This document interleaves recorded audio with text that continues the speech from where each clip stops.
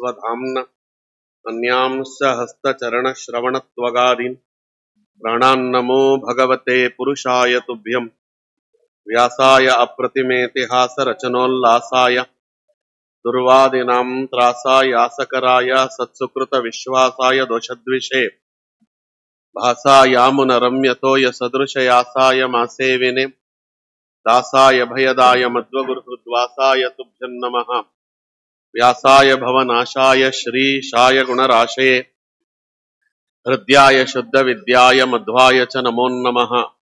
अहं भजे मुदा भजे हृदा भजे सदां भजे कृतालयं कृपालयं हरेः अच्युतालयं हरे वक्षस्थले दृष्ट्वा श्रियं विस्मितवानहं पार्श्वयोरुभयोर्देवीं करे चामरधारिणीं भुजगभोगाभमुद्यम्य हृद्यं निजभुजं दक्षिणं लक्षणाढ्यं ललितमुद्रिक्तविज्ञानमुद्रं भज भजमनन्तमित्यमलपन्तं प्रणतवान् प्राणिनां प्राणनाथं प्रणतिभिः प्रणये पूर्णबोधं गुरुमखिलगुणज्ञं सद्गुणैकादिवासं शमदमपरिनिष्टं सत्त्वनिष्ठं वरिष्ठं सकलसुजनशिष्टं नित्यनिर्धूतकष्टं हयमुखपदनिष्ठं मां भजन्तु प्रपन्नाः। विमलसकलगात्रं शुद्धकैवल्यपात्रं शुभगुणगणसान्द्रं भूविभूषामणीन्द्रं विदितसकलशास्त्रं साधुचित्तं यतीन्द्रं तुरगवदनभाजं नौमि सद्वादिराजं मायि भवैरिणे मध्वराद्धन्तवनचारिणे वचो नकरिणे वादिराजकेसरिणे नमः। कामधेनुर्यथा पूर्वं सर्वाभीष्टफलप्रदां तथा कलौ वादिराजः श्रीपादोऽभीष्टदस्ततां ॐ नमो वादिराजाय दीर्घदारिद्र्यघातिने राजभोगप्रदाते च नमोऽस्तु जयदायिने कुलव्यास हयग्रीव पादाब्धिपरिसेवकः भावी वायुः वादिराजः कल्पद्रुः कामधोस्तु नः। भूतराज नमस्तुभ्यं वादिराज गुरो प्रिया विद्राव्य सर्वबाधाम्नः सदा त्वं रक्षणं कुरु। पूज्याय राघवेन्द्राय सत्यधर्मरताय च भजतां कल्पवृक्षाय नमतां कामधेनुवे वन्दे वृन्दावनाचार्यं हयग्रीवमुनिं भजे राजपादाम्बुजासक्तम् आनन्दगिरिकानने भवतो दशवर्षाणि पापोऽहं येन पाटितः नमः। विश्वोत्तमतीर्थाख्यः नमस्ते प्रशान्तरूपिणे मध्वमाधवसेवार्थं त्यक्तुं सर्वस्वं सदा वादिराज रुजुत्वं च असाध्यां साधयान्मुहुः रामध्यानसमासक्तं मध्वशास्त्रप्रवक्तारं सुब्बराय शर्मणं वन्दे विद्यागुरुं मम।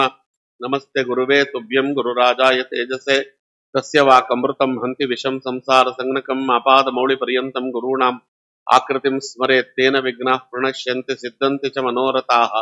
पृथ्वीमण्डलमध्यस्थाः पूर्णबोधमतानुगाः वैष्णवा विष्णुहृदयाः तान् नमस्ये गुरुन् मम। समस्त सन्मङ्गलानि भवन्तु। यद्धेलनम् उत्पगतं द्विजवाक्यवज्रात् निष्पिष्टपौरुषभगं निरये पतन्तं ज्ञात्वा अतितो जगति पुत्रप्रदं च लेभे दुग्धा वसूनि वसुधा सकलानि येन। ಧ್ರುವರಾಜರಿಗೆ ಒಲಿದಂತಹ ವಾಸುದೇವ ರೂಪಿಯಾದ ಭಗವಂತನ ಅವತಾರದ ತದನಂತರದಲ್ಲಿ ರಾಜರಾಜೇಶ್ವರ ನಾಮಕನಾದ ಭಗವಂತನ ಅವತಾರವನ್ನ ಇಲ್ಲಿ ಉಲ್ಲೇಖ ಮಾಡ್ತಾರೆ ಬ್ರಹ್ಮದೇವರು. ರಾಜರಾಜೇಶ್ವರ ರೂಪ ಭಗವಂತನದು ಮೊದಲು ಪ್ರಕಟವಾದದ್ದು ಪೃಥುನಾಮಕನಾಗಿರ್ತಕ್ಕಂತಹ ಚಕ್ರವರ್ತಿಯಲ್ಲಿ. ಯದ್ಹೇಲನಂ ಉತ್ಪಗತಂ ದ್ವಿಜವಾಕ್ಯ ವಜ್ರಾತ್, ಅಂಗರಾಜನ ಮಗನಾಗಿರ್ತಕ್ಕಂತಹ ವೇನ. ಎಂಥ ರಾಜ ಅವ ಅಂಗರಾಜ, ಎಷ್ಟು ಧರ್ಮಾತ್ಮನಾಗಿರ್ತಕ್ಕಂಥ ದೊರೆ ಅಂತಂದ್ರೆ ತನ್ನ ಹೆಸರಿನಿಂದಲೇ ರಾಜ್ಯಕ್ಕೆ ಅಂಗರಾಜ್ಯ ಅನ್ನುವ ಹೆಸರು ಬರುವಂತಹ ರೀತಿಯಲ್ಲಿ ನಡೆದುಕೊಂಡಂತ ಮಹಾನುಭಾವ. ಅವನು ಜನ್ಮಾಂತರದಲ್ಲಿ ಮಾಡಿದ್ದಂತ ಶಿಶು ಹತ್ಯೆ ಅವನಿಗೆ ಒಳ್ಳೆ ಮಗುವನ್ನ ಕೊಡಲಿಲ್ಲ ಅಂತ ಭಾಗವತದಲ್ಲಿ ಅದಕ್ಕೆ ನಿರ್ಣಯವನ್ನ ಹೇಳ್ತಾರೆ ಆಚಾರ್ಯರು. ಗೊತ್ತಿಲ್ಲದೆ ನಡೆದು ಹೋಗಿತ್ತು ಯಾವುದೋ ಶಿಶು ಹತ್ಯೆ ಜನ್ಮಾಂತರದಲ್ಲಿ, ಅದಕ್ಕೆ ಪಾಪಿ ಮಗ ಅವನಿಗೆ ಹುಟ್ಟುಬಿಟ್ಟ, ಅಯೋಗ್ಯನಾದಂತ ವೇನನಂತಹ ಪಾಪಿಷ್ಟ ಹುಟ್ಟುಬಿಟ್ಟ. ಅದಕ್ಕೆ ನಮ್ಮಲ್ಲಿ ಅದು ಮಕ್ಕಳನ್ನ ಕೊಲ್ಲುವುದು ಅಂದಾಕ್ಷರಕ್ಕೆ ಅದು ಫಿಸಿಕಲ್ ಆಗಿ ಕೊಲ್ಲುವುದು ಅಂತ ಏನಲ್ಲ, ಅದೇನೋ ಕತ್ತಿ ತೆಗೆದು ಚಾಕು ತೆಗೆದು ತಲೆ ಕತ್ತರಿಸುವುದೇ ಕೊಲ್ಲುವುದು ಅಂತಲ್ಲ. ಅವರ ಅಭ್ಯುದಯವನ್ನ ನಾವು ಸಹಿಸಲಿಲ್ಲ ಅಂದ್ರೂ ಅದು ಕೊಂದಂಗೆ. ಅದನ್ನ ಅಸೂಯೆ ಪಟ್ರೆ, ಯೋಗ್ಯರಾದವರ ಮೇಲೆ ಅಸೂಯೆಯನ್ನ ಪಟ್ರೆ ನಾವು ಅವರನ್ನ ಕೊಂದಂಗೆ ಅಂತ. ನಮ್ಮ ಮಕ್ಕಳಿಗಿಂತ ಬೇರೆ ಮಕ್ಕಳು ಬುದ್ಧಿವಂತರಾಗಿರಲೇಬಾರದು ಅನ್ನುವಂತಹ ಮನೋಭಾವ ಕೆಲವರಿಗಿರ್ತದೆ. ನಮ್ಮ ಮಕ್ಕಳೇ ಬುದ್ಧಿವಂತರಾಗಿರ್ಬೇಕು, ಇನ್ಯಾರು ಬುದ್ಧಿವಂತರಾಗಿದ್ರೂ ಸಹಿಸುವುದಿಲ್ಲ. ಸಾಧ್ಯವಾದಷ್ಟು ಅವರಿಗೆ ಕಿರುಕುಳ ಕೊಡುವುದು, ಅವರು ಅಭ್ಯುದಯಕ್ಕೆ ಬರದೇ ಇರುವಂತೆ ನೋಡಿಕೊಳ್ಳುವುದು, ಏನಾರು ಮಾಡಿ ಒಟ್ಟಿನಲ್ಲಿ ನನ್ನ ಮಕ್ಕಳು ಚೆನ್ನಾಗಿರ್ಬೇಕು, ಬೇರೆಯವ್ರ ಮಕ್ಕಳಲ್ಲ ಅಂತಿದೆಯಲ್ಲ, ಇದು ಬೇರೆ ಮಕ್ಕಳನ್ನ ಕೊಂದಂತೆ. ಹಾಗೆ ಮಾಡಿದ್ರೆ ಏನಾಗತ್ತೆ, ಭಾಗವತ ಹೇಳುತ್ತದೆ, ವೇನನಂತಹ ಅಯೋಗ್ಯ ಮಕ್ಕಳು ಹುಟ್ಟು ಬಿಡ್ತಾರೆ ಜನ್ಮಾಂತರದಲ್ಲಿ. ಭಗವಂತ ಒಬ್ಬೊಬ್ಬರಿಗೊಂದೊಂದು ಯೋಗ್ಯತೆ ಕೊಟ್ಟಿರ್ತಾನೆ, ಒಬ್ಬೊಬ್ಬರಿಗೊಂದೊಂದು ರೀತಿಯಲ್ಲಿ ಅವರವರದೇ ಆಗಿರ್ತಕ್ಕಂಥ ಪ್ರತಿಭೆಯನ್ನು ಕೊಟ್ಟಿರ್ತಾನೆ ಸ್ವಾಮಿ. ಆ ಪ್ರತಿಭೆಗಳಿಂದ ಅವರು ಮುಂದಕ್ಕೆ ಬರ್ತಾರೆ. ಅದನ್ನು ಕಂಡು ನಾವು ಸಂತೋಷ ಪಡಬೇಕೇ ಹೊರತು ಅವುಗಳನ್ನ ಕಂಡು ನಾವು ದುಃಖಕ್ಕೆ ಬಿದ್ದರೆ ಅಥವಾ ಅವ್ರ ಮೇಲೆ ಅಸೂಯೆ ಮಾಡಿದ್ರೆ ಪಾಪ ಬರುತ್ತಷ್ಟೇ. ಯಾರೋ ಹಾಡುತ್ತಾರೆ ಅಂತ ನಮ್ಮ ಮಕ್ಕಳು ಹಾಡಬೇಕು ಅಂತ ಏನಿಲ್ಲ. ಒಬ್ಬರಿಗೆ ಸಂಗೀತ ನಾದೋಪಾಸನೆ ಕೊಟ್ಟಿರ್ತಾನೆ ಸ್ವಾಮಿ, ಯಾರೋ ಚೆನ್ನಾಗಿ ಸ್ತೋತ್ರಾದಿಗಳನ್ನ ಹೇಳ್ತಾರೆ, ಒಳ್ಳೆ ಪಾಠವನ್ನ ಕಲಿತಿದ್ದಾರೆ, ನನ್ನ ಮಗ ಕಲಿತಿಲ್ಲ ಅಂತ ಅವನ ಮೇಲೆ ದ್ವೇಷ ಮಾಡತಕ್ಕಂಥದ್ದಲ್ಲ. ಅದಕ್ಕೆ ಯಾರು ಏನನ್ನ ಪಡೆದು ಏನನ್ನ ಮಾಡಿ ಯಾವ ರೀತಿಯಿಂದ ಉಪಾಸನೆಗಳನ್ನ ಮಾಡಿ ಅವರು ಸದ್ಗತಿಯನ್ನ ಪಡೆಯಬೇಕು ಅನ್ನುವುದು ದೇವರು ನಿರ್ಧಾರ ಮಾಡಿರ್ತಾನೆ. ಆದ್ದರಿಂದ ಎಲ್ಲರಿಗೂ ಒಂದೇ ದಾರಿ ಅಲ್ಲ, ಒಬ್ಬೊಬ್ಬರಿಗೂ ಒಂದೊಂದು ದಾರಿ ಇರುತ್ತೆ. ಹಾಗಾಗಿ ಅವರವರ ದಾರಿಯಲ್ಲಿ ಅವರವರು ಭಗವಂತನ ಸೇವಾದಿಗಳನ್ನ ಮಾಡುತ್ತಾರೆ. ಅದರಿಂದ ಎಲ್ಲೇ ಒಳ್ಳೆಯದು ಕಂಡರು, ಎಲ್ಲೇ ಒಂದು ಅತ್ಯುತ್ತಮವಾಗಿರ್ತಕ್ಕಂಥ ಪ್ರತಿಪಾದಿಗಳನ್ನ ನಾವು ನೋಡಿದ್ರೂ ಕೂಡ ಅಲ್ಲಿ ಭಗವಂತನ ತತ್ವವನ್ನ ಚಿಂತನೆ ಮಾಡಬೇಕು. ದೇವರು ಎಂಥ ಅದ್ಭುತವಾಗಿರ್ತಕ್ಕಂತಹ ಶಕ್ತಿಯನ್ನ ನಮಗೆ ಕೊಟ್ಟಿದ್ದಾನಪ್ಪ, ಏನು ಭಗವಂತನ ಲೀಲೆ. ಸರಸ್ವತಿ ಅವನ ನಾಲಿಗೆ ಮೇಲೆ ಹೆಂಗೆ ನಲಿತಾಳೆ, ವಾಗ್ದೇವಿ ಆಶೀರ್ವಾದವನ್ನೆಷ್ಟು ಪಡೆದಿದ್ದಾನೆ. ಭಗವಂತ ಅವನನ್ನ ಚೆನ್ನಾಗಿಟ್ಟಿರ್ಲಿ, ಉತ್ತರೋತ್ತರ ಅಭಿವೃದ್ಧಿ ಹೀಗೆ ಆಗಲಿ ಅಂತ ಎರಡು ಮಾತಂದು ಬಿಟ್ರೆ ನಮಗೆ ಪುಣ್ಯ ಬರ್ತದೆ. ಅದರಿಂದ ನಾವು ಪುಣ್ಯ ಭಾಜನರಾಗ್ತೇವೆ ಮಾತ್ರ ಅಲ್ಲ, ನಮಗೂ ಶಾಸ್ತ್ರಾಧ್ಯಯನ ಮಾಡುವಂತ ಯೋಗ್ಯತೆಯನ್ನ ದೇವರು ಕೊಡ್ತಾನೆ. ಆದಷ್ಟು ಬೇರೆಯವರನ್ನ ಕಂಡು ಅಸೂಯೆ ಪಡುವುದಿದೆಯಲ್ಲ, ಅದು ಬಹಳ ತಪ್ಪು. ಸುಮಾರು ಆಗ್ತದೆ, ನಮಗೆ ಅನುಭವಕ್ಕೆ ಬಂದಿದೆ. ಎಷ್ಟೋ ಮನೆಗಳಲ್ಲಿ ನಮ್ಮನ್ನು ಕರೀತಾರೆ, ಸತ್ಯನಾರಾಯಣ ದೇವರ ಪೂಜೆ ಮಾಡಿಸ್ಬೇಕು ಬನ್ನಿ ಆಚಾರ್ಯ ಅಂತ. ಅದು ಎಕ್ಸಾಮಿನೇಷನ್ ಟೈಮಲ್ಲಿ ಸ್ವಲ್ಪ ಸತ್ಯನಾರಾಯಣ ದೇವರ ಪೂಜೆಗೆ ಡಿಮ್ಯಾಂಡ್ ಜಾಸ್ತಿ. ರಿಸಲ್ಟ್ ಹತ್ರ ಬರ್ತಾ ಇದೆ ಅಂದಾಗ ಎಲ್ಲಿಲ್ಲದೆ ದೈವ ಭಕ್ತಿ ಬಂದ್ಬಿಡ್ತದೆ. ದುರ್ಬಲೋ ದೈವ ಭಕ್ತಾಶ್ಚ ಅಂತ ಹೇಳ್ದಂಗೆ. ಸರಿ, ಯಾವ್ದವ್ರ ಮನೆಗೆ ಹೋಗಿದ್ದೆ, ಸತ್ಯನಾರಾಯಣ ದೇವರ ಪೂಜೆ ಮಾಡಿಸ್ಬೇಕು, ಸಂಕಲ್ಪ ಮಾಡಿಸ್ಬೇಕಲ್ಲ. ಭಗವತೋ ಬಲೇನ ಭಗವತೋ ವೀರ್ಯಣ ಭಗವದರ್ಪಣ ಭಾವೇನ ಭಗವತ್ ಕರ್ಮಣ ಅಂದ್ರೆ ಯಾರು ಕೇಳ್ತಾರೆ? ಈಗ ಜ್ಞಾನಭಕ್ತಿ ವೈರಾಗ್ಯಮಲ್ಲ, ಅಲ್ಲಿ ಮೊದ್ಲಿಂದ ಪ್ರಾರಂಭ ಮಾಡ್ಬೇಕು. ಸಕುಟುಂಬಾನಂ ಕ್ಷೇಮ ಸ್ಥೈರ್ಯ ವಿಜಯ ಆಯುಹು ಆರೋಗ್ಯಾಭಿವೃದ್ಧ್ಯರ್ಥಂ ಕ್ಷಿಪ್ರಮೇವ ಆಯುಹು ಅಭಿವೃದ್ಧ್ಯರ್ಥಂ, ಹೀಗೆ ಅವ್ರದ್ದೇನೋ ಇರ್ತದೆ, ಎಲ್ಲ ಪ್ರವರ ಹೇಳ್ಬೇಕಲ್ಲ. ಅದು ಏನಮ್ಮ ಸಂಕಲ್ಪ ಅಂತ ಕೇಳಿದೆ. ಏನಿಲ್ಲ ಆಚಾರ್ಯ, ಎದುರುಗಡೆ ಮನೆ ಹುಡುಗ ಇದ್ದಾನೆ, ಅವನು SSLC ಬರೆದಿದ್ದಾನೆ, ನಮ್ಮ ಹುಡುಗಾನು SSLC ಬರೆದಿದ್ದಾನೆ, ಎದುರುಗಡೆ ಮನೆ ಹುಡುಗ ಫೇಲ್ ಆಗಲಿ ಅಂತ ಸಂಕಲ್ಪ ಮಾಡ್ರಿ. ಇದು ಒಳ್ಳೆ ಕಥೆ ಆಯ್ತಲ್ಲ. ಎದುರುಗಡೆ ಮನೆ ಹುಡುಗ ಫೇಲ್ ಆಗ್ಲಿ ಅಂತ ಯಾಕಮ್ಮ ಸಂಕಲ್ಪ ಮಾಡಬೇಕು ಅಂದ್ರೆ, ನನ್ನ ಮಗ ಫೇಲ್ ಆಗಿ ಎದುರುಗಡೆ ಮನೆ ಪಾಸ್ ಆಗಿಬಿಟ್ರೆ ನಮ್ಗೆ ಅವಮಾನ ಆಗ್ತದಲ್ವಾ ಆಚಾರ್ಯ. ಅವನು ಫೇಲ್ ಆದ್ರೆ ಬೆಳಗ್ಗೆ ಹೋಗಿ ನಿಮ್ ಮಗಾನು ಫೇಲ್, ಅಯ್ಯೋ ನಮ್ಮ ಮಗಾನು ಫೇಲ್ ಬಿಡಿ ಅಂತ ಹೇಳ್ಕೋಬೋದಲ್ಲ.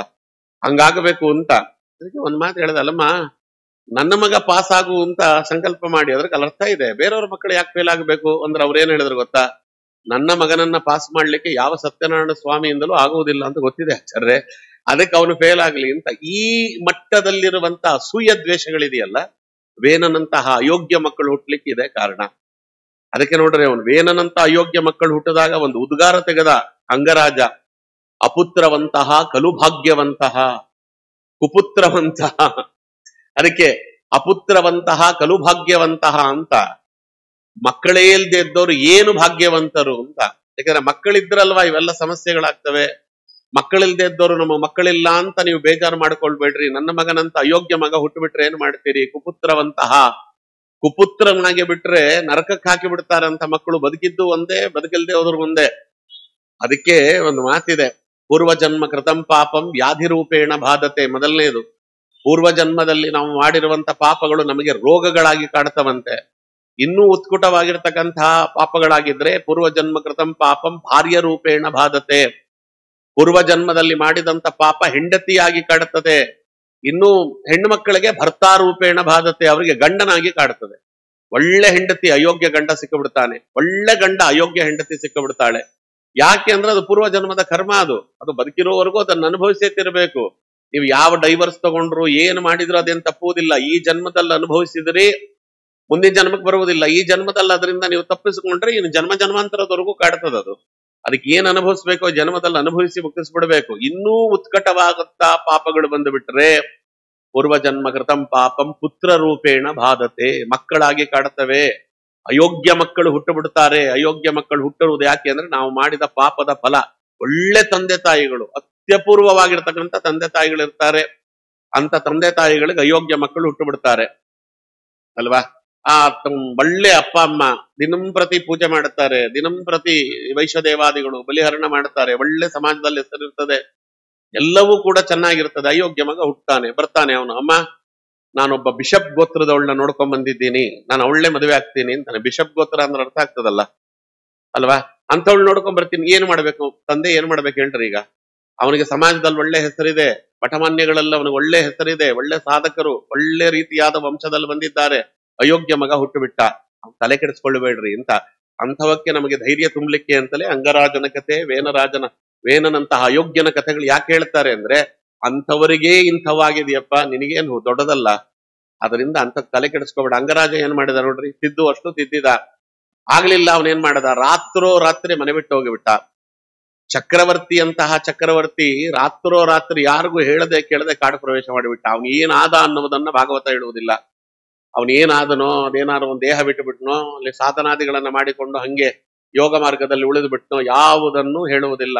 ಇಂಥ ಅಯೋಗ್ಯನಾದ ಮಗನನ್ನ ನಾನು ಕಟ್ಟಿಕೊಂಡು ಬದುಕಲಾರೆ. ದಿನಂಪ್ರತಿ ಬೆಳಗ್ಗೆ ಎದ್ರೆ ಕಂಪ್ಲೇಂಟ್, ಮಧ್ಯಾಹ್ನ ಕಂಪ್ಲೇಂಟ್, ಸಾಯಂಕಾಲ ಕಂಪ್ಲೇಂಟ್. ಆ ಅಯೋಗ್ಯ ಹುಟ್ಟಿದ ಮಕ್ಕಳನ್ನ, ಬೆಳೆಯುವ ಮಕ್ಕಳು, ಆಟವಾಡುವ ಮಕ್ಕಳನ್ನ ಕರ್ಕೊಂಡು ಹೋಗಿ ಆ ಸಮುದ್ರಕ್ಕೆ, ನದಿಗೆ ಹಾಕಿ, ಬಾವಿಗೆ ಹಾಕಿ ಅವ್ರು ಸಾಯ್ತಾ ಇದ್ರೆ ಚಪ್ಪಾಳೆ ತಟ್ಟಿ ನಗೋನಂತೆ. ಅಂತ ಅಯೋಗ್ಯವ.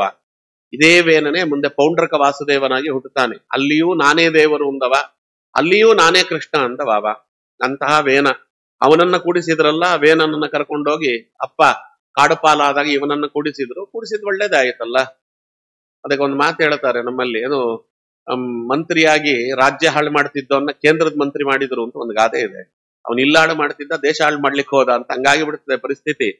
ಅದಕ್ಕೆ ಅದಾದ ಮೇಲೆ ಅವನಿಗೆ ಡಂಗೂರ ಸಾರಿಸಿ ಬಿಟ್ಟ. ಇನ್ಯಾರು ಯಜ್ಞ ಯಾಗಾದಿಗಳನ್ನ ಮಾಡತಕ್ಕದ್ದಲ್ಲ, ಏನು ಯಜ್ಞ ಯಾಗಾದಿಗಳನ್ನ ಮಾಡಿದ್ರು ನನ್ನನ್ನ ಕುರಿತು ಮಾಡಬೇಕು, ನಾನೇ ದೇವರು, ಏನು ಕೊಟ್ರು ದಕ್ಷಿಣಾದಿಗಳನ್ನ ನನಗ್ ಕೊಡ್ರಿ, ಎಲ್ಲಿವರೆಗೆ ಪಿತೃಶ್ರಾದ್ದಾದಿಗಳನ್ನ ಮಾಡಿದ್ರು ನನ್ನನ್ನ ಕುರಿತು ಶ್ರಾದ್ದ ಮಾಡ್ರಿ ಅಂತ ಹೇಳಿದ. ದೇವತೆಗಳನ್ನ ಕುರಿತು ಏನೂ ಮಾಡಬಾರದು ಅಂತ ಹೇಗೆ ಹೇಳಿದ. ಋಷಿಗಳು ಬಂದ್ರು. ಯದ್ಹೇಲನಂ ಉತ್ಪಗತಂ ದ್ವಿಜವಾಕ್ಯ ವಜ್ರ ನಿಷ್ಪಿಷ್ಟ ಪೌರುಷ ಭಗಂ ನಿರಯೇ ಪತಂತಂ. ಋಷಿಗಳು ಬರ್ತಾರೆ. ಋಷಿಗಳು ಬಂದ್ರೆ ಅವನಿಗೆ ಇಲ್ಲಿಲ್ಲದಂತೆ ಬುದ್ಧಿ ಹೇಳಿದ್ರು, ಕೇಳಲಿಲ್ಲ. ಕಡೆಗೆ ಅವ್ರ ಕೋಪ ಬಂತು, ಹೂಂಕಾರ ಮಾಡಿದ್ರಂತೆ. ಅದಕ್ಕೆ ದ್ವಿಜವಾಕ್ಯ ವಜ್ರ ನಿಷ್ಪಿಷ್ಟ ಪೌರುಷ ಭಗಂ ನಿರಯೇ ಪತಂತಂ. ಅವರದೊಂದು ಹೂಂಕಾರಕ್ಕೆ ಅವನು ಸುಟ್ಟು ಬೂದಿಯಾಗಿ ಬಿಟ್ಟ. ಅಂದ್ರೆ ಅವನು ಕೆಳಗಡೆ ಬಿದ್ದು ಬಿಟ್ಟ. ಅವನ ದೇಹ ಬಿತ್ತು, ಅವನ ಒಳಗಿನಿಂದ ಅವನ ಜೀವ ಹೋಗಿ ಬಿಡ್ತು, ಅವನಲ್ಲೇ ಮೃತನಾಗಿ ಬಿಟ್ಟ. ಅದಕ್ಕೆ ಭಗವಂತ ತೋರಿಸ್ತಾನೆ, ಒಬ್ಬ ಜ್ಞಾನಿಗಳ ಹೂಂಕಾರವನ್ನ ತಡ್ಕೊಳ್ಳಿಕ್ಕೆ ಯೋಗ್ಯತೆ ಇಲ್ಲ, ನಾನೇ ದೇವರು ಅಂತ ಹೇಳ್ಕೊಂಡು ಒದ್ದಾಡ್ತೀರಿ. ಪ್ರಪಂಚದಲ್ಲಿ ಮೊಟ್ಟ ಮೊದಲ ಬಾರಿಗೆ ನಾನೇ ದೇವರು ಅಂತ ಹೇಳಿದವ ಹಿರಣ್ಯಕಶಿಪು. ಮದನ್ಯಃ ಈಶ್ವರ ಕ್ವಾಸೌ ಅಂತ ಹೇಳಿದವ, ನನ್ನನ್ನು ಬಿಟ್ರೆ ದೇವರು ಅಂತ ಯಾರಿದ್ದಾರೆ ಅಂತ. ಅದು ಬಿಟ್ರೆ ಎರಡನೇವ ವೇನ, ನಾನೇ ದೇವರು ಅಂತ ಹೇಳಿಕೊಂಡವ ಅವ. ಇದಾದ ಮೇಲೆ ಏನು ಅಂದ್ರೆ, ಈಗ ಅರಾಜಕತೆ ಬರ್ತದೆ. ಅದಕ್ಕೋಸ್ಕರ ಏನು ಅಂದ್ರೆ, ಸತ್ತು ಬಿದ್ದಂತ ವೇನನ ದೇಹವನ್ನ ಮಥನ ಮಾಡಬೇಕು ಅಂತ ಆ ವೇನನ ಬಲಭುಜವನ್ನ ಮಥನ ಮಾಡಿದಾಗ ಅಲ್ಲಿ ಅವತಾರ ಮಾಡಿದಂತ ಮಹಾನುಭಾವನೆ ಪೃಥು ಚಕ್ರವರ್ತಿ. ಇದೇನು ಹೊಸ್ತಲ್ಲ. ಹಿರಣ್ಯಕಶಿಪುವಿನ ಹೊಟ್ಟೆಯಲ್ಲಿ ಪ್ರಹ್ಲಾದ ರಾಜರೇ ಹುಟ್ಟಬಹುದಂತೆ. ವೇನನ ಬಾಹುವಿನ ಮಥನ ಮಾಡಿದಾಗ ಪೃಥು ಯಾಕೆ ಹುಟ್ಟಬಾರದು ಅಂತ ಭಗವಂತ ಪೃಥುವಿನಲ್ಲಿ ಆವಿಷ್ಟನಾದ. ಆ ಭಗವಂತ ಪೃಥುವಿನಲ್ಲಿ ಆವಿಷ್ಟನಾದದ್ದೇ ರಾಜರಾಜೇಶ್ವರ ಅನ್ನುವಂತ ರೂಪದಲ್ಲಿ ಅವತ್ತಿನಿಂದ. ಯಾಕೆಂದ್ರೆ ಅಲ್ಲಿವರೆಗೂ ಅಯೋಗ್ಯ ರಾಜರು ಅಂತ ಬಹಳ ಕಮ್ಮಿ. ಎಲ್ಲೋ ಒಬ್ಬ ಹಿರಣ್ಯಕಶಿಪು, ಒಬ್ಬೊಬ್ರು ಒಂದೊಂದು ರೀತಿಯಲ್ಲಿ ಆ ತರದವರು ಬಿಟ್ಟು ಬಿಟ್ರೆ ನಿಮಗೆ ರಾಜ್ಯರಲ್ಲಿ ಅಯೋಗ್ಯರು ಅಂತ ಬಹಳ ಕಮ್ಮಿ ಅಲ್ಲಿವರೆಗೂ ಇದ್ದವರು. ಇನ್ನು ಅಯೋಗ್ಯ ರಾಜರ ಪರಂಪರೆ ಜಾಸ್ತಿ ಆಗಿಬಿಟ್ಟಿತು ಅಂತ ಭಗವಂತ ಏನು ಮಾಡಿದ, ಅಯೋಗ್ಯ ರಾಜರಲ್ಲಿ ರಾಜರಾಜೇಶ್ವರ ನಾಮಕನಾಗಿ ಅವ ತಾನು ಆವಿಷ್ಟನಾದ. ಯಾರಲ್ಲಿ ರಾಜರಾಜೇಶ್ವರ ನಾಮಕನಾಗಿರ್ತಕ್ಕಂಥ ಭಗವಂತನ ಸನ್ನಿಧಾನ ಇರ್ತದೆ, ಕಲಿಯ ಬಾಧೆ ಅವರಿಗೆ ತಟ್ಟುವುದಿಲ್ಲ. ಹಾಗಾಗಿ ಅವರು ಧರ್ಮದಿಂದ ರಾಜ್ಯಭಾರವನ್ನು ಮಾಡಿಕೊಂಡು ಹೋಗಲಿ ಎನ್ನುವ ಕಾರಣಕ್ಕೆ ಸ್ವಾಮಿ ಆ ಪೃಥ್ವಿನಲ್ಲಿ ಆವಿಷ್ಟನಾದ. ಆ ಪೃಥ್ವಿನಲ್ಲಿ ಆವಿಷ್ಟನಾಗಿ ವೇನ ಮಾಡಿದ ಅಪರಾಧದಿಂದ, ವೇನ ಏನ್ ಅಪರಾಧ ಮಾಡಿದ, ಅದರಿಂದ ಭೂಮಿ ಫಲವನ್ನೇ ಕೊಡ್ತಿರ್ಲಿಲ್ವಂತೆ, ಎಲ್ಲವನ್ನ ನುಂಗಿ ಹಾಕಿ ಬಿಡ್ತಿದ್ಲು. ಅದಕ್ಕೆ ನೋಡ್ರಿ, ಅಪರಾಧಗಳು ರಾಜ ಮಾಡಿದರೆ ರಾಜ ಕಾಲಸ್ಯ ಕಾರಣಂ ಅಂತಾರೆ. ಒಬ್ಬ ಅಯೋಗ್ಯನಾಗಿರ್ತಕ್ಕಂಥ ರಾಜ ಮಾಡಿದಂತಹ ಏನು ಕೆಲಸಗಳಿವೆ, ಅದಕ್ಕೆ ಇಡೀ ಭೂಮಿಯಲ್ಲಿರುವಂತ ಜನರು ಅದನ್ನು ಅನುಭವಿಸ್ತಾರೆ ಅಂತ. ಎಲ್ಲವೂ ಅನುಭವಿಸ್ತಾ ಇದ್ದಾರೆ. ಏನು ಮಾಡಿದ್ರು ಅವ್ರಿಗೆ ತಾವು ಮಾಡಿದ್ದು ಪಾಪ, ತಾವು ತಪ್ಪು ಮಾಡುತ್ತಿದ್ದೇವೆ ಅಂತ ತಲೆಗೆ ತಟ್ಟುವುದೇ ಇಲ್ಲ. ಇದು ಕಲಿಯುಗ. ಅದಕ್ಕೇನು ಅಂತ ಕೇಳಿದ್ರೆ, ಒಳ್ಳೆಯವರಿಗೆ ಕಲಿಬಾಧೆ ತಟ್ಟುವುದಿಲ್ಲ. ಆದ್ದರಿಂದ ಯಾರು ಏನಾರು ಮಾಡ್ಕೊಂಡು ಹೋಗಲಿ. ನಾನು ಒಂದು ಮೊನ್ನೆ ಹೇಳಿದೆ, ಮುಳ್ಳಿನ ಹಾದಿಯಲ್ಲಿ ಎಲ್ಲ ಮುಳ್ಳನ್ನ ತೆಗೆದು ಪಕ್ಕಕ್ಕೆ ಹಾಕಿ ಹೋಗುವಂತಹ ಶಕ್ತಿ ನಮಗಿಲ್ಲ. ಜಗನ್ನಾಥದಾಸರಂತವ್ರು ಆ ಕೆಲಸ ಮಾಡ್ತಾರೆ. ಭಗವಂತ ಅವರನ್ನ ಅದಕ್ಕೆ ಕಳಿಸಿದ್ದಾನೆ, ಅವರ ಆ ಕೆಲಸ ಮಾಡ್ತಾರೆ. ನಮಗೆಲ್ಲ ಆ ಕೆಲಸ ಮಾಡುವ ಯೋಗ್ಯತೆ ಇಲ್ಲ. ಅದಕ್ಕೇನು ಅಂದ್ರೆ ಚಪ್ಪಲಿ ಹಾಕೊಂಡು ನಡೆಯೋದಕ್ಕೆ ಅಭ್ಯಾಸ ಮಾಡ್ಕೋಬೇಕು. ಅದು ಯಾವುದೇ ಮುಳ್ಳಿರ್ಲಿ, ಯಾವುದೇ ಕಲ್ಲಿರ್ಲಿ, ನಾವು ನಮ್ಮನ್ನ ಕಾಪಿಟ್ಟುಕೊಳ್ಳಬೇಕು. ಈ ಎಲ್ಲ ಬಾಧೆಗಳಿಂದ ನಮ್ಮನ್ನ ನಾವು ರಕ್ಷಣೆ ಮಾಡಿಕೊಳ್ಳಬೇಕು. ಅದಕ್ಕೋಸ್ಕರವಾಗಿ ಭಗವಂತನನ್ನು ಕೇಳುವುದು. ಹೊರಗಡೆ ಏನಾರು ಹಾಕೊಂಡೋಗಲಿ, ಹೊರಗಡೆಯ ಯಾವ ರೀತಿಯಾಗಿರ್ತಕ್ಕಂಥ ಪ್ರಭಾವವು ನನ್ನ ಈ ಭಾವನೆಯನ್ನ ಕೆಡಿಸದೆ ಹೋಗಲಿ, ನನ್ನ ನಿಷ್ಠೆಗೆ ಆಪತ್ತು ತರದೆ ಹೋಗಲಿ ಪ್ರಭು ಅನ್ನುವಂಥ ಮಾತು. ಅದಕ್ಕೆ ಆ ಸಂದರ್ಭದಲ್ಲಿ ರಾಜರಾಜೇಶ್ವರ ರೂಪಿಯಾದ ಭಗವಂತನನ್ನ ಚಿಂತನೆ ಮಾಡಬೇಕಂತೆ. ಬರೀ ಕಲ್ಮಶಗಳಿವೆ ಹೊರಗಡೆ, ಒಂದು ಒಳ್ಳೆ ಸುದ್ದಿ ಬೀಳ್ತಾ ಇಲ್ಲ. ಈಗ ಪೇಪರ್ ತೆಗೆದ್ರೆ ಬರೀ ನಿಮ್ಗೆ ಅಂತವೇ ಸಿಗೋದು, ಒಳ್ಳೇದು ಯಾವ ಸಿಗತ್ತೆ ಹೇಳ್ರಿ? ಅದಕ್ಕೆ ಟಿವಿ ನೋಡುವುದು, ಇವೆಲ್ಲವೂ ಕೂಡ ಮನಸ್ಸನ್ನ ಕೆಡಿಸುವುದಕ್ಕೆ ಎಷ್ಟು ಬೇಕೋ ಎಲ್ಲವೂ ಇದೆ. ಪ್ಯಾನಲ್ ಡಿಸ್ಕಷನ್ಗಳು, ನಾಯಿಗಳು ಅದಕ್ಕೆ ಬಗಳೋದೇ ನಿಲ್ಸ್ಬಿಟ್ಟಿವೆ ಈಗ. ಯಾಕಂದ್ರೆ ನಾಯಿಗಿನ್ನ ಹೆಚ್ಚು ಇವರೇ ಬಗಳ್ತಾ ಇರ್ತಾರೆ. ಅದರಿಂದ ಟಿವಿನಲ್ಲಿ ಯಾವ ನಾಯಿಗಳು ಹೊರಗಡೆ ಬಗಳುವುದಿಲ್ಲ, ಅವಕ್ಕೂ ಗೊತ್ತಿದೆ ನಮ್ಮನ್ನ ಅವಮಾನ ಮಾಡ್ತಾರೆ ಇವ್ರು ಅಂತ. ಅದಕ್ಕೆ ಯಾರಿಗೆ ವಾದ ಅಂದ್ರೆ ಏನು ಅಂತ ಗೊತ್ತಿಲ್ಲ, ಅದು ವಿವಾದ ಅಂದ್ರೆ ಏನು ಅಂತ ಗೊತ್ತಿಲ್ಲ, ಹೇಗೆ ಅದನ್ನ ಪರಸ್ಪರ ವಿನಿಮಯವಾಗಿರ್ತಕ್ಕಂತಹ ಮಾತುಕತೆಯನ್ನ ಮಾಡಬೇಕು ಅನ್ನುವುದು ಗೊತ್ತಿಲ್ಲ, ಪರಸ್ಪರ ಸಂಭಾಷಣೆಗಳೇನು ಅನ್ನುವುದು ಗೊತ್ತಿಲ್ಲ, ಯಾವುದು ಗೊತ್ತಿಲ್ಲ. ಗಂಟಲು ಜಾಸ್ತಿ ಇದು ಕಿರ್ಚಾಡ್ತಾ ಇದ್ದರಾಯ್ತು. ಹಂಗ್ ಮಾಡಿದ್ರೆ ಪ್ರಯೋಜನ ಏನು? ಯಾವ ತತ್ವವೂ ನಿಶ್ಚಯವಾಗುವುದಿಲ್ವಲ್ಲ. ಇನ್ನೊಬ್ಬರು ಮಾತಾಡಿದ್ದನ್ನ ಕೇಳುವಂತಹ ಒಂದು ವ್ಯವಧಾನವೇ ಒಬ್ಬ ಮನುಷ್ಯನಿಗಿಲ್ಲ ಅಂದ್ರೆ ಅವನ ಆ ಕಾರ್ಯಕ್ಕೆ ಅಯೋಗ್ಯನಾದವ ಅಂತಲೇ ಅರ್ಥ. ಅದಕ್ಕೆ ಇಲ್ಲೇ ಹೇಳ್ತಾರೆ, ಅವೆಲ್ಲ ಇರುವಾಗ ನಾವು ಹೆಂಗೆ ಸಾಧನೆ ಮಾಡುವುದು? ನಾವಿವೆಲ್ಲ ಇದರ ಮಧ್ಯದಲ್ಲಿಯೇ ಸಾಧನೆ ಮಾಡಬೇಕಲ್ಲ, ಬೇರೆ ಏನಿಲ್ವೇ? ನಮಗೆ ಬೇರೆ ಯಾವುದೂ ಇಲ್ಲ, ಬೇರೆ ಯಾವ ಲೋಕವೂ ಇಲ್ಲ, ಇದೇ ಲೋಕದಲ್ಲಿಯೇ ಸಾಧನೆ ಮಾಡಬೇಕು. ಇದು ಭೂಲೋಕ, ಇದು ಸಾಧನಾ ಲೋಕ. ಅದರಲ್ಲೂ ಭರತ ಭೂಮಿ ಸಾಧನಾ ಲೋಕ. ಏನು ಅಯೋಗ್ಯ ಜನರಿದ್ರು, ಅಯೋಗ್ಯವಾಗಿರ್ತಕ್ಕಂಥ ವಾತಾವರಣವಿದ್ರು, ಅಯೋಗ್ಯವಾಗಿರ್ತಕ್ಕಂತಹ ರೀತಿಯಲ್ಲೇ ಬದುಕಬೇಕಾದಂತಹ ಅನಿವಾರ್ಯತೆ ನಮಗೆ ಬಂದಿದ್ರು, ಇಲ್ಲೇ ನಾವು ಸಾಧನೆ ಮಾಡಿಕೊಂಡೇ ಭಗವತ್ಪರವಾಗಿರ್ತಕ್ಕಂಥ ಚಿಂತನೆಯನ್ನು ರೂಢಿಸಿಕೊಂಡೇ ಮಾನವರಾಗಿದ್ದುಕೊಂಡೇ ಮಾಧವನೆಡೆಗೆ ಸಾಗಬೇಕು. ಆದ್ದರಿಂದ ನಮಗಿರುವುದು ಒಂದೇ ಮಾರ್ಗ, ರಾಜರಾಜೇಶ್ವರ ನಾಮಕನಾದ ಭಗವಂತನ ರೂಪವನ್ನ ಚಿಂತನೆ ಮಾಡ್ರಿ. ಅದು ಹೆಂಗಿರ್ತದೆ ಅಂತಿಲ್ಲ, ಚಿಂತನೆಗೆ ಹೇಳಿದ್ದಾರೆ. ರಾಜರಾಜೇಶ್ವರ ಅಂತ ಆ ರೂಪವನ್ನ ಚಿಂತನೆ ಮಾಡಬೇಕಂತೆ. ಚಿಂತನೆ ಮಾಡಿದ್ರೆ ಏನು ಅಂದ್ರೆ, ಹೊರಗೆ ಏನೇ ಅಯೋಗ್ಯವಾಗಿರ್ತಕ್ಕಂತಹ ವಾತಾವರಣವಿದ್ರೂ ಕೂಡ ನಮಗೆ ಧರ್ಮ ಪರವಾಗಿರ್ತಕ್ಕಂತಹ ವಾತಾವರಣ ಸೃಷ್ಟಿಯಾಗುತ್ತೆ. ಮನೆಯಲ್ಲಿ ಧರ್ಮ ನಡೀತದೆ. ನಾನು ಎಷ್ಟೋ ಮನೆಗಳನ್ನು ನೋಡಿದ್ದೇನೆ, ಸಂತೋಷವಾಗತ್ತೆ. ಕೃತಯುಗದ ಧರ್ಮ ನಡೀತಿದೆ ಅವರ ಮನೆಯಲ್ಲಿ, ನೀವು ನಂಬಲಿಕ್ಕೆ ಆಗುವುದಿಲ್ಲ. ಅಂಥ ರೀತಿಯಲ್ಲಿ ಧರ್ಮ ಕಾರ್ಯಗಳನ್ನ ನಡೆಸ್ತಾರೆ. ಹೊರಗಡೆ ಅವರು ಸಾಮಾನ್ಯರಂತಿದ್ದಾರೆ, ಆದ್ರೆ ಮನೆಯೊಳಗೆ ಹೋಗಿಬಿಟ್ರೆ ಕೃತಯುಗದ ಧರ್ಮ ನಡೀತಾ ಇದೆ. ಅದು ನಮ್ಮ ಮಧ್ಯದಲ್ಲೇ ಅಂತವ್ರು ಇದ್ದಾರೆ ಅಂದ ಮೇಲೆ ಅದು ಭಗವಂತನ ರಾಜರಾಜೇಶ್ವರ ರೂಪದ ಚಿಂತನೆ ಎನ್ನುವುದು ಹೇಗೆ ಕೆಲಸ ಮಾಡುತ್ತೆ ಎನ್ನುವುದಕ್ಕೆ ಇದನ್ನು ಹೇಳ್ತಾರೆ. ಹಾಗಾಗಿ ಅವರು ಗೋರೂಪದ ಭೂದೇವಿಯನ್ನ ತಾನು ಪ್ರಾರ್ಥನೆಯನ್ನು ಮಾಡಿ ಅದನ್ನು ಶಾಸನ ಮಾಡುತ್ತೇನೆ ಅಂತ ನಾಟಕ ಮಾಡಿ, ಅದರ ಕೆಚ್ಚಲಿನಿಂದ ಏನೇನು ಬೇಕೋ ಅವೆಲ್ಲವೂ ಕೂಡ ಜನರು ಬದುಕಲಿಕ್ಕೆ ಬೇಕಾಗಿರ್ತಕ್ಕಂಥದ್ದೆಲ್ಲವನ್ನ ಕರೆದುಕೊಂಡ, ಅದು ಧಾನ್ಯಗಳು, ಅದು ವಜ್ರಗಳು ಎಲ್ಲವನ್ನ ಕರೆದುಕೊಂಡ ಅನ್ನುವುದನ್ನು ನಾವು ನೋಡ್ತೇವೆ. ಇದು ಪೃಥುನಾಮಕನಾಗಿರ್ತಕ್ಕಂತಹ ರಾಜ. ಅದಕ್ಕೆ ಅವನು ಯಾವ ಮಟ್ಟಿಗೆ ಜಗತ್ತನ್ನಾಳಿದ ಅಂದ್ರೆ ಈ ಜಗತ್ತಿಗೆ ಪೃಥ್ವಿ ಅಂತಲೇ ಹೆಸರಾಗಿ ಬಿಡುತ್ತೆ. ಪೃಥುನಾಮಕನಾಗಿರ್ತಕ್ಕಂಥ ಭಗವಂತ ನೋಡಿ, ಅವ ಬರುವುದಕ್ಕಿಂತ ಮುಂಚೆ ನಾಗರಿಕತೆ ಎನ್ನುವುದು ಇರಲಿಲ್ವಂತೆ. ಅದಕ್ಕೆ ಭಾಗವತ ಹೇಳ್ತದೆ, ನಾಗರಿಕತೆ ಎಂದರೆ ಏನು? ಅದಕ್ಕೆ ಅವನು ಬರುವಾಗ ಸಹಜವಾಗಿ ಹೇಗಿತ್ತೋ ಹಾಗೆ ಬದುಕ್ತಿದ್ರು ಜನ. ಅಂದ್ರೆ ಎಲ್ಲಿ ಹಳ್ಳ ಕೊಳ್ಳಗಳಿದೆಯೋ ಅಲ್ಲೇ ನೀರು ಅಷ್ಟೇ. ಬಾವಿ ತೋಡಿಕೊಳ್ಳುವುದು, ಕೆರೆ ನಿರ್ಮಾಣ ಮಾಡುವುದು, ತಟಾಕ ನಿರ್ಮಾಣ ಮಾಡುವುದು ಅದು ಯಾವುದೂ ಇರಲಿಲ್ಲ. ಎಲ್ಲೆಲ್ಲಿ ಸಹಜವಾಗಿ ಗುಹೆಗಳಿತ್ತು, ಮನೆ ಕಟ್ಟುವುದಕ್ಕೆ ಸಾಧ್ಯವಿತ್ತು ಅಲ್ಲಿ ಕಟ್ಟಿಕೊಳ್ಳೋರು. ಗ್ರಾಮದ ವ್ಯವಸ್ಥೆ, ಹಳ್ಳಿಯ ವ್ಯವಸ್ಥೆ, ಕಾಡಿನ ವ್ಯವಸ್ಥೆ, ತಾಲೂಕಿನ ವ್ಯವಸ್ಥೆ ಇದು ಯಾವುದೂ ಇರಲಿಲ್ಲ. ರಸ್ತೆಗಳು, ರಸ್ತೆ ಪಕ್ಕದಲ್ಲಿ ಇವತ್ತೇನ್ ನೋಡ್ತೀವಲ್ಲ ಅಂಗಡಿ ಮುಂಗಟ್ಟುಗಳು ಎಲ್ಲ ಈ ಒಂದು ಸುವ್ಯವಸ್ಥಿತವಾಗಿ ನಗರ ನಿರ್ಮಾಣವನ್ನ ಮಾಡಿ, ಹಳ್ಳಿಗಳನ್ನ ನಿರ್ಮಾಣ ಮಾಡಿ, ಗ್ರಾಮಗಳನ್ನ ನಿರ್ಮಾಣ ಮಾಡಿ, ಅಲ್ಲೆಲ್ಲ ಶಾಲೆಗಳು, ಅಲ್ಲಿ ವಿದ್ಯಾಪೀಠಗಳು ಬರಬೇಕು, ಅಲ್ಲಿ ಔಷಧಿಯ ಕೇಂದ್ರಗಳು ಬರಬೇಕು, ಇವೆಲ್ಲವನ್ನ ಒತ್ತಟ್ಟಿಗೆ ಮಾಡಿ ಒಬ್ಬ ನಾಗರಿಕನಾಗಿರ್ತಕ್ಕಂತಹ ವ್ಯಕ್ತಿ ತಾವು ಅತ್ಯುತ್ತಮವಾಗಿರ್ತಕ್ಕಂಥ ಸಾಧನೆ ಮಾಡಿಕೊಂಡು ಬದುಕುವುದಕ್ಕೆ ಯೋಗ್ಯವಾದ ರೀತಿಯಲ್ಲಿ ವಾತಾವರಣವನ್ನ ನಿರ್ಮಾಣ ಮಾಡಿಕೊಟ್ಟಂತ ಶ್ರೇಯಸ್ಸು ಅದು ಪೃಥು ಚಕ್ರವರ್ತಿಗೆ. ಆದ್ದರಿಂದಲೇ ಅವತ್ತಿನಿಂದ ಈ ಜಗತ್ತನ್ನ ಪೃಥ್ವಿ ಅಂತ ಕರೀಲಿಕ್ಕೆ ಪ್ರಾರಂಭ ಮಾಡಿದ್ರು ಅಂತ ಭಾಗವತ ಹೇಳುತ್ತದೆ. ಇದು ಭಗವಂತ ರಾಜರಾಜೇಶ್ವರ ರೂಪದಿಂದ ಅವನೊಳಗೆ ನಿಂತು ನಡೆಸಿದಂತಹ ಮಹತ್ವ ಅನ್ನುವುದನ್ನ ನಾವು ನೋಡ್ತೇವೆ. ಇದು 8ನೇ ಅವತಾರ. ಭಗವಂತನ 9ನೇ ಅವತಾರ ಋಷಭನಾಮಕನಾದ ಭಗವಂತ. ನಾಬೇಹಿ ಅಸಾ ವೃಷಭ ಆಸ ಸುದೇವಿ ಸೂನು ಯೋ ವೈ ಚಚಾರ ಸಮುದ್ರ ಹೃದಯೋಗಚರ್ಯಾಂ ಯತ್ಪಾರ ಹಂಸ್ಯಂ ಋಷಯಃ ಪದಮಾಮನಂತಿ ಸ್ವಸ್ಥಃ ಪ್ರಶಾಂತಕರ್ಣಃ ಪರಿಮುಕ್ತ ಸಂಗಃ. ಪ್ರಿಯವ್ರತ ರಾಜ, ಸ್ವಯಂಭೂ ಮನುವಿನ ಹಿರಿಯ ಮಗ, ಪ್ರಿಯವರ್ತ ರಾಜ ನನಗೆ ಮದುವೆ ಬೇಡ ಅಂತ ಕೂತಿದ್ದವನಿಗೆ ಬ್ರಹ್ಮದೇವರು ಬಂದು ಉಪದೇಶ ಮಾಡಿ ಮದುವೆ ಮಾಡಿಸ್ತಾರೆ. ಅವನಿಗೆ ಮಾಡಿಸ್ತಾರೆ ಅಂದ್ರೆ ನಮ್ಗೆಲ್ಲ ಮಾಡಿಸ್ತಾರೆ ಅಂತಲ್ಲ, ಅವನು ಮಹಾನುಭಾವ, ಅವನಲ್ಲಿ ಭಗವತ್ತನ ಅವತಾರವಾಗಬೇಕಾಗಿತ್ತು, ಹಾಗಾಗಿ ಮಾಡಿಸಿದ್ರು. ಬರ್ಹಿಷ್ಮತಿ ಅಂತ ಆ ಒಂದು ಒಬ್ಬ ಸತ್ಕುಲ ಪ್ರಸೂತಿಯಾದ ಹೆಣ್ಣು ಮಗಳನ್ನ ಕೊಟ್ಟು ಮದುವೆ ಮಾಡಿಸ್ತಾರೆ. ಆ ಪ್ರಿಯವ್ರತ ಮತ್ತು ಬರ್ಹಿಷ್ಮತಿಯ ದಾಂಪತ್ಯದ ಫಲವಾಗಿ ಅವರಿಗೆ ಅಗ್ನಿದ್ರ, ಇದ್ವಜಿಹ್ವ, ಯಜ್ಞಬಾಹು, ಹಿರಣ್ಯರೇತ, ಘೃತಪೃತು, ಮೇಧಾತಿಥಿ, ವೀತಿಹೋತ್ರ ಅಂತ ಇಷ್ಟು ಜನ ಮಕ್ಕಳಾಗ್ತಾರೆ.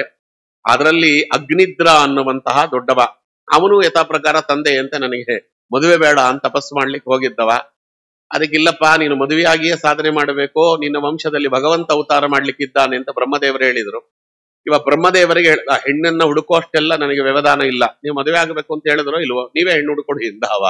ಅದಕ್ಕೆ ಮದುವೆ ಆಗೋ ಬ್ರಾಹ್ಮಣ ಅಂದ್ರೆ ನೀನೇ ನನ್ನ ಹೆಂಡತಿ ಆಗು ಅಂದ್ರಲ್ಲ, ಈ ಗಾದೆ ಇದು ಮೊದಲು. ನೀವು ಮದುವೆ ಆಗು ಅಂತ ಹೇಳ್ತಿದ್ದೀರೋ ಇಲ್ವೋ ಬ್ರಹ್ಮದೇವರೇ, ನೀವೇ ನನಗೆ ಒಳ್ಳೆ ಹುಡುಗಿ ಹುಡುಕೊಡಿ ಎನ್ನುವ ಅರ್ಥದಲ್ಲಿ ಹೇಳಿದ. ಆಗ ಬ್ರಹ್ಮದೇವರ ಆಜ್ಞೆಯಂತೆ ಪೂರ್ವಚಿತ್ತಿ ಎನ್ನುವಂತ ದೇವತಾ ಅಪ್ಸರಾಸ್ತ್ರಿ ಅಲ್ಲಿಂದ ಇಳಿದು ಬರ್ತಾಳೆ. ಅಗ್ನಿದ್ರ ಮತ್ತೆ ಪೂರ್ವಚಿತ್ತಿಯ ವಿವಾಹದ ಪ್ರತಿಫಲವಾಗಿ, ಅವರ ದಾಂಪತ್ಯದ ಪ್ರತಿಫಲವಾಗಿ ಅವರಿಗೆ ಹುಟ್ಟಿದಂತಹ ಮಕ್ಕಳು ನಾಭಿ ಚಕ್ರವರ್ತಿ ದೊಡ್ಡವ, ಆಮೇಲೆ ಕಿಂಪುರುಷ, ಹರಿವರ್ಷ, ಇಲಾವ್ರತ, ರಮ್ಯಕ, ಹಿರಣ್ಮಯ, ಆಮೇಲೆ ಕುರು, ಭದ್ರಾಶ್ವ ಮತ್ತು ಕೇತುಮಾಲ ಅಂತ 9 ಜನ ಮಕ್ಕಳಾಗ್ತಾರೆ. ಅದರಲ್ಲಿ ಕಿಂಪುರುಷ, ಹರಿವರ್ಷ, ಇಲಾವೃತ, ರಮ್ಯಕ, ಹಿರಣ್ಮಯ, ಕುರು, ಭದ್ರಾಶ್ವ, ಕೇತುಮಾಲ ಇವರಿದ್ದಾರಲ್ಲ, ಅವರೆಲ್ಲರೂ ಕೂಡ ಖಂಡಗಳ ಅಧಿಪತಿಯಾಗಿ ಬಿಡ್ತಾರೆ. ಅದು ಕಿಂಪುರುಷ ಕಾಂಡ, ಆಮೇಲೆ ಹರಿವರ್ಷ ಕಾಂಡ, ಇಲಾವೃತ ಕಾಂಡ ಅಂತ ನಾವ್ ಹೇಳ್ತೇವಲ್ಲ. ಕಿಂಪುರುಷ ಕಾಂಡ ಅಲ್ಲಿ ಹನುಮಂತ ದೇವರು ಇವತ್ತಿಗೂ ಇದ್ದು ರಾಮದೇವರ ಚರಿತ್ರೆಯನ್ನು ಹೇಳ್ತಾ ಇದ್ದಾರೆ ಅಂತ ನೋಡ್ತೇವೆ. ಹರಿವರ್ಷ ಕಾಂಡದಲ್ಲಿ ಇವತ್ತು ಪ್ರಹ್ಲಾದರಾಜರು ತಾವು ಹಿರಣ್ಯಕಶಿಪುವನ್ನು ಸಂಹಾರ ಮಾಡಿದಂತ ನರಸಿಂಹದೇವರ ರೂಪವನ್ನು ಉಪಾಸನೆ ಮಾಡುತ್ತಿದ್ದಾರೆ ಅಂತ ಇಲಾವೃತ ಕಾಂಡದಲ್ಲಿ ರುದ್ರದೇವರಿದ್ದಾರೆ. ಇಲಾವೃತ ಕಾಂಡಕ್ಕೆ ಯಾರು ಪ್ರವೇಶ ಮಾಡಿದ್ರು ಹೆಣ್ಣಾಗಿ ಬಿಡ್ತಾರೆ. ರುದ್ರದೇವರದೊಂದು ಶಾಪ ಇದೆ, ನನ್ನನ್ನ ಹೊರತು ಇನ್ಯಾರೂ ಇಲ್ಲಿ ಗಂಡಿರುವಂತಿಲ್ಲ, ಇನ್ಯಾರೇ ಇಲಾವೃತ ಕಾಂಡಕ್ಕೆ ಪುರುಷ ಪ್ರವೇಶ ಮಾಡಿದ್ರು ಹೆಣ್ಣಾಗ್ತಾನೆ ಅಂತ ಅಲ್ವಾ. ಸುಮ್ನೆ ಸಂದರ್ಭ ಬಂತು ಅಂತ ಹೇಳ್ತೇನೆ. ಸೌಗಂಧಿಕ ಪುಷ್ಪ ತರಬೇಕಾಗಿತ್ತು ಭೀಮಸೇನ ದೇವರು, ಇಲಾವೃತ ಖಂಡವನ್ನ ದಾಟಿಕೊಂಡೇ ಹೋಗಬೇಕು. ಈಗ ಏನ್ ಮಾಡ್ಬೇಕೀಗ? ಭೀಮಸೇನ ದೇವರಿಗೆ ಯಾವ ರುದ್ರದೇವರ ಶಾಪವೂ ಏನು ತಟ್ಟುವುದಿಲ್ಲ, ಪ್ರಶ್ನೆ ಬೇರೆ.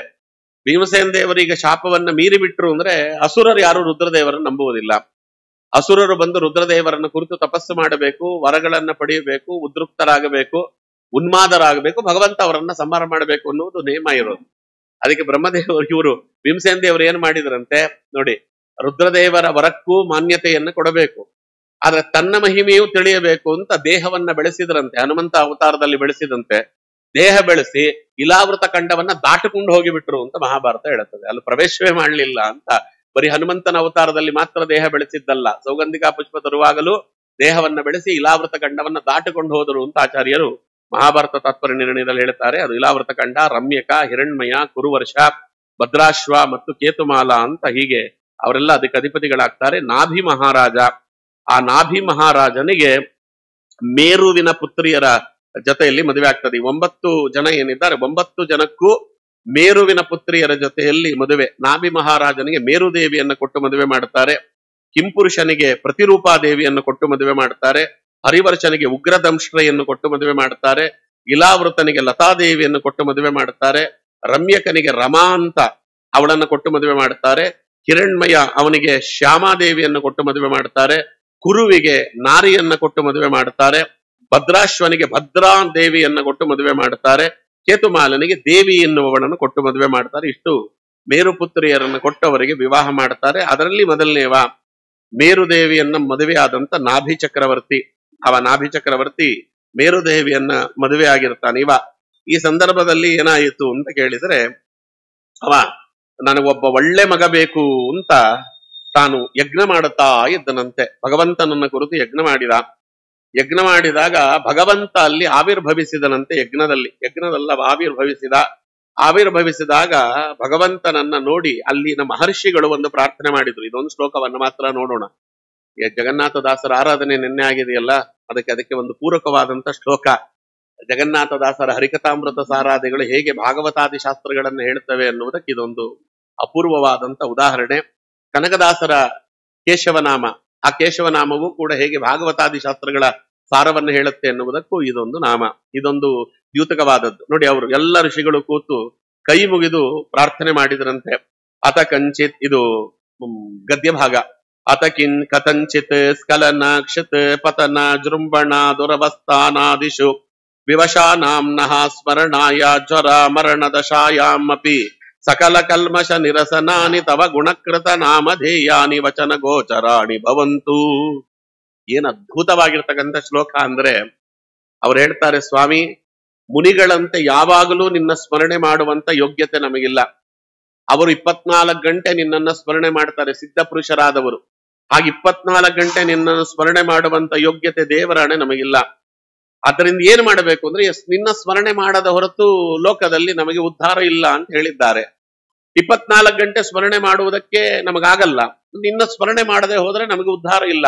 ಹಾಗಾದ್ರೆ ಏನ್ ಮಾಡಬೇಕು ಅಂತ ಕೇಳಿದ್ರೆ, ಅದಕ್ಕೆ ಇಂತಿಂತ ಸನ್ನಿವೇಶಗಳಲ್ಲಿ ನಿನ್ನ ಸ್ಮರಣೆ ಬರುವಂತೆ ನಮಗೆ ಅನುಗ್ರಹ ಮಾಡಿಬಿಡು. ಇದನ್ನ ಅಭ್ಯಾಸ ಮಾಡ್ಕೊಂಡು ನಾವು ನಿರಂತರವಾಗಿರ್ತಕ್ಕಂಥ ಸ್ಮರಣೆಗೆ ನಾವು ತೊಡಗಿ ಬಿಡುತ್ತೇವೆ ಅಂತ. ಯಾವಾಗ ಅಂದ್ರೆ ಅಥ ಕಥಂಚಿತ್ ಸ್ಖಲನ ಕ್ಷಿತ್ ಪತನ ಜೃಂಭಣ ದುರವಸ್ಥಾನಾದಿಷು ವಿವಶಾನಾಂ ನಃ ಸ್ಮರಣಾಯ ಜ್ವರ ಮರಣ ದಶಾಯಾಮಪಿ ಸಕಲ ಕಲ್ಮಶ ನಿರಸನಾನಿ ತವ ಗುಣಕೃತ ನಾಮಧೇಯಾನಿ ವಚನ ಗೋಚರಾಣಿ ಭವಂತು. ಯಾವಾಗ ನಿನ್ನ ಸ್ಮರಣೆ ಬೇಕು? ಎಡವಿದಾಗ ಬರುವ ಕೃಷ್ಣ ನಮ್ಮಪ್ಪ ಕೃಷ್ಣ, ಭಗವಂತ ಎಷ್ಟು ಅನುಗ್ರಹ ಮಾಡ್ತಾನೆ ಅನ್ನೋದಕ್ಕೆ ಇದು ಸಾಕ್ಷಿ. ಎಡವಿದಾಗ, ಎಲ್ಲಾದ್ರೂ ಒಂದು ಕಡೆ ನೀವು ಎಡವಿದಾಗ ನಾರಾಯಣ ಅಂತ ಬರ್ಬೇಕಂತೆ ಬಾಯಲ್ಲಿ. ಅಯ್ಯಯ್ಯೋ ಅಂತ ಬಂದ್ರೆ ಅಲ್ವಾ, ಅದು ಸಮಸ್ಯೆ ಆಗ್ತದೆ. ಅದಕ್ಕೆ ಒಂದು ಬ್ರಹ್ಮಾಂಡ, ನನಗೆ ನೀವು ಯಾವ್ದಾದ್ರು ಒಂದು ಹೇಳಿದ್ರೆ ಇನ್ಯಾವುದೋ ಪುರಾಣಕ್ಕೆ ತಲೆ ಹೋಗಿಬಿಡ್ತದೆ. ಬ್ರಹ್ಮಾಂಡ ಪುರಾಣದಲ್ಲಿ ಒಂದು ಕಥೆ. ಯಾರೋ ಒಬ್ಬ ವ್ಯಕ್ತಿ ಒಂದು ಕೊಂಬೆ ಮೇಲೆ ನಿಂತುಕೊಂಡು ಅದೇ ಕೊಂಬೆಯನ್ನ ಕತ್ತರಿಸ್ತಾ ಇದ್ದನಂತೆ. ಕಾಳಿದಾಸನ ಕಥೆ ಇದ್ದಂಗೆ ಇದೆ ಅದು ಅಲ್ವಾ. ಅದೇ ಕೊಂಬೆಯನ್ನ ಕತ್ತರಿಸ್ತಿದ್ದ ರುದ್ರದೇವರು ನಂದಿಯ ಮೇಲೆ ತಾವು ಮಾಡ್ಕೊಂಡ್ರು. ಅದು ಪ್ರದೋಷ ಕಾಲ. ರುದ್ರದೇವರು ಪಾರ್ವತೀ ದೇವಿಯೊಂದಿಗೆ ಆ ವೃಷಭನ ಮೇಲೆ ವಾಹನ ಅದು ಮಾಡಿಕೊಂಡು ಅಲ್ಲಿ ಸಂಚಾರ ಮಾಡ್ತಿದ್ರಂತೆ. ಪಾರ್ವತಿಗೆ ಅಯ್ಯೋ ಅನ್ನಿಸಿಬಿಡ್ತು ಅವನನ್ನು ನೋಡಿ. ತಾಯಿ ಹೃದಯ ಅಲ್ವಾ, ಅಯ್ಯೋ ಅನ್ಸ್ತದಲ್ಲ. ಅವನಿಗೆ ಬುದ್ಧಿಯೇ ಇಲ್ಲ. ಅವನು ನಿಂತಿರುವ ಕೊಂಬೆಯನ್ನೇ ಕತ್ತರಿಸ್ತಾ ಇದ್ದಾನೆ. ಅದು ಕೆಳಗಡೆ ಬಿದ್ದರೆ ಅವನು ಕೆಳಗಡೆ ಬಿದ್ದು ಸತ್ತೋಗಿ ಬಿಡ್ತಾನೆ. ಏನಾದ್ರೂ ಮಾಡವನನ್ನ ಕಾಪಾಡಿ ಅಂತ ರುದ್ರದೇವರನ್ನ ಕೇಳ್ತಾಳೆ. ರುದ್ರದೇವರು ಹೇಳಿದ್ರು, ಬ್ರಹ್ಮದೇವರ ಹಣೆ ಬರಹನೇ ಇರೋದು ಹಂಗೆ ಕಣೆ. ಅವನಿಗೆ ಬರ್ದಿರೋದು ಬ್ರಹ್ಮದೇವರು, ನೀನು ಈ ಕೊಂಬೆ ಮೇಲೆ, ನೀನು ನಿಂತ ಕೊಂಬೆಯನ್ನ ನೀನೇ ಕೊಡಲಿಯಿಂದ ಕತ್ತರಿಸಿಕೊಂಡು ನೀನು ಕೆಳಗೆ ಬಿದ್ದು ಸಾಯಿ ಅಂತ ಬ್ರಹ್ಮದೇವರು ಅವನಿಗೆ ನಿದರ್ಶನ ಮಾಡಿದ್ದಾರೆ. ಭಗವಂತನ ಆಜ್ಞಾ ಪ್ರಕಾರವಾಗಿ ಅವನ ಆಯುಸ್ಸು ಮುಗೀತದೆ ಇವತ್ತು. ಅದರಿಂದ ನಾವ್ ಏನ್ ಮಾಡಿದ್ರು ಅವನನ್ನು ತಪ್ಪಿಸ್ಲಿಕ್ಕೆ ಆಗಲ್ಲ, ಅವನು ಸಾಯ್ತಾನೆ ಬಿಡು ಅಂತಂದ್ರು ಅವರು. ಭಗವಂತನ ಇಚ್ಛೆಗೆ ಯಾರು ಕೂಡ ವಿರುದ್ಧವಾಗಿ ನಡಿಲಿಕ್ಕೆ ಆಗಲ್ವಲ್ಲ, ಹಣೆ ಬರವನ್ನ ಯಾರು ಬದಲಾಯಿಸ್ಲಿಕ್ಕಾಗತ್ತೆ ಅಂತ. ಅದಕ್ಕೆ ಪಾರ್ವತಿ ಎಂದಂತೆ, ಅಲ್ಲ ನನ್ನ ಕಣ್ಣಿಗೆ ಬಿದ್ದಿದ್ದಾನಾದ್ರಿಂದ ಏನಾದ್ರು ನೀವು ಮಾಡಬೇಕು, ನೀವೇನಾದ್ರೂ ಒಂದ್ ಮಾಡ್ಬೇಕು, ತೀರಾ ಹಂಗೆ ಕೈ ಚೆಲ್ಲಿ ಕೂತು ಬಿಟ್ರೆ ಹೆಂಗೆ ಅಂತ ರುದ್ರದೇವರು ಒಂದ್ ಹೇಳಿದ್ರು. ಒಂದ್ ಕೆಲಸ ಮಾಡೋಣ, ಅವನೇನಾದ್ರೂ ಕೆಳಗೆ ಬೀಳುವಾಗ ಅಪ್ಪ ಅಂತ ಬಿದ್ರೆ ನಾ ಕಾಪಾಡ್ತೇನೆ, ಅಮ್ಮ ಅಂತ ಬಿದ್ರೆ ನೀ ಕಾಪಾಡು, ನೋಡೋಣ ಇರು ಒಂದ್ ನಿಮಿಷ ಅಂತ ಅವನು ಕತ್ತರಿಸ್ತಾ ಇದ್ರಂತೆ. ಇನ್ನೇನ್ ಬೀಳುವಂತ ಸಂದರ್ಭದಲ್ಲಿ ಅವನೇನ್ ಕರಿಸ್ತಾನೆ ಅಂತ ಇವ್ರು ಕಾಯ್ತಾ ಇದ್ರು. ಅವನ ಅಪ್ಪ ಅಂತಲೂ ಅನ್ಲಿಲ್ಲ, ಅಮ್ಮ ಅಂತಲೂ ಅನ್ಲಿಲ್ಲ, ಅಯ್ಯಯ್ಯೋ ಅನ್ಕೊಂಡು ಕೆಳಗಡೆ ಬಿದ್ದದಂತೆ, ಸತ್ತೋಗಿ ಬಿಟ್ಟ. ಆಗ ರುದ್ರದೇವರೊಂದು ಮಾತು ಹೇಳ್ತಾರೆ, ಹರೇಣಾಪಿ ಹರಿಣಾಪಿ ಬ್ರಹ್ಮಾಣಾಪಿ ಸುರೈರಪಿ ಲಲಾಟ ಲಿಖಿತ ಲೇಖ ಪರಮಾಷ್ಟ್ರಂನ ಶಕ್ಯತೆ. ಇದು ರುದ್ರದೇವರ ಮಾತು. ನಾವು ಭಗವಂತ ಆಗಲಿ, ನಾನಾಗಲಿ, ಬ್ರಹ್ಮದೇವರಾಗಲಿ ಒಂದು ಸತಿ ಭಗವಂತನಿಂದ ನಿದರ್ಶನವಾದ ಮೇಲೆ ಭಗವಂತನೇ ಬದಲಾಯಿಸುವುದಿಲ್ಲ ಅದನ್ನ. ಲಲಾಟ ಲಿಖಿತ ರೇಖ ಪರಮಾಷ್ಟ್ರಂನ ಶಕ್ಯತೆ. ಒಂದು ಸತಿ ಹಣೆ ಬರ ದೇವರು ಬರೆದು ಬಿಟ್ಟ, ಪಡಪೆಟ್ಟಿಗೆ ಅವನದನ್ನ ಬದಲಾಯಿಸ್ಲಿಕ್ಕೆ ಆಗುವುದಿಲ್ಲ. ಆದ್ದರಿಂದ ಯಾರಿಗೆ ಎಷ್ಟು ಆಯಸ್ಸಿದೆಯೋ ಅಷ್ಟೇ. ಇದು ನಮಗೆ ಒಂದು ಕಥೆಯಾಗಿ ಅಲ್ಲ, ತತ್ವವಾಗಿ ಅದನ್ನ ತಿಳಿಯಬೇಕು. ಅದಕ್ಕೆ ನಮಗೆ ಅಯ್ಯಯ್ಯೋ ಅಂತ ಬಾಯಲ್ಲಿ ಬರದೆ, ಎಡವಿದಾಗ ನಾರಾಯಣ ಅಂತ ಬಾಯಲ್ಲಿ ಬರಬೇಕು. ಅದನ್ನ ಅಭ್ಯಾಸ ಮಾಡಬೇಕು. ಮೊದಲ ಅದನ್ನ ಅಭ್ಯಾಸ ಮಾಡಿಕೊಂಡ್ರೆ ಆ ಬರ್ತಾ ಬರ್ತಾ ಬರ್ತಾ ಅದು ನಮಗೆ ರೂಢಿ ಆಗ್ತದೆ. ಅಭ್ಯಾಸವೂ ಹಂಗೆಲ್ಲ ಬರುವುದಿಲ್ಲ. ಅದಕ್ಕೆ ಭಗವಂತನನ್ನು ಇದನ್ನು ಕೇಳಬೇಕಂತೆ, ನಾವು ಎಡವಿದಾಗ ಕ್ಷುತ್ಪತನ, ಬಿದ್ದಾಗ ಜೃಂಭಣ, ಸೀನಿದಾಗ ಅಕ್ಷಿ ಅಂತಾರಲ್ಲ, ನಾರಾಯಣ ನಾರಾಯಣ ಗೋವಿಂದ ಗೋವಿಂದ ಅನ್ಬೇಕಂತೆ. ನೋಡಿ, ಮಕ್ಕಳು ಅಕ್ಷಿ ಎಂದಾಗ ನಮ್ಮಲ್ಲಿ ಶತಾಯುಷಿ ಶತಾಯುಷಿ ಅಂತ ಹೇಳೋರು. ಹಿಂದೆ ಚಿರಂಜೀವಿ ಆಗು, ಶತಾಯುಷಿ ಆಗು, ನಾರಾಯಣ ಅನ್ನೋರು ಯಾಕಂತಿದ್ರು ಹೇಳ್ರಿ? ಜನಗಳಿಗೇನ್ ಬುದ್ಧಿ ಇರ್ಲಿಲ್ಲ ಅಂತ ತಿಳ್ಕೊಂಡಿದ್ದಾರೆ ಈಗಿನ ಕಾಲದವರೆಲ್ಲ. ಹಿಂದಿನ ಕಾಲದವ್ರಿಗಿದ್ದ ಬುದ್ಧಿ ನಮಗೇನು ಗೊತ್ತಿದೆ? ಇವತ್ತು ಮೆಡಿಕಲ್ ಸೈನ್ಸ್ ಒಪ್ಕೊಂಡಿದೆ, ಮಕ್ಕಳಿಗೆ ಅವ್ರು ಸೀನಿದಾಗ ಹೃದಯ ನಿಲ್ತದಂತೆ, ಸ್ತಂಭನವಾಗ್ತದೆ. ಅವ್ರು ಸೀನಿದ ಮೇಲೆ ಹೃದಯ ಬಡಿಲಿಕ್ಕೆ ಪ್ರಾರಂಭ ಆಗುತ್ತೆ. ಒಂದು ಕ್ಷಣ ಹೃದಯ ನಿಲ್ತದಂತೆ. ಅದು ಹಂಗೆ ನಿಂತು ಬಿಟ್ರೆ ಮಗು ಸತ್ತೋಗಿ ಬಿಡ್ತದೆ. ಅದಕ್ಕೆ ಪ್ರತಿ ಬಾರಿ ಸೀನಿದಾಗಲೂ ಶತಾಯುಷಿ ಶತಾಯುಷಿ, ನೀನು ಬದುಕು ಅಂತ ಆಶೀರ್ವಾದ ಅದು.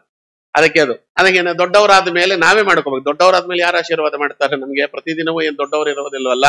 ಅದಕ್ಕೆ ನಾರಾಯಣ ನಾರಾಯಣ ಗೋವಿಂದ ಗೋವಿಂದ ಅನ್ನುವಂತ. ಅದಕ್ಕೆ ಇಲ್ಲಿ ಜೃಂಭಣ ದುರವಸ್ಥಾನಾದಿಷು, ಯಾವ್ಯಾವ ದುರವಸ್ಥೆಗಳು ಬರ್ತವೋ ಅವಾಗೆಲ್ಲ ಆಕಳಿಸಿದಾಗ, ದುಃಖಾದಿಗಳಲ್ಲಿದ್ದಾಗ, ವ್ಯಾಧಿ ಬಂದಾಗ ಅದಕ್ಕೆ ವಿವಶ ನಾಮ್ನಃ, ಯಾರಿಗೋ ವಶರಾಗಿ ಬಿಟ್ಟಿದ್ದೇವೆ, ಅವನು ಬಹಳ ಹಿಂಸೆ ಕೊಟ್ಟಿದ್ದಾನೆ, ಅವನಿಗೆ ಬಾಯಿಗೆ ಬಂದಂಗೆ ಬೈಯುವುದಕ್ಕಿಂತ ನಾರಾಯಣ ಗೋವಿಂದ ಈ ಹಿಂಸೆಯಿಂದ ನನ್ನನ್ನು ಕಾಪಾಡಪ್ಪ ಅಂತ ಗಜೇಂದ್ರ ಮೊಸಳೆಯನ್ನ ಬೈಯದೆ ಹೇಗೆ ಭಗವಂತನನ್ನ ಪ್ರಾರ್ಥನೆ ಮಾಡಿದ್ನೋ ಹಾಗೆ ಪ್ರಾರ್ಥನೆ ಮಾಡುವಂತಹ ಒಂದು ಬುದ್ಧಿ. ನ ಸ್ಮರಣಾಯ ಜ್ವರ ಮರಣ ದಶಾಯಾಮ್, ಜ್ವರ ಬಂದಾಗ ಮರಣೋನ್ಮುಖನಾಗಿರುವಂತ ಸಂದರ್ಭದಲ್ಲಿ ಅಲ್ವಾ, ಏನ್ ಮರಣೋನ್ಮುಖನಾಗಿದ್ದಾಗ ಎಲ್ಲರಿಗೂ ಏನ್ ಭಗವಂತನ ಧ್ಯಾನ ಬರ್ತದೆ ಅನ್ಕೋಬೇಡ್ರಿ. ದೊಡ್ಡ ಪಂಡಿತರು, ನಾನು ಅವರ ಹೆಸರು ಹೇಳುವುದಿಲ್ಲ, ನನಗೆ ಅವ್ರ ಮೇಲೆ ಬಹಳ ಗೌರವ ಇದೆ. ಅದೇ ಸ್ವಿಮ್ಮಿಂಗ್ ಪೂಲ್ ಎಕ್ಸ್ಟೆನ್ಷನ್ ರಾಯರ ಮಠದ ಹತ್ರ ಇದ್ರು ಅವರು. ಸುಮಾರು ಹಿಂದಿನ ಕಾಲದ ಕತೆ ನಾನು ಹೇಳ್ತಾ ಇದ್ದೇನೆ, ಒಂದು 40 ವರ್ಷದ ಹಿಂದಿನ ಕತೆ. ಅವರಿಗೆ ಅಂತ್ಯಕಾಲ ಗುರುಗಳು ಕರ್ಕೊಂಡು ಹೋಗಿದ್ರು ಅವ್ರ ಹತ್ರ. ನಂತವರ ದರ್ಶನ ಮಾಡಬೇಕು. ಸತ್ಯಧ್ಯಾನ ತೀರ್ಥ ಶ್ರೀಪಾದಂಗಳವರಲ್ಲಿ ಅಧ್ಯಯನ ಮಾಡಿದ ಮಹಾನುಭಾವರು. ಭಗವಂತ ಎಂಥ ಸ್ಥಿತಿ ತಂದು ಬಿಡ್ತಾನೆ ಅಂದ್ರೆ, ಅವ್ರು ಇನ್ನೇನು ಸಾಯಬೇಕು, ಅವ್ರ ಹತ್ರ ಕಿವಿ ಹತ್ರ ಬಂದು ಅವ್ರ ಮಕ್ಕಳೇ ಹೇಳೋರು, ನಾರಾಯಣ ಅನ್ನುವಪ್ಪ, ಗೋವಿಂದ ಅನ್ನುವಪ್ಪ ಅಂತ ಅವ್ರು ಹೇಳಿದ್ರೆ ಉಪ್ಪಿಟ್ಟು ಅನ್ನೋರು. ಸಾಯುವಾಗ ನೋಡಿ, ಯಾರು ಗೊತ್ತಾ, ಯಾರೋ ನಮ್ಮಂತವರಲ್ಲ, ಅವರು ಸಾವಿರಾರು ಜನಕ್ಕೆ ಪಾಠ ಹೇಳಿದ್ದಾರೆ, ಸುಧಾಮಂಗಳವನ್ನ ಮಾಡಿದ್ದಾರೆ. ಭಗವಂತನ ಇಚ್ಛೆ ಇದ್ರೆ ಉಂಟು, ಇಲ್ಲ ಅಂತ್ಯಕಾಲದಲ್ಲಿ ಅವನು ನಾಮಸ್ಮರಣೆ ಕೊಡುವುದಿಲ್ಲ. ಅಹಂ ಸ್ಮರಾಮಿ ಮದ್ಭಕ್ತಃ, ಅಹಂ ಸ್ಮರಾಮಿ ಮದ್ಭಕ್ತಃ ನಯಾಮಿ ಪರಮಾಂ ಗತಿಂ ಅಂತಾನೆ ವರಹದೇವರು ಧರಣಿ ದೇವಿಗೆ. ನಾನು ಇಚ್ಛೆ ಪಟ್ರೆ ಮಾತ್ರ ಮರಣಕಾಲದಲ್ಲಿ ಅವರಿಗೆ ನನ್ನ ಸ್ಮರಣೆ ಬರುವಂತೆ ಮಾಡ್ತೇನೆ, ನಾನು ಇಚ್ಛೆ ಪಡ್ಲಿಲ್ಲ ಅಂದ್ರೆ ಮಾಡುವುದಿಲ್ಲ ಅಂತ ಅರ್ಥ. ಯಾಕೆಂದ್ರೆ ಏನು ಕರ್ಮಗಳು ನಾವು ಮಾಡಿರ್ತೇವೋ ಗೊತ್ತಿಲ್ವಲ್ಲ. ಸಾಮಾನ್ಯವಾಗಿ ದೊಡ್ಡವರೇ ದೊಡ್ಡ ದೊಡ್ಡ ಕರ್ಮಗಳನ್ನ ಮಾಡಿರೋದು, ಯಾರು ಚಿಕ್ಕವರು ಬಹಳ ತಪ್ಪುಗಳು ಮಾಡಿರುವುದು ಕಮ್ಮಿ. ದೊಡ್ಡವರಿಗೆ ಏನು ಅಂದ್ರೆ ಅಹಂಕಾರ ಇರ್ತದಲ್ಲ, ನಮ್ಗೆ ಗೊತ್ತಿದ್ದೋ ಗೊತ್ತಿಲ್ಲದೆಯೋ ಏನ್ ಕರ್ಮ ಮಾಡಿರ್ತೇವೋ ಗೊತ್ತಿಲ್ಲ. ಅದಕ್ಕೆ ಅಂತ್ಯಕಾಲದಲ್ಲಿ ಭಗವಂತನ ನಾಮಸ್ಮರಣೆ ಬರಬೇಕು ಅಂದ್ರೆ ಭಗವಂತನ ಅನುಗ್ರಹ ಇರಬೇಕು, ಇಲ್ಲಾಂದ್ರೆ ಬರುವುದಿಲ್ಲ ಅನ್ನೋದಕ್ಕೆ ಇಲ್ಲಿ ವಿವಶ ನಮ್ನ ಸ್ಮರಣಾಯ ಜ್ವರ ಮರಣ ದಶಾಯಾಮ್ ಅಪಿ ಸಕಲ ಕಲ್ಮಶ ನಿರಸನಾನಿ, ಸಮಸ್ತ ಪಾಪಗಳನ್ನ ಪರಿಹರಿಸುವ ಜ್ಞಾನಾದಿ ಗುಣಗಳನ್ನ ಕೊಡುವಂತ, ಅದು ಕಂಸಹನನ ರೂಪವಾಗಿರ್ತಕ್ಕಂಥ ಕೃಷ್ಣ ನಾರಾಯಣ ನಾರಾಯಣ ನಾರಾಯಣ ಅನ್ನುವಂತ ನಾಮ ನಮ್ಮ ಬಾಯಲ್ಲಿ ಬರ್ತಾ ಇರಬೇಕಂತೆ. ವಚನ ಗೋಚರಾಣಿ ಭವಂತು ಗುಣಕೃತ ನಾಮಧೇಯಾನಿ, ಮಾತು ಮಾತಿಗೆ ನಾರಾಯಣ ಅನ್ನುವಂಥ ನಾಮ ನಮ್ಮ ಬಾಯಲ್ಲಿ ಬರಲಿ ಅಂತ ಅಲ್ಲಿ ಅವರೆಲ್ಲ ಬೇಡ್ತಾರೆ. ನಮ್ಮ ಆಚಾರ್ಯರು ಐತರೆಯ ಉಪನಿಷತ್ತಿನ ಭಾಷ್ಯದಲ್ಲಿ ಬ್ರಹ್ಮಸಾರದ ಶ್ಲೋಕವನ್ನೊಂದನ್ನು ಕೋಟ್ ಮಾಡಿದ್ದಾರೆ. ಅನ್ಯತ್ವಾತ್ ಸರ್ವಜೀವೇಭ್ಯ ಜಡೇಭ್ಯಶ್ಚ ಸದೈವ ಹಿ ಸರ್ವದೋಷೋಜ್ಜಿತತ್ವಾಚ್ಚ ಸರ್ವತೋಪಿ ಅಧಿಕತ್ವತಃ ನಿರಸನಾಚ್ಚ ದೋಷಾಣಂ ಸ್ವಭಕ್ತೇಭ್ಯ ಸಮಂತತಃ ಸರ್ವದೋಷ ವಿರುದ್ಧೋರು ಗುಣಪೂರ್ಣ ಸ್ವರೂಪತಃ ನಾರಾಯಣ ಇತಿ ಪ್ರೋಕ್ತಃ ಅಂತ. ನಾರಾಯಣ ಅಂತ ಯಾಕೆ ಕರೀತಾರೆ ಭಗವಂತನಿಗೆ ಅಂದ್ರೆ ಇವೆಷ್ಟು ಹೇಳ್ತಾರೆ. ಸರ್ವಜೀವ ಜಂತುಗಳಿಗಿಂತ ಭಿನ್ನನಾದವ, ಅವ ಎಲ್ಲರಿಗಿಂತಲೂ ಅಧಿಕವಾಗಿರ್ತಕ್ಕಂಥವ, ದೋಷರಹಿತನಾದವ, ಎಲ್ಲರೊಳಗೂ ಇರುವವ, ಎಲ್ಲರನ್ನ ಕುಡಿಸುವವ, ತಣಿಸುವವ, ದಣಿಸುವವ, ಯಾರ ಬುದ್ಧಿಗೂ ಗೋಚರನಾಗದೇ ಇರ್ತಕ್ಕಂಥವ, ಸರ್ವತೋಪಿ ಅಧಿಕತ್ವತಃ ಬ್ರಹ್ಮದೇವರು ಲಕ್ಷ್ಮೀದೇವಿಗಿಂತಲೂ ಅತ್ಯಧಿಕವಾಗಿರ್ತಕ್ಕಂಥ ಅನಂತಾನಂತ ಕಲ್ಯಾಣ ಗುಣ ಗಣ ಪರಿಪೂರ್ಣನಾದವ. ಆಮೇಲೆ ದೋಷ ಅನ್ನುವುದು ಅವನ ಹತ್ತಿರಕ್ಕೆ ಬರುವುದಿಲ್ಲ, ಅಲ್ಲ ಅವನ ಹೆಸರು ಹೇಳಿದವರಿಗೆ ದೋಷ ಬರುವುದಿಲ್ಲ. ಅಂತ ಮಹಾನುಭಾವ ಯಾರಿದ್ದಾನಲ್ಲ, ಸ್ವಭಕ್ತೇಭ್ಯೋ ಸಮಂತತಃ, ಮರಣಕಾಲದಲ್ಲಿ ಯಾರ ಬಳಿಯಲ್ಲಿ ಬಂದು ತನ್ನ ನಾಮಸ್ಮರಣೆಯನ್ನು ಕೊಟ್ಟು ಅವರನ್ನು ಉದ್ಧಾರ ಮಾಡುತ್ತಾನೋ ಅವನಿಗೆ ನಾರಾಯಣ ಅಂತ ಹೆಸರು ಅಂತಲೇ ನಮ್ಮ ಕನಕದಾಸರು ಮರಣಕಾಲದಲ್ಲಿ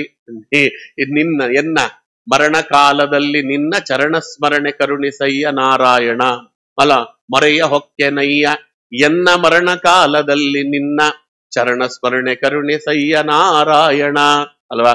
ನಾರಾಯಣ ನಿನ್ನ ನಾಮವೊಂದಲ್ಲದೆ 6 ಸಂಗಡ ಬಾಹರಿಲ್ಲ. ನೀವು ಯಾವ ದಾಸರನ್ನ ತೆಗೆದುಕೊಳ್ಳ್ರಿ, ಕರುಣಿಸೋ ರಂಗ ಕರುಣಿಸೋ, ಅಂತ್ಯಕಾಲದಲ್ಲಿ ನಿನ್ನ ನಾಮ ಒದಗುವಂತೆ ಎಲ್ಲ ದಾಸರು ಕೇಳಿದ್ದು ಅದೇ. ಅಂತ್ಯಕಾಲದಲ್ಲಿ ಭಗವಂತನ ನಾಮಸ್ಮರಣೆ ಒದಗಬೇಕು ಅಂತಂದ್ರೆ ಇದು. ಅಥ ಕಥಂಚಿತ್ ಸ್ಖಲನ್ ಕ್ಷುತ್ ಪತನ ಜೃಂಭಣ ದುರವಸ್ಥಾನಾದಿಶು ವಿವಶಾನಾಂನಃ ಸ್ಮರಣಾಯ ಜ್ವರ ಮರಣ ದಶಾಯಾಮಪಿ ಸಕಲ ಕಲ್ಮಶ ನಿರಸನಾನಿ ತವ ಗುಣಕೃತ ನಾಮಧೇಯಾನಿ ವಚನ ಗೋಚರಾಣಿ ಭವಂತು. ಇದೇ ನಮ್ಮ ಜಗನ್ನಾಥದಾಸರು ಮಕ್ಕಳಾಡಿಸುವಾಗ ಮಡದಿಯೊಳಕ್ಕರದಿ ನಲಿವಾಗ ಗಜತುರಗ ಪಲ್ಲಕ್ಕಿ ವಾಹನಗಳೇರಿ ಮೆರೆವಾಗ ಬಿಕ್ಕುವಾಗ ಆಕಳಿಸುವಾಗ ದೇವಕಿ ತನಯನನು ನೆನೆಯುತಿ ಹನರ ಸಿಕ್ಕನೆ ಮಧುತರಿಗೆ ಆವಾವಲ್ಲಿ ನೋಡಿದರು. ನೇರವಾಗಿರ್ತಕ್ಕಂಥ ಈ ಭಾಗವತದ ಶ್ಲೋಕದ ಅನುವಾದ ಅದು. ಅದಕ್ಕೆ ಜಗನ್ನಾಥದಾಸರು ಯಾಕೆ ಸರ್ವಮಾನ್ಯರಾಗ್ತಾರೆ ನೋಡಿ. ನಮ್ಗೆ ಇದು ಜ್ಞಾಪಕ ಇಟ್ಕೊಳ್ಳೋದು ಬಹಳ ಕಷ್ಟ, ಅದು ಜ್ಞಾಪಕ ಇಟ್ಕೊಳ್ಳೋದು ಬಹಳ ಸುಲಭ. ಅಂಥದ್ದನ್ನ ಕೇಳಿದ್ರು ಅನ್ನೋದನ್ನ ಇಲ್ಲೇ ಹೇಳ್ತಾರೆ. ನಾನೇ ಭಗವಂತ ಅವ್ರಿಗೆ ಅದನ್ನ ಕೊಟ್ಟಂತೆ ತಥಾಸ್ತು ಉಂದ. ಇದಾದ ಮೇಲೆ ಏನು ಬೇಕಯ್ಯ ನಿನಗೆ ಅಂತ ಕೇಳಿದ ನಾಭಿರಾಜನಿಗೆ. ನಿನ್ನಂಥ ಮಗ ಬೇಕು ಅಂತ ಕೇಳಿದವ. ಸ್ವಾಮಿ ಹೇಳ್ತಾನೆ, ಋಷಿಗಳು ಇಷ್ಟು ಜನ ಇದ್ದೀರಿ, ನೀವು ಇವನಿಗೇನು ಸರಿಯಾಗಿ ಉಪದೇಶ ಮಾಡ್ಲಿಲ್ವಾ ಅಂದ ಸ್ವಾಮಿ. ಯಾಕೆ ಅಂದ್ರು, ನನ್ನಂಥ ಮಗ ಬೇಕು ಅಂತ ಕೇಳ್ತಾ ಇದ್ದಾನಲ್ಲೋ, ನನ್ನಂಥ ಮಗ ಯಾರು ಸಿಗ್ತಾನ ಲೋಕದಲ್ಲಿ? ನಿಷ್ಕಲೋ ನಿರಂಜನೋ ನಿರ್ವಿಕಲ್ಪೋ ನಿರಾಖ್ಯಾತ ಏಕೋ ನಾರಾಯಣ ನ ದ್ವಿತೀಯೋ ಅಸ್ತಿ ಕಶ್ಚಿತ್. ವೇದ ಹೇಳ್ತಿಲ್ವಾ? ಭಗವಂತನಂಥ ಮಗ ಅಂದ್ರೆ ಭಗವಂತ ಒಬ್ಬನೇ, ಇನ್ಯಾರು ಬರುವುದಕ್ಕೆ ಸಾಧ್ಯ ಇಲ್ಲ. ಎಂತ ಕೆಲಸ ಮಾಡ್ಬಿಟ್ಟಿಯೋ ನಾಭಿ, ನೀ ಕೇಳಿದ ಹೊರಕ್ಕೆ. ನನ್ನಂತ ಮಗ ಅಂದ್ರೆ ನಾನೇ ಬರ್ಬೇಕಲ್ಲ, ಅದಕ್ಕೆ ನಾನೇ ಅವತಾರ ಮಾಡಿ ಬರ್ತೇನೆ ಅಂತ ಹೇಳಿದ್ನಂತೆ. ಅವನೆಲ್ಲ ಅವತಾರ ಮಾಡಿದಂತ ಭಗವದ್ ರೂಪವೇ ಋಷಭ ನಾಮಕನಾಗಿರ್ತಕ್ಕಂಥ ಭಗವಂತ. ಅವ ಅವತಾರ ಮಾಡಿದ ಅದು ಅತ್ಯುತ್ತಮವಾಗಿರ್ತಕ್ಕಂಥ ಭಗವಂತನ ರೂಪ, ಅದು ಋಷಭ ನಾಮಕನಾಗಿರ್ತಕ್ಕಂಥ ಭಗವಂತನ ರೂಪ. ಆ ರೂಪ ಜಗತ್ತಿಗೆ ಅವಧೂತ ಚರ್ಯೆಯನ್ನ ಪ್ರತಿಪಾದನೆ ಮಾಡಿದ ರೂಪ. ಇಂದ್ರದೇವರು ಜಯಂತಿ ದೇವಿ ಎನ್ನುವ ಲಕ್ಷ್ಮೀ ರೂಪವನ್ನ ಅವನಿಗೆ, ಆ ಭಗವಂತನಿಗೆ ತಂದು ಕೊಡುತ್ತಾರೆ. ಅವರಿಬ್ಬರಿಗೂ ವಿವಾಹವಾಯಿತು. ಆ ಋಷಭ ನಾಮಕನಾದ ಭಗವಂತನಿಗೂ ಜಯಂತಿ ದೇವಿಗೂ ಅವರಿಬ್ಬರು ಕೂಡ ಅಲ್ಲಿ ಲೋಕದ ದೃಷ್ಟಿಯಂತೆ ಸಾಂಸಾರಿಕವಾಗಿರ್ತಕ್ಕಂಥ ಸುಖವನ್ನ ಅನುಭವಿಸ್ತಾ ಇದ್ದೇವೆ ಅಂತ ತೋರಿಸ್ತಾ 100 ಮಂದಿ ಮಕ್ಕಳನ್ನ ಪಡೀತಾರೆ. 100 ಮಂದಿ ಮಕ್ಕಳಲ್ಲಿ ಜ್ಯೇಷ್ಠರಾದವರು ಶ್ರೇಷ್ಠರಾದವರು ಭರತ ಚಕ್ರವರ್ತಿ. ಯಾರ ಹೆಸರಿನಿಂದ ಇವತ್ತು ನಮ್ಮ ದೇಶ ಭಾರತ ಅನ್ನುವಂತ ಹೆಸರನ್ನ ಪಡೆದಿದೆಯೋ ಅವ ಭರತ ಚಕ್ರವರ್ತಿ ಋಷಭ ನಾಮಕನಾದ ಭಗವಂತನ ಮಗ. ಯಾಕೆಂದ್ರೆ ಶಾಲೆಗಳಲ್ಲಿ ತಪ್ಪಾಗಿ ಇದನ್ನ ಹೇಳ್ತಾರೆ, ಶಕುಂತಲೆ ಮತ್ತು ದುಷ್ಯಂತನ ಮಗನಾದ ಭರತನಿಂದ ಈ ದೇಶಕ್ಕೆ ಭಾರತ ಅಂತ ಬಂತು. ಅಲ್ಲ, ಆ ವಂಶಕ್ಕೆ ಭರತ ವಂಶ ಅಂತ ಬಂದದ್ದು ಶಕುಂತಲೆ ಮತ್ತು ದುಷ್ಯಂತನ ಮಗನಾದ ಭರತನಿಂದ. ಈ ದೇಶಕ್ಕೆ ಭಾರತ ಅಂತ ಬಂದದ್ದು ಋಷಭ ನಾಮಕನಾದ ಭಗವಂತನ ಮಗನಿಂದ. ಹೀಗೆ ಭಾರತ ಅಂತ. ಅದಕ್ಕೆ ಅವನು ಭರತ ಚಕ್ರವರ್ತಿ. ಅವ ಜ್ಯೇಷ್ಠನಾದವ, ಶ್ರೇಷ್ಠನಾದವ. ಅವನನ್ನು ಬಿಟ್ರೆ ಕುಶಾವರ್ತ, ಇಲಾವರ್ತ, ಬ್ರಹ್ಮಾವರ್ತ, ಆರ್ಯಾವರ್ತ, ಮಲೈಕೇತು, ಭದ್ರಸೇನ, ಇಂದ್ರಸ್ಪೃಕ್, ವಿದರ್ಶ ಮತ್ತು ಕೀಟಕ ಅಂತ 9 ಮಂದಿ ಅವರೆಲ್ಲರೂ ಕೂಡ ಆ ವರ್ಷದ ಅಧಿಪತಿಗಳಾಗಿ ಬಿಡ್ತಾರೆ. ಉಳಿದಂತಹ ಇವರಿಗೆ 90 ಮಂದಿಗಿಂತ ಶ್ರೇಷ್ಠರಾದವರು ಅವರು, ಒಟ್ಟು 10 ಆಯಿತು. ಇನ್ನ ಕವಿ, ಹರಿ, ಆಂತರಿಕ, ಪ್ರಬುದ್ಧ, ಪಿಪ್ಪಲಾಯನ, ಅವಿಹೋತ್ರ, ದುರ್ಮಿಲ, ಚಮಸ, ಕರಭಾಜನರು ಅಂತ ಜಾಯಂತೇಯರು ಅಂತ ಇವರೆಲ್ಲರೂ ಪ್ರಖ್ಯಾತರಾದರು. 9 ಜನ. ಇವರೇ ಜಾಯಂತೇಯ ಉಪಖ್ಯಾನ ಅಂತ ಬರ್ತದೆ ಮಹಾಭಾರತದಲ್ಲಿ. ಅವರೇ ಅಪೂರ್ವವಾಗಿರ್ತಕ್ಕಂತಹ ಉಪದೇಶ ಮಾಡಿದವರು. ಇದರಲ್ಲಿ ಕವಿ ಅಂತ ಯಾರಿದ್ದಾನೆ, ಋಷಭನಾಮಕನಾಗಿರ್ತಕ್ಕಂಥ ಭಗವಂತನ ಮಗ ಕವಿ, ಅವನು ಹೇಳಿದ ಶ್ಲೋಕವನ್ನೇ ನಾವು ನೀವು ಇವತ್ತು ದಿನಾ ಹೇಳ್ತೇವೆ ಸಂಧ್ಯಾ ವಂದನೆ ಕೊನೆಯಲ್ಲಿ, ಎಲ್ಲ ಕರ್ಮ ಮಾಡಿದ ಕೊನೆಯಲ್ಲಿ. ಕಾಯೇನ ವಾಚ ಮನಸೇಂದ್ರಿಯರ್ವ ಬುದ್ಧ್ಯಾತ್ಮನಾವಾತ್ ಪ್ರಕೃತೆ ಸ್ವಭಾವತ್ ಅಲ್ಲ, ಅದು ಅನುಸೃತ ಸ್ವಭಾವಂ ಕರೋಮಿ ಯದ್ಯತ್ ಸಕಲಂ ಪರಸ್ಮೈ ಶ್ರೀಮನ್ನಾರಾಯಣಾಯತಿ ಸಮರ್ಪಯೇತತ್ ಅಂತವನು ಹೇಳಿದ. ನಾವು ಸಮರ್ಪಯಾಮಿ ಅಂತ ಹೇಳ್ತೇವಲ್ಲ, ಆ ಶ್ಲೋಕವನ್ನ ಜಗತ್ತಿಗೆ ಕೊಟ್ಟವ ಕವಿ ಎನ್ನುವಂತಹ ಆ ಋಷಭನಾಮಕನಾದ ಭಗವಂತನ ಮಗ. ಅವರು 9 ಜನ. ಇನ್ನು 81 ಜನ ಜಯಂತಿ ಪುತ್ರರು. ಅವರು ಭಗವಂತನ ಆಜ್ಞೆಯನ್ನ ಪರಿಪಾಲನೆ ಮಾಡ್ತಾ ಅವರೆಲ್ಲ ಬ್ರಾಹ್ಮಣ ಧರ್ಮವನ್ನ ಅನುಸರಿಸಿ ಅವರೆಲ್ಲ ಬ್ರಾಹ್ಮಣರಾಗಿ ಬಿಡ್ತಾರೆ. ಅವರೆಲ್ಲ ಕ್ಷತ್ರಿಯರಾಗಿ ಯದ್ಯಪಿ ಹುಟ್ಟಿದ್ರು ಕೂಡ ಯಜ್ಞಾಂಗಗಳನ್ನ ಮಾಡುತ್ತಾ ಅವರೆಲ್ಲ ಬ್ರಾಹ್ಮಣ ಧರ್ಮವನ್ನು ಅನುಸರಿಸಿದ್ರು ಅಂತ. ಅಂಥ ಅದ್ಭುತವಾಗಿರ್ತಕ್ಕಂತಹ ಮಕ್ಕಳನ್ನ ಜಗತ್ತಿಗೆ ಕೊಟ್ಟವ ಮಹಾನುಭಾವ ಅವ ಋಷಭನಾಮಕನಾಗಿರ್ತಕ್ಕಂಥ ಭಗವಂತ. ಅವನು ತಾನು ರಾಜ್ಯಭಾರವನ್ನ ಮಾಡಿದ. ನೋಡಿ, ಆ ಸಮಯದಲ್ಲಿ ತಾಪಸನಾಮಕನಾಗಿರ್ತಕ್ಕಂಥ ಭಗವಂತ ಇಂದ್ರ ಪದವಿಯನ್ನ ಆಡುತ್ತಿದ್ದವ. ಅಲ್ಲಿ ಕೆಳಗಡೆ ಋಷಭನಾಮಕನಾದ ಭಗವಂತ, ಮೇಲ್ಗಡೆ ತಾಪಸನಾಮಕನಾದ ಭಗವಂತ. ಜನಗಳಿಗೆ ಮೋಹ ಉಂಟಾಗಲಿ ಅಂತ ಬೇಕಂತಲೇ ತಾಪಸನಾಮಕನಾದ ಭಗವಂತ ಮಳೆ ಸುರಿಸಲಿಲ್ವಂತೆ. ಅವರಿಬ್ಬರು ಬೇರೆ ಅಂತ ತಿಳಿಯಲಿ ಜನ ಅಂತ, ಇಂದ್ರದೇವರು ಅಂತ ತಿಳ್ಕೊಂಡ್ಬಿಡ್ಲಿ ಅಂತ. ಅದಕ್ಕೆ ಋಷಭನಾಮಕನಾದ ಭಗವಂತ ತನ್ನ ಶಕ್ತಿಯಿಂದಲೇ ಮಳೆಯನ್ನು ಸುರಿಸಿಬಿಟ್ಟ. ಹೀಗೆಲ್ಲ ಮೋಹನ ಕಾರ್ಯಗಳನ್ನ ಮಾಡ್ತಾರೆ.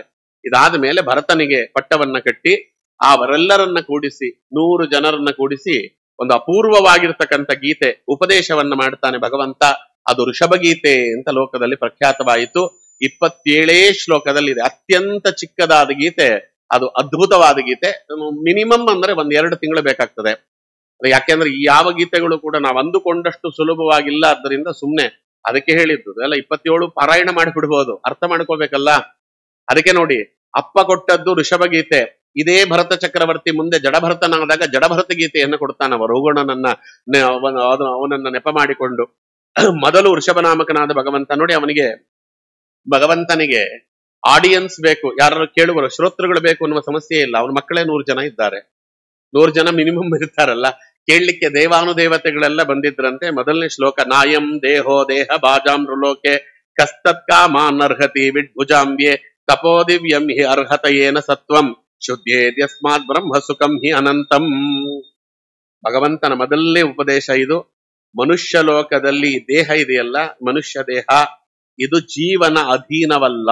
ಮೊದಲನೇ ಈ ದೇಹ ನಮ್ಮದಲ್ಲ, ನಮ್ಗಿಷ್ಟ ಬಂದಂಗೆ ಬದುಕ್ತೀವಿ, ನೀವ್ ಯಾರಿಗೆ ಕೇಳಕ್ ಆಚಾರ್ಯ ಅಂತ ಹೇಳಲಿಕ್ಕೆ ಈ ದೇಹ ನಮ್ಮದಲ್ಲ, ನಾನಲ್ಲ, ನನ್ನದಲ್ಲ, ಹಿಂದೆ ಬಾಹೋದಲ್ಲ, ಇವೆಲ್ಲ ಹೇಳ್ತಾರಲ್ಲ ಕನಕದಾಸರು. ಅದರ ಮೊದಲನೇ ಮಾತಿದ್ ನಾಹಂ ದೇಹೋ ದೇಹ ಬಾಜಂ ಲೋಕೆ.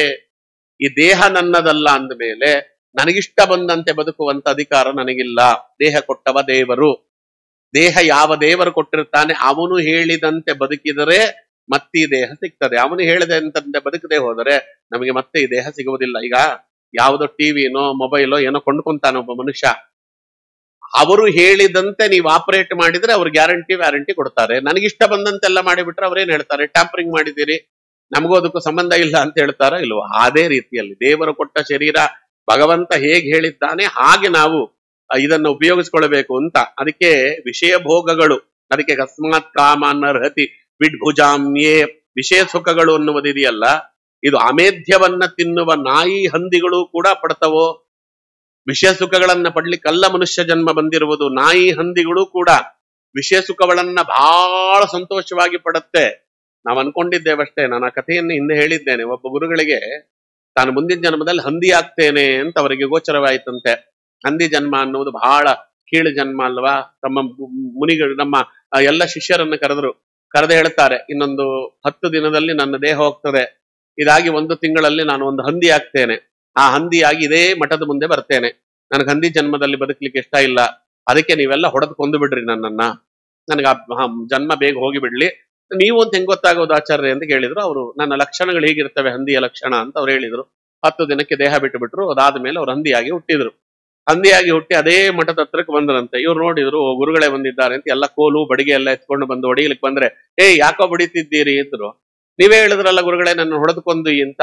ನಾನು ಮನುಷ್ಯನಾಗಿದ್ದಾಗ ಹೇಳಿದ್ದು, ಅವಾಗ ಹಂದಿ ಜನ್ಮ ಏನು ಅಂತ ಗೊತ್ತಿರಲಿಲ್ಲ, ಈಗ ಹಂದಿಯಾಗಿ ಹುಟ್ಟಿದ್ದೇನೆ, ಹಂದಿ ಜನ್ಮವೇ ಚೆನ್ನಾಗಿದೆ, ಹಿಂಗೆ ಎದ್ದು ಬಿಡ್ತೀನಿ ಅಂದ್ರಂತವ್ರು. ಹಂಗಾಗ್ತದೆ. ಅದಕ್ಕೆ ಆ ಜನ್ಮದಲ್ಲಿ ಹೋದಾಗ ಆ ಜನ್ಮವೇ ದೊಡ್ಡದು ಅನ್ನಿಸ್ಬಿಡ್ತದೆ. ಇದು ಕಲಿಯ ಮಹಿಮೆ. ಅದಕ್ಕೆ ಇಲ್ಲಿ ಹೇಳ್ತಾ ಇರೋದು. ಹಾಗಾಗಿ ನಾಯಿ ಹಂದಿಗಳಾಗಿ ಬದುಕದವರು ಕೂಡ ಏನು ವಿಷಯ ಭೋಗಗಳನ್ನು ಅನುಭವಿಸ್ತಾರೆ, ಆ ವಿಷಯ ಭೋಗಗಳನ್ನ ಮನುಷ್ಯನಾದವನು ಅನುಭವಿಸ್ಲಿಕ್ಕೆ ಸಾಧ್ಯವೇ ಇಲ್ಲ. ಅವಕ್ಕೆ ಯಾವಕ್ಕೂ ದುಡ್ಡು ಬೇಕಾಗಿಲ್ಲ, ಅವು ಮನೆ ಕಟ್ಟಬೇಕಾಗಿಲ್ಲ, ಅವಕ್ಕೆ ಯಾರ ಸಂಬಂಧದ ಅವಶ್ಯಕತೆಯೂ ಇಲ್ಲ, ಅವ್ರಿಗೆ ಯಾವ ದೊಡ್ಡ ರೋಗವೂ ಬರುವುದಿಲ್ಲ, ಅವ್ರು ಏನ್ ತಿಂದ್ರೂ ಅವ್ರಿಗೆ ಇನ್ಫೆಕ್ಷನ್ ಆಗುವುದಿಲ್ಲ. ಮೋರಿ ನೀರನ್ನ ಕುಡಿಯುತ್ತದೆ, ಮೋರಿಯಲ್ಲೇ ಬದುಕತ್ತೆ, ಅಮೇದ್ಯವನ್ನ ತಿನ್ನುತ್ತೆ, ತಿಪ್ಪೆಯಲ್ಲಿ ಒದ್ದಾಡತ್ತೆ, ಆರೋಗ್ಯವಾಗಿ ಬದುಕಿರುತ್ತೆ. ಅದಕ್ಕೆ ನಮ್ಮಲ್ಲಿ ಹಂದಿ ಬದುಕ್ದಂಗೆ ಬದುಕ್ತಿದ್ಯಲ್ಲೋ ಅಂತ ಬೈಯೋರು ಜನ ಅಲ್ವಾ? ಅದಕ್ಕೆ ಸಿಕ್ಕಿದ್ದನ್ನೆಲ್ಲ ತಿಂದ್ರೆ ಏನನ್ನೋರು ಹೇಳ್ರಿ. ಏನೋ ಒಂದು ತಿಂದ, ಅವನಿಗೇನೋ ರೋಗ ಬಂತು, ಡಾಕ್ಟರ್ ಹತ್ರಕ್ಕೆ ಹೋದ. ಡಾಕ್ಟರ್ ಹಿಂದಿನ ಕಾಲದಲ್ಲಿ ನಾಡಿ ಹಿಡ್ಕೊಂಡು ನೋಡೋರು, ನಮ್ಮ ಕಾಲದಲ್ಲಿ ಆ ನಾಡಿ ಹಿಡ್ಕೊಂಡು ನೋಡಿದ ತಕ್ಷಣ ಮೊದಲು ಕೇಳ್ತಿದ್ ಪ್ರಶ್ನೆ ಏನು ಗೊತ್ತಾ? ಹಂದಿ ಏನ್ ತಿಂದಿ ಅಂತ ಕೇಳೋರು. ನೀ ಏನ್ ತಿಂದಿ ಅಂತ ಹೇಳು, ಔಷಧಿ ಕೊಡ್ತೇನೆ ಅಂತ. ಏನೇನೋ ತಿನ್ನುವುದು ಹಂದಿ. ಅದಕ್ಕೆ ಇಲ್ಲಿ ಹೇಳ್ತಾರೆ, ಹಾಗೆಲ್ಲ ತಿಂದು ಬದುಕಿದ್ರೆ ನಿಮಗೂ ಹಂದಿಗೂ ಏನಯ್ಯ ವ್ಯತ್ಯಾಸ? ವಿವೇಕಿಯಾಗಿರ್ತಕ್ಕಂಥನು ಅಂಥದ್ದನ್ನ ಮಾಡುವುದಿಲ್ಲ. ಈಗ ಮನುಷ್ಯ ಜನ್ಮವನ್ನ ದೇವರು ಕೊಟ್ಟಿರೋದು ಯಾಕೆ? ತಪೋ ದಿವ್ಯಂ ಹಿ ಅರ್ಹತಯೇನ ಸತ್ವಂ ಶುದ್ಧೇದ ಯಸ್ಮಾತ್ ಬ್ರಹ್ಮ ಸುಖಂ ಹಿ ಅನಂತಂ.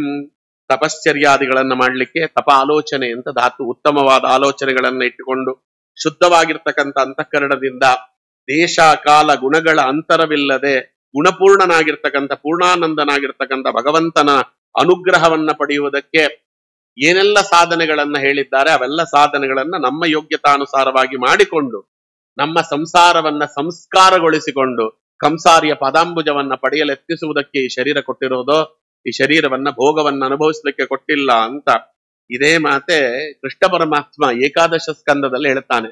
ಬ್ರಾಹ್ಮಣಸ್ಯ ಚ ದೇಹೋಯಂ ಕ್ಷುದ್ರ ಕಾಮಾಯ ನಿಶ್ಚತೆ ಕೃಚ್ರಾಯ ತಪಸೆ ಚೇಹ ಪ್ರೀತ್ಯಾನಂತ ಸುಖಾಯ ಚ ಪ್ರಸಂಗಂ ಅಜರಂ ಪಾಶಂ ಆತ್ಮನಃ ಕವಯೋ ವಿದುಹು ಸಂಸಾರೇ ಅಸ್ಮಿನ್ ಕ್ಷಣಾರ್ಧೋಪಿ ಸತ್ಸಂಗ ಶೇವದಿ ನೃಣಾಂ ಅಂತ ಕೃಷ್ಣ ಪರಮಾತ್ಮನ ಉಪದೇಶ ಉದ್ದವನಿಗೆ.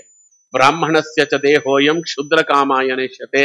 ಅದರಲ್ಲೂ ಬ್ರಾಹ್ಮಣನ ದೇಹ ಅಂತ ಬಂದಿರುವುದು ಕ್ಷುದ್ರ ಕಾಮನೆಗಳನ್ನ ಅನುಭವಿಸಲಿಕ್ಕಲ್ಲ. ಹಾಗಂತಲೇ ಹಳೆ ಕಾಲದಲ್ಲಿ ಒಂದಾನೊಂದು ಕಾಲದಲ್ಲಿ ಒಬ್ಬನೊಬ್ಬ ಬಡ ಬ್ರಾಹ್ಮಣನಿದ್ದ ಅಂತಲೇ ಕತೆ ಬರ್ತದೆ ಹೊರತು ಶ್ರೀಮಂತ ಬ್ರಾಹ್ಮಣನಿದ್ದ ಅನ್ನುವ ಕಥೆ ಬರುವುದಿಲ್ಲ. ಯಾಕಂದ್ರೆ ಬ್ರಾಹ್ಮಣರಿಗೆ ಶ್ರೀಮಂತರಾಗ್ಲಿಕ್ಕೆ ಬರ್ತಿರ್ಲಿಲ್ಲ ಅಂತ ಅರ್ಥ ಅಲ್ಲ, ಬೇಡ ಅಂತ ಬಿಟ್ಟಿದ್ರು ಅವರು. ಅವ್ರಿಗೆ ಬಡತನವನ್ನ ಅಪ್ಪಿಕೊಂಡು ಬದುಕಿದ್ರು. ಯಾಕೆ? ಶ್ರೀಮಂತಿಗೆ ಬಂದ್ರೆ ಭಗವಂತನ ಸೇವಾದಿಗಳು ನಡೆಯುವುದಿಲ್ಲ. ಎಷ್ಟು ಬೇಕೋ ಅಷ್ಟು ಹಣ ಇರಬೇಕೆ ಹೊರತು ಹಣ ಅನ್ನುವುದು ಅಧಿಕವಾಗಿ ಬಿಟ್ರೆ ಕಲಿ ಬಂದು ಕೂತು ಬಿಡ್ತಾನಲ್ಲಿ. ಆದ್ರಿಂದ ಧರ್ಮ ಕಾರ್ಯಗಳು ನಡೆಯುವುದಿಲ್ಲ ಅಂತಲೇ ಬ್ರಾಹ್ಮಣರು ಬೇಕಂತಲೇ ಅವೆಲ್ಲವನ್ನ ತೊರೆದು ಬಡ ಬ್ರಾಹ್ಮಣರಾಗಿ ಬದುಕಿದ್ರು. ಅದಕ್ಕೆ ಬ್ರಾಹ್ಮಣಸ್ಯ ಚ ದೇಹೋಯಂ ಕ್ಷುದ್ರ ಕಾಮಾಯ ನಿಶ್ಯತೆ. ಒಂದು ಕಥೆಯನ್ನ ನಿಮಗೆ ಈ ಸಂದರ್ಭದಲ್ಲಿ ಹೇಳಬೇಕು. ಇದೇ ಭಾಗವತಕ್ಕೆ ವ್ಯಾಖ್ಯಾನವನ್ನ ರಚನೆ ಮಾಡಿದಂತಹ ಕೊನೆಯ 4 ಸ್ಕಂದಗಳಿಗೆ ಶ್ರೀನಿವಾಸ ತೀರ್ಥರು ಅಂತ ರಾಘವೇಂದ್ರ ಸ್ವಾಮಿಗಳ ಅನುಗ್ರಹಕ್ಕೆ ಪಾತ್ರರಾದವರು, ಯಾದವಾರ್ಯರ ಸೋದರಳಿಯ. ಅವರು ಬಿದರಳ್ಳಿ ಶ್ರೀನಿವಾಸ ತೀರ್ಥರು ಅಂತ ಅವರು ವ್ಯಾಖ್ಯಾನವನ್ನ ರಚನೆ ಮಾಡ್ತಿದ್ರಲ್ಲ ಗುರುಗಳಾಗಿದೆ. ಏನಂದ್ರೆ ಏನೂ ಇಲ್ಲ, ವ್ಯಾಖ್ಯಾನ ರಚನೆಯಲ್ಲೇ ಕಾಲ ಕಳೆದು ಬಿಟ್ರು. ಏನಂದ್ರೆ ಏನೂ ಇಲ್ಲ. ಅದು ಬರ್ತಾ ಏನೇನು ಸಿಗಬಹುದೋ ಎಲ್ಲ ಸಂಪನ್ಮೂಲಗಳು ಕಮ್ಮಿ ಆಗಿಬಿಡ್ತು. ಒಂದು ಸ್ಥಿತಿ ಬಂತಂತೆ. ಯಾವ ಸ್ಥಿತಿ ಅಂದ್ರೆ ನೀರು ಕೂಡ ಇಲ್ಲ ದೇವರಿಗೆ ನೈವೇದ್ಯ ಮಾಡ್ಲಿಕ್ಕೆ. ದೇವರಿಗೆ ನೈವೇದ್ಯ ಮಾಡ್ಲಿಕ್ಕೆ ನೀರೇ ಸಿಗದೆ ಇರುವಂತ ಪರಿಸ್ಥಿತಿ ಬಂದು ಬಿಡ್ತು. ನಮ್ಮಂತವರಾಗಿದ್ರೆ ಏನ್ ಮಾಡ್ತಿದ್ವಿ ನೋಡ್ರಿ. ಆ ನೀರೇ ಸಿಗದ ಪರಿಸ್ಥಿತಿ ಬಂದಾಗ ಏನ್ ಮಾಡುವುದು ಅಂತ ಧರ್ಮಪತ್ನಿ ಅಂದ್ರೆ ನಿಜವಾದ ಅರ್ಥದಲ್ಲಿ ಆಗಿನ ಕಾಲದಲ್ಲಿ ಧರ್ಮಪತ್ನಿಯರೇ ಅವ್ರು ಬಹಳ ಬೇಜಾರು ಮಾಡಿಕೊಂಡು ಕೂತಿದ್ರಂತೆ, ಕಣ್ಣಲ್ಲಿ ನೀರು ಹಾಕೊಂಡು. ಅದಕ್ಕೆ ಧರ್ಮಪತ್ನಿ ಹೇಳಿದ್ಲು, ಯಾಕಷ್ಟು ಬೇಜಾರು ಮಾಡ್ಕೋತೀರಿ, ಮತ್ತೆ ಏನ್ ದೇವ್ರಿಗೆ ನೈವೇದ್ಯ ಮಾಡ್ಲಿಕ್ಕೆ ಏನು ಇಲ್ವಲ್ಲ, ಅದಕ್ಕೆ 2 ಹಿಡಿ ಮಣ್ಣನ್ನ ಇಟ್ಟು ಬಿಡ್ರಿ ದೇವರ ನೈವೇದ್ಯಕ್ಕೆ ಅಂತ. ಅವಳು 2 ಹಿಡಿ ಮಣ್ಣು ದೇವರ ನೈವೇದ್ಯಕ್ಕೆ ಇಡ್ರಿ. ಯಾಕೆ 2 ಹಿಡಿ ಅಂದ್ರೆ ನೈವೇದ್ಯ ಆದ್ಮೇಲೆ ಪ್ರಸಾದ ಸ್ವೀಕಾರ ಮಾಡ್ಬೇಕಲ್ಲ. 1 ಹಿಡಿ ನೀವು ತಿನ್ರಿ, 1 ಹಿಡಿ ನಾನು ತಿಂತೇನೆ. ಇದು ಒಬ್ಬ ಪತಿವ್ರತ ಸ್ತ್ರೀ ಹೇಗಿರ್ತಾರೆ ಅನ್ನುವುದಕ್ಕೆ ಕಥೆ ಇದು. ಅವರು ಹೇಳಿದ್ ಹೌದು ಅನ್ನಿಸಿತಂತೆ. 2 ಹಿಡಿ ಮಣ್ಣನ್ನಿಟ್ರು, ದೇವರಿಗೆ ನೈವೇದ್ಯ ಮಾಡಿಬಿಟ್ರು. ನೈವೇದ್ಯ ಮಾಡಿದ್ಮೇಲೆ 1 ಹಿಡಿ ಅವರು ತಿಂದ್ರು, 1 ಹಿಡಿಯನ್ನ ಹೆಂಡತಿ ತಿಂದು. ಸಮಸ್ಯೆ ಆಗಿದ್ದೆ ಅನ್ನೋದ್ರೆ ಅವ್ರಿಗೇನು ಆಗ್ಲಿಲ್ಲ. ಅದೇ ಊರಿನಲ್ಲೊಬ್ಬ ಶ್ರೀಮಂತ ಇದ್ದನಂತೆ, ಅವ ವೈಶ್ಯ. ಅವನು ಹೊಟ್ಟೆ ನೋವು ಪ್ರಾರಂಭ ಆಯ್ತು. ಅವನ ಆ ಹೊಟ್ಟೆ ನೋವಿಗೆ ಏನೆಲ್ಲ ತೋರಿಸಿದ, ಜಗನ್ನಾಥ ದಾಸರಿಗೆ ಪೂರ್ವ ಅಷ್ಟಮದಲ್ಲಾದಂಗೆ ಏನೇನೆಲ್ಲ ಮಾಡಿದ, ಏನ್ ಮಾಡಿದ್ರು ಹೊಟ್ಟೆ ನೋವು ಹೋಗಲಿಲ್ಲ. ಕಡೆಗೆ ಎಲ್ಲ ಮೀರಿದ ಮೇಲೆ ಜ್ಯೋತಿಷ್ಯರ ಹತ್ರ ಹೋಗ್ತಾರೆ. ಆಗಿನ ಕಾಲದ ಜ್ಯೋತಿಷ್ಯರು, ಈಗಿನ ಕಾಲದ ಬ್ರಹ್ಮಾಂಡ ಪಿಂಡಾಂಡ ಅಂತವರಲ್ಲ, ಆಗಿನ ಕಾಲದವರು ಒಳ್ಳೆ ಜ್ಯೋತಿಷ್ಯರಿದ್ರು. ಅವ್ರ ಹತ್ರಕ್ಕೆ ಹೋದಾಗ ಅವ್ರು ಹೇಳಿದ್ರಂತೆ, ಇದು ದೈವದ ಅವಕೃಪೆಯಿಂದ ಬಂದಿದೆ, ಆದ್ದರಿಂದ ಈ ಹೊಟ್ಟೆ ನೋವು ಹೋಗಬೇಕಾದ್ರೆ ಸಜ್ಜನರ ಅನುಗ್ರಹ ಆಗಬೇಕು ಅಂತ. ಅವನು ಹೇಳ್ದ, ನಾನು ಸಜ್ಜನರಿಗೆ ದ್ರೋಹವೇ ಮಾಡ್ಲಿಲ್ಲ, ಯಾಕೆ ನನಗೆ ಹಿಂಗ್ ಬಂತು ಅಂದ್ರೆ ಅವ್ರ ಜ್ಞಾನ ದೃಷ್ಟಿಯಿಂದ ಹೇಳಿದ್ರಂತೆ, ನಿಮ್ ಮನೆ ಹತ್ರ ಯಾರೋ ಒಬ್ಬ ದೊಡ್ಡ ಅಪರೋಕ್ಷ ಜ್ಞಾನಿಗಳಿದ್ದಾರೆ, ಅವರು ದೇವರಿಗೆ ನೈವೇದ್ಯ ಮಾಡ್ಲಿಕ್ಕೆ ಏನೂ ಇಲ್ಲ ಅಂತ ಮಣ್ಣನ್ನ ನೈವೇದ್ಯ ಮಾಡಿ ದೇವರಿಗೆ ಪ್ರಸಾದತ್ವೇನ ಅವರು ಸ್ವೀಕಾರ ಮಾಡಿದ್ದಾರೆ, ಅದಕ್ಕೆ ನಿನಗೆ ಹೊಟ್ಟೆ ನೋವುತ್ತಾ ಇದೆ ಅಂತ. ಅಲ್ಲ ಸ್ವಾಮಿ, ದೇವರು ಅವರು ನೈವೇದ್ಯ ಮಾಡಿದ್ರೆ ನನಗೆ ಯಾಕೆ ಹೊಟ್ಟೆ ನೋವುತ್ತದೆ ಅಂದ್ರೆ, ಅಂಥವರನ್ನ ಕಾಯಬೇಕಾದದ್ದು ನಿನ್ನ ಧರ್ಮ. ಅದು ನಿನ್ನ ಪರಿಸರದಲ್ಲಿ ಅಂಥವರಿದ್ದು ಅವರಿಗೆ ಭಗವಂತನ ನೈವೇದ್ಯಕ್ಕೆ ಏನೂ ಸಿಗದೆ ಇದ್ದಂತೆ ಆಗಿದ್ರೂ ಕೂಡ ನೀನ್ ಅವರ ಮೇಲೆ ದೃಷ್ಟಿ ಹಾಯಿಸಲಿಲ್ಲ ಅಂದ್ರೆ ನಿನ್ನ ಕರ್ಮ. ಅದು ನೀನ್ ಅನುಭವಿಸುವಂತ ದೇವರು ಮಾಡಿದ್ದಾನೆ ಅಂತ ಅವ್ರು ಹೇಳಿಬಿಟ್ರು. ಪಾಪ ಅವ್ರು ಹುಡ್ಕೊಂಡು ಹೋದನಂತೆ. ಎಲ್ಲಿದ್ದಾರೆ ಅಂತ ಗೊತ್ತಿಲ್ಲ ನೋಡ್ರಿ, ಜ್ಞಾನಿಗಳಿರ್ತಾರೆ, ಎಲ್ಲಿರ್ತಾರೆ ಹೇಗಿರ್ತಾರೆ ಅನ್ನೋದು ಗೊತ್ತಾಗೋದಿಲ್ಲ. ಹುಡ್ಕೊಂಡು ಹೋದ. ಕಡೆಗೆ ಅವರು ಸಿಕ್ಕಿರು.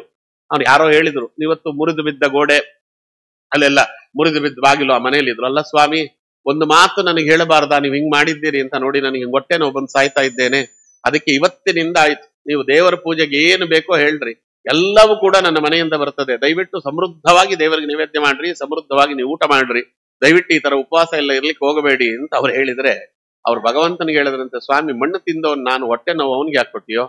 ಅದಕ್ಕೆ ಅವ್ರು ಹೇಳ್ತಾರೆ, ನೋಡಪ್ಪ, ನಾನು ಏನನ್ನೂ ಸ್ವೀಕಾರ ಮಾಡುವುದಿಲ್ಲ, ನಾನು ಪರರಿಂದ ಏನು ಸ್ವೀಕಾರ ಮಾಡುವುದಿಲ್ಲ, ಆದರೆ ನಾನು ಸ್ವೀಕಾರ ಮಾಡದೆ ಹೋದ್ರೆ ನಿನಗೆ ಹೊಟ್ಟೆ ನೋವು ಹೋಗುವುದಿಲ್ಲ. ಅದಕ್ಕೆ ಎರಡು ಮುಷ್ಟಿ ಜೋಳದ ಹಿಟ್ಟನ್ನ ಕಳಿಸಿಕೊಡು, 2 ರೊಟ್ಟಿ ಮಾಡಿಕೊಳ್ತೇವೆ, ಜೋಳದ ರೊಟ್ಟಿ, ಒಂದು ನನಗೆ, ಒಂದು ನನ್ನ ಹೆಂಡತಿಗೆ. ಚಟ್ಟಿಗೆ ಅಂದ, ಚಟ್ಟಿಗೆ ಹಿಟ್ಟಿ ಎಲ್ಲ ಬೇಡ, ನೀರಲ್ಲಿ ಅದ್ಕೊಂಡು ತಿಂತೇವೆ ಅಂತಾರೆ ಅವರು.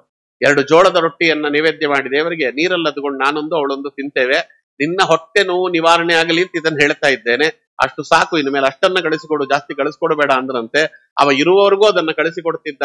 ಅವರು ಜೋಳವನ್ನ ಭಗವಂತನಿಗೆ ನೈವೇದ್ಯ ಮಾಡಿ ಜೋಳದ ರೊಟ್ಟಿಯನ್ನ ಅವರೊಂದು ಅವರ ಹೆಂಡತಿಯನ್ನ ನೀರಲ್ಲಿ ಅದ್ಕೊಂಡು ತಿಂತಿದ್ರಂತೆ ಅಂತ ಮಹಾನುಭಾವರು. ಹಾಗಾಗಿಯೇ ಭಾಗವತದಂತ ಅಪೂರ್ವ ಗ್ರಂಥಕ್ಕೆ ಆ ವ್ಯಾಖ್ಯಾನ ಬರೆಯುವಂತ ಅಧಿಕಾರ ಯೋಗ್ಯತೆ ಅವರಿಗೆ ಬಂತು. ಎಂತೆಂತ ಅವರಿದ್ರು, ಎಂತೆಂತ ರೀತಿಯಲ್ಲಿ ಅವರು ತಪಶ್ಚರ್ಯವನ್ನ ಮಾಡಿದ್ರು ಅನ್ನೋದಕ್ಕೆ ಇದನ್ನು ಹೇಳ್ತಾರೆ. ಹೀಗೆ ಬದುಕಿದವರು ಬ್ರಾಹ್ಮಣಸ್ಯ ಚ ದೇಹೋಯಂ ಕ್ಷುದ್ರ ಕಾಮಾಯ ನೇಷತೆ. ಅವರಿಗಿದ್ದ ವಿದ್ಯೆ, ಅವರಿಗಿರುವಂತಹ ಸಂಪತ್ತು ಏನಿದೆಯಲ್ಲ, ವಿದ್ಯಾ ಸಂಪತ್ತು, ವೇದಾಂತದ ಸಂಪತ್ತು, ಒಂದನ್ನು ಎನ್ಕ್ಯಾಶ್ ಮಾಡಿಕೊಂಡು ಬಿಟ್ಟಿದ್ರೆ ಹೇಗೆ ಅವರು ಬದುಕಬಹುದಾಗಿತ್ತು?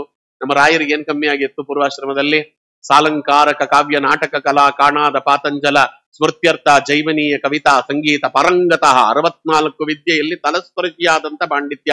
ಅವರೇನಿಲ್ಲ, ಸಂಗೀತವೊಂದನ್ನು ಎನ್ಕ್ಯಾಶ್ ಮಾಡಿಕೊಂಡು ಬಿಟ್ಟಿದ್ರೆ, ರಾಜನ ಮುಂದೆ ಒಂದು ಸಂಗೀತ ಕಚೇರಿಯನ್ನ ಕೊಟ್ಟು ಬಿಟ್ಟಿದ್ರೆ ರಾಜ ಅವರನ್ನ ಮುತ್ತುರತ್ನಗಳಲ್ಲಿ ಅಭಿಷೇಕ ಮಾಡಿಬಿಡ್ತಿದ್ದ. ಆಡಿದರೆನ್ನೊಡೆಯನ ಹಾಡುವೆ, ಬೇಡಿದರೆನ್ನೊಡೆಯನ ಬೇಡುವೆ, ಕಾಡಿದರೆನ್ನೊಡೆಯನ ಕಾಡುವೆ, ಎನ್ನ ಒಡೆಯಂಗೆ ಎನ್ನ ಒಡಲ ತೋರುವೆ, ಕಂಡವರ ಮುಂದೆ ಕೈ ಚಾಚುವುದಿಲ್ಲ ಅಂತ ಅವರು 5 ವರ್ಷಗಳ ಕಾಲ ಏನು ಬಡತನವನ್ನ ಲೌಕಿಕ ದೃಷ್ಟಿಯಲ್ಲಿ ಅನುಭವಿಸಿದ್ರಲ್ಲ, ಅವರು ಮಾಡಿದ ತಪಸ್ಸಿನ ಫಲ ಏನು ಅಂದ್ರೆ, ಅವರ ಹೆಸರು ಹೇಳದ ನಮ್ಮಂತವರಿಗೆ ಮೃಷ್ಟಾನ್ನ ಹಾಕ್ತಾರೆ, ರಾಯರ ಹೆಸರು ಹೇಳದವರಿಗೆ ಮೃಷ್ಟಾನ್ನ. ಯಾಕೆಂದ್ರೆ ಅವರು ಮಾಡಿದಂತಹ ಅಪೂರ್ವವಾಗಿರ್ತಕ್ಕಂಥ ತಪಸ್ಸಿನ ಫಲ. ಇದಕ್ಕೆ ದೊಡ್ಡವರು ಯಾಕೆ ಹಾಗೆ ಬದುಕ್ತಾರೆ ಅಂದ್ರೆ ಅವರ ಹೆಸರು ಹೇಳಿದವರಿಗೆ ಮೃಷ್ಟಾನ್ನ ಸಿಗ್ತದೆ ಲೋಕದಲ್ಲಿ. ಶ್ರೀನಿವಾಸ ತೀರ್ಥರು ಆ ರೀತಿ ಬದುಕಿದ್ರು ಅನ್ನುವುದನ್ನು ನಾವು ನೋಡುತ್ತೇವೆ. ಅದಕ್ಕೆ ಪ್ರಸಂಗಂ ನಜರಂ ಪಾಶಂ ಆತ್ಮನಂ ಕವಯೋ ವಿದುಹು. ಹಾಗೆ ಕಾಲನಾಮಕನಾಗಿರ್ತಕ್ಕಂಥ ಭಗವಂತ ನಮಗೆ ಪಾಶವನ್ನ ಸುತ್ತಿದ್ದಾನೆ. ಯಾವಾಗ ಆ ಕಾಲನಾಮಕನಾದ ಭಗವಂತನ ಅವಕೃಪೆಗೆ ಪಾತ್ರರಾಗಿ ನಾವು ಸಾಹಿತ್ಯವೋ ಗೊತ್ತಿಲ್ಲಪ್ಪ. ಅದಕ್ಕೆ ಸಂಸಾರೇಸ್ಮಿನ್ ಕ್ಷಣಾರ್ಧೋಪಿ ಸತ್ಸಂಗ ಶೇವದೀನೃಣಾಂ. ಅದಕ್ಕೆ ಸಂಸಾರದಲ್ಲಿ ಎಲ್ಲಿವರೆಗೂ ನಾವು ಬದುಕಿರ್ತೇವೋ ಅಲ್ಲಿವರೆಗೂ ಸಜ್ಜನರ ಸಂಘವನ್ನ ಮಾಡಿಕೊಂಡಿರಬೇಕು ಅಂತ ಹೇಳಿ ಒಂದೇ ಒಂದು ಶ್ಲೋಕ ನೋಡಿಬಿಡೋಣ. ನನಗೆ ಸಮಯ ಇಲ್ಲ, ಯಾಕೆಂದ್ರೆ ಇವೆಲ್ಲ ತಿಂಗಳಾನುಗಟ್ಲೆ ನೋಡಬೇಕಾದದ್ದು. ಮಹತ್ ಸೇವಾಂ ದ್ವಾರಮಾಹುರ್ ವಿಮುಕ್ತೇಹೇ ತಮೋದ್ವಾರಂ ಯೋಷಿತಾಂ ಸಂಗಿ ಸಂಗಂ ಮಹಾಂತಸ್ತೆ ಸಮಚಿತ್ತಾಹ ಪ್ರಶಾಂತಾಹ ವಿಮನ್ಯವಃ ಸುಹೃದಃ ಸಾಧವೋ ಯೇ. ಮಹಾತ್ಮರ ಸೇವೆ ಎನ್ನುವುದು ಮೋಕ್ಷಕ್ಕೆ ದಾರಿ. ಮಹತ್ ಸೇವಾಂ ದ್ವಾರಮಾಹುರ್ ವಿಮುಕ್ತೇಹೇ. ಈ ಮಾತು ಇವರು ಹೇಳಿದರು. ಭರತ ಚಕ್ರವರ್ತಿ ಜಡಭರತನಾದಾಗ ಹೇಳ್ತಾನೆ, ವಿನಾ ಮಹತ್ಪಾದ ರಜೋಭಿಷೇಕಂ. ನೀವು ಏನು ಮಾಡಿದರೂ ಕೂಡ ಭಗವಂತನನ್ನ ಪಡೆಯಲಿಕ್ಕಾಗುವುದಿಲ್ಲ. ಭಗವಂತನ ಭಕ್ತರ ಪಾದದ ಧೂಳಿ ತಲೆಯ ಮೇಲೆ ಧರಿಸದ ಹೊರತು ನಿಮಗೆ ಭಗವಂತ ಒಲಿಯುವುದಿಲ್ಲ ಅಂತ ಅವ ಹೇಳ್ತಾನೆ. ಯಾಕೆಂದ್ರೆ ಅಪ್ಪ ಹೇಳಿದ ಮಾತು ವಿನಾ ವಿನಾ ಮಹತ್ ಸೇವಾ ರಜೋಭಿಷೇಕಂ ಅಂತ. ಇಲ್ಲಿ ಮಹತ್ ಸೇವಾಂ ದ್ವಾರಮಾಹುರ್ ವಿಮುಕ್ತೆ. ಮಹಾತ್ಮರ ಸಂಘ ಅನ್ನುವುದಿದೆಯಲ್ಲ ಮೋಕ್ಷಕ್ಕೆ ದ್ವಾರ. ಯಾಕೆ ನಾನು ವಿಜಯಧ್ವಜ ತೀರ್ಥರ ವ್ಯಾಖ್ಯಾನ ಅನ್ನುವುದಕ್ಕೆ ಅಷ್ಟು ಮಹತ್ವ ಇದೆ ಅಂತ ಹೇಳ್ತೇನೆ ಅಂದ್ರೆ ನೋಡಿ, ಇಲ್ಲೊಂದು ಶ್ಲೋಕ ಇದೆ. ಇದು ಎರಡನೇ ಪದ. ತಮೋದ್ವಾರಂ ಯೋಷಿತಾಂ ಸಂಗಿ ಸಂಗಮ್ ಅಂತಿದೆ ಅಲ್ಲಿ. ಸ್ತ್ರೀಯರ ಸಂಘ ಅನ್ನುವುದಿದೆಯಲ್ಲ ಅದು ಅಧೋಲೋಕಕ್ಕೆ ಸಾಧನ ಅಂತ. ಹಿಂಗೆ ಮೇಲ್ನೋಟದ ಅರ್ಥ ಬಂದ್ರೆ ಸ್ತ್ರೀಯರ ಸಂಘ ಅಂದ್ರೆ ಏನ್ ಅರ್ಥ? ಇದು ಎಲ್ಲ ಸ್ತ್ರೀಯರ ಸಂಘ ಅದು ಅದೋ ಲೋಕಕ್ಕೆ ಅಂತಾಗಿ ಬಿಟ್ರೆ ಮದುವೆ ಆಗೋದೇ ತಪ್ಪು ಅಂತಾಗಿ ಬಿಡ್ತದಲ್ಲ. ಆಮೇಲೆಲ್ಲ ಅದು ನಮ್ಮ ಪುರಾಣ ಕೇಳೋರೆ ಹೆಣ್ಣು ಮಕ್ಕಳೇ ಜಾಸ್ತಿ ಗಂಡಸರಿಗಿಂತ. ಅವರೆಲ್ಲ ಡೌನ್ ವಿತ್ ಭಾಗವತ ಅಂತ ಶುರು ಮಾಡಿಬಿಟ್ರೆ ನಾಳೆಗಿಂತ ಅದನ್ನ ಸರಿಗೆ ಅರ್ಥ ಮಾಡಿಕೊಳ್ಳದೆ ಹೋದ್ರೆ. ಅದಕ್ಕೆ ಕೆಲವರು ಏನ್ ಮಾಡಿದ್ರು ಅದಕ್ಕೆ ಅರ್ಥ ಗೊತ್ತಾಗ್ಲಿಲ್ಲ. ನಿಷಿದ್ಧ ಸ್ತ್ರೀಯರ ಸಂಘ ಅಂತ ಕೆಲವರು ಬರೆದರು. ತಮೋದ್ವಾರಂ ಯೋಷಿತಾಂ ಸಂಗಿ ಸಂಗಂ ಅನ್ನುವುದಕ್ಕೆ ವಿಹಿತವಾದ ಸ್ತ್ರೀಯರ ಸಂಘ ಮಾಡಬಹುದು, ನಿಷಿದ್ಧವಾಗಿರ್ತಕ್ಕಂಥ ಸ್ತ್ರೀಯರ ಸಂಘ ಅನ್ನುವುದು ಅದಿದೆಯಲ್ಲ ಅದು ಈ ತಮೋದ್ವಾರ ಅದ ತಮಸ್ಸಿಗೆ ದ್ವಾರವಾಗ್ತದೆ ಅಂದ್ರು. ಇದು ಗಂಡಸರಿಗೆ ಹೇಳ್ದಂಗ ಆಯ್ತು. ನೀವು ಹಂಗೆ ಹೇಳಿದ್ರು ಅದು ಗಂಡಸರಿಗೆ ಹೇಳ್ದಂಗ ಆಯ್ತು. ಹೆಣ್ಣು ಮಕ್ಕಳಿಗೆ ಏನು ಉಪದೇಶ ಇದು? ಯಾಕಂದ್ರೆ ಅವ್ರಿಬ್ಬರಿಗೂ ಸೇರಿ ಹೇಳಿದ್ದಲ್ಲ. ಅದಕ್ಕೆ ನೋಡಿ ವಿಜಯಧ್ವಜ ತೀರ್ಥರು ಹೇಳ್ತಾರೆ ಯೋಷಿತಾಂ ಅನ್ನುವುದಕ್ಕೆ ಏನರ್ಥ ಅಂತ ಹೇಳ್ತಾರೆ. ಯೋಷಿತಾಂ ಅಂದ್ರೆ ಹೆಣ್ಣು ಅಂತಲ್ಲ. ಯೋಷಿತಾಂ ಅನ್ನುವುದಕ್ಕೆ ಹೆಣ್ಣು ಅಂತಲ್ಲ. ನ ಕಾಂಚನ ಸ್ತ್ರೀಯಂ ಪರಿಹರೇತ್ ಶ್ರುತಿ ಇದೆ. ಅದು ಹೆಣ್ಣು ಅಂತಲ್ಲ ಯೋಷಿತಾಂ ಅನ್ನುವುದಕ್ಕೆ. ಯೋಷಿತಾಂ ಅನ್ನುವುದಕ್ಕೆ ಏನು ಅರ್ಥ ಅಂದ್ರೆ, ಯೋಷಿತ್ ಶಬ್ದ ಏನ್ ಹೇಳ್ತದೆ ಅಂದ್ರೆ ಭಗವಂತನಲ್ಲಿ ಅನ್ಯಥಾಜ್ಞಾನ ಅಂತ ಹೇಳ್ತದೆ ಅಂತ ಅಪೂರ್ವವಾದ ಅರ್ಥವನ್ನ ಜಗತ್ತಿಗೆ ಕೊಟ್ಟ ಮಹಾನುಭಾವರು ವಿಜಯಧ್ವಜ ತೀರ್ಥರು. ಅದಕ್ಕೆ ಅವರು ಹೇಳ್ತಾರೆ ಯೋಷಿತ್ ಅನ್ನುವುದಕ್ಕೆ ನಿಷಿದ್ಧ ಅಂತ ಸೇರಿಸಿಕೊಂಡು ನೀವು ನಿಷಿದ್ಧ ಸ್ತ್ರೀ ಅಂತ ಬೇಕಾದ್ರೆ ಅರ್ಥ ಮಾಡಿಕೊಂಡ್ರು ಅದು ಪರಿಪೂರ್ಣವಾಗಿರ್ತಕ್ಕಂಥ ಸಮ್ಮತಿಯನ್ನ ಕೊಡುವುದಿಲ್ಲ. ನಕಾಂಚನ ಸ್ತ್ರೀಯಂ ಪರಿಹರೇತ್ ಅಂತ ಶ್ರುತಿ ಇದೆ. ಅದಕ್ಕೋಸ್ಕರವಾಗಿ ವಿಷಯ ಸ್ನೇಹ ಅನ್ನುವುದು ಸ್ತ್ರೀಯರಿಗೂ ಇರ್ತದೆ ಪುರುಷರಿಗೂ ಇರ್ತದೆ, ಅದೇನು ಎರಡರಲ್ಲ. ಅದಕ್ಕೆ ಕೇಶವ ತ್ವತ್ತನ್ಯತಾ ಬುದ್ಧಿ ಸೈವ ಸ್ತ್ರೀ ಸಂಪ್ರಕೀರ್ತಿತಾ ಅಂತ ಧರ್ಮ ವಿವೇಕವನ್ನ ಕೋಟ್ ಮಾಡ್ತಾರೆ ವಿಜಯಧ್ವಜ ತೀರ್ಥರು. ನಾನು ಹೇಳಿದ್ದಲ್ಲ, ನಮ್ಮ ಪರಂಪರೆಯಲ್ಲಿ ಬಂದವರು ಯಾರೂ ಸ್ವಂತ ಮಾತಾಡುವುದಿಲ್ಲ. ಅವ್ರು ಏನ್ ಮಾತಾಡಿದ್ರು ಆಚಾರ್ಯರನ್ನ ಅವರು ಅನುಸರಿಸ್ತಾರಾದ್ರಿಂದ ಪ್ರಮಾಣ ಕೊಟ್ಟೇ ಮಾತಾಡ್ತಾರೆ. ಇಲ್ಲಿ ಯೋಷಿತ ಅಂದ್ರೆ ನೀವು ಅನ್ಯಥಾ ಜ್ಞಾನ ಅಂತ ಹೆಂಗ್ ಹೇಳಿದ್ರಿ, ನಿಮ್ ತಲೆಗೆ ತೋಚಿದ್ದಲ್ಲ ಹೆಂಗ್ ಹೇಳ್ತೀರ ಆಚಾರ್ಯ ಅಂತ ಕೇಳಿ ಯಾರು ಅಂತಲೇ. ಕೇಶವೇ ತ್ವತ್ತನ್ಯತಾ ಬುದ್ಧಿ ಸೈವ ಸ್ತ್ರೀ ಸಂಪ್ರಕೀರ್ತಿತಾ ತ್ರಿಕಾಲ ದುಃಖದತ್ವೇನ ಪುಂಸಾಂ ಸಹ ನಿವಾಸನಾತ್ ದುಷ್ಟತ್ವಾತ್ ಯೋಷಿತ್ ಇತ್ಯುಕ್ತ್ವಾ ವಚ ವನಾನಾನ್ ವನಿತೇತಿ ಚ ಪ್ರಮಾಣ ಅಕರಣತ್ವಾತ್ತು ಪ್ರಮದೇತಿ ಚ ಗೀಯತೆ ತ್ಯಜೇತ ತತ್ಸಂಗಿನಾಂ ಸಂಗಂ ಬಭೂಷು ಪುರುಷಸ್ಸದ ನ ತಾದೃಶಃ ಕ್ವಚಿತ್ ದೋಷಃ ಪುರುಷಸ್ಯ ಸುಖಾವಹ ಇತಿ ಧರ್ಮ ವಿವೇಕ ಅಂತ ವಿಜಯಧ್ವಜ ತೀರ್ಥರಲ್ಲಿ ಹೇಳ್ತಾರೆ. ಕೇಶವನನ್ನ ವಿಪರೀತವಾಗಿ ತಿಳಿಯುವುದನ್ನ ಸ್ತ್ರೀ ಅಂತ ಕರೀತಾರೆ. ತಮೋದ್ವಾರ ಅಂದ್ರೆ ಏನು ಅಂದ್ರೆ ಭಗವಂತನನ್ನ ವಿಪರೀತವಾಗಿ ತಿಳಿಯುವುದು ಅಂತ ಅರ್ಥ. ಹೇಗಿದ್ದಾನೋ ದೇವರು ಅದಕ್ಕೆ ವ್ಯತಿರಿಕ್ತವಾಗಿ ತಿಳಿಯುವುದನ್ನ ಸ್ತ್ರೀ ಅಂತಾರೆ. ನೋಡಿ, ಅದಕ್ಕೆ ಎಲ್ಲರೂ ಕೂಡ ಅವರಿಗೆ ಯೋಷಿತ್ ಅನ್ನುವ ಶಬ್ದ ಯಾಕೆ ಹಾಕಿದ್ದಾರೆ ಇಲ್ಲಿ ಅಂತ ಕೇಳಿದ್ರೆ, 3 ಕಾಲದಲ್ಲಿ ದುಃಖ ಕೊಡುವವಳು, ಸದಾ ಜೀವಿಯ ಜೊತೆಯಲ್ಲಿರುವವಳು, ಆದ್ದರಿಂದ ಅವಳಿಗೆ ಯೋಷಿತ್ ಅಂತ ಕರೀತಾರೆ. ತ್ರಿಕಾಲ ದುಃಖದತ್ವೇನ ಪುಂಸಾಂಸಹ ನಿವಾಸನಾತ್, ಅದಕ್ಕೋಸ್ಕರ ಅವಳನ್ನ ಯೋಷಿತ್ ಅನ್ನುವ ಶಬ್ದದಿಂದ ಕರೆದಿದ್ದಾರೆ ಅನ್ಯಥಾ ಜ್ಞಾನವನ್ನ. ಎರಡನೆಯದು ಅವಳಿಗೆ ವನಿತಾ ಅಂತ ಕರೀತಾರೆ. ಯಾಕೆ ಅಂತ ಕೇಳಿದ್ರೆ, ವನಿತಾ ಅಂತ ಸದಾ ಕಾಲ ಕೆಟ್ಟದ್ದನ್ನೇ ಬೋಧನೆ ಮಾಡ್ತದಂತೆ. ಜುಷ್ಟತ್ವಾತ್ ಯೋಷಿದಿತ್ಯುಕ್ತ ವನಾನಾತ್ ವನಿತೇತಿ ಚ. ಅದಕ್ಕೆ ಏನು ಅಂತ ಕೇಳಿದ್ರೆ, ಸದಾ ವನ ಅಂದ್ರೆ ಗುಂಪು ಅಂತ ಅರ್ಥ. ಸತ್ಯಧರ್ಮ ತೀರ್ಥರು ಅದನ್ನ ಹೇಳ್ತಾರೆ.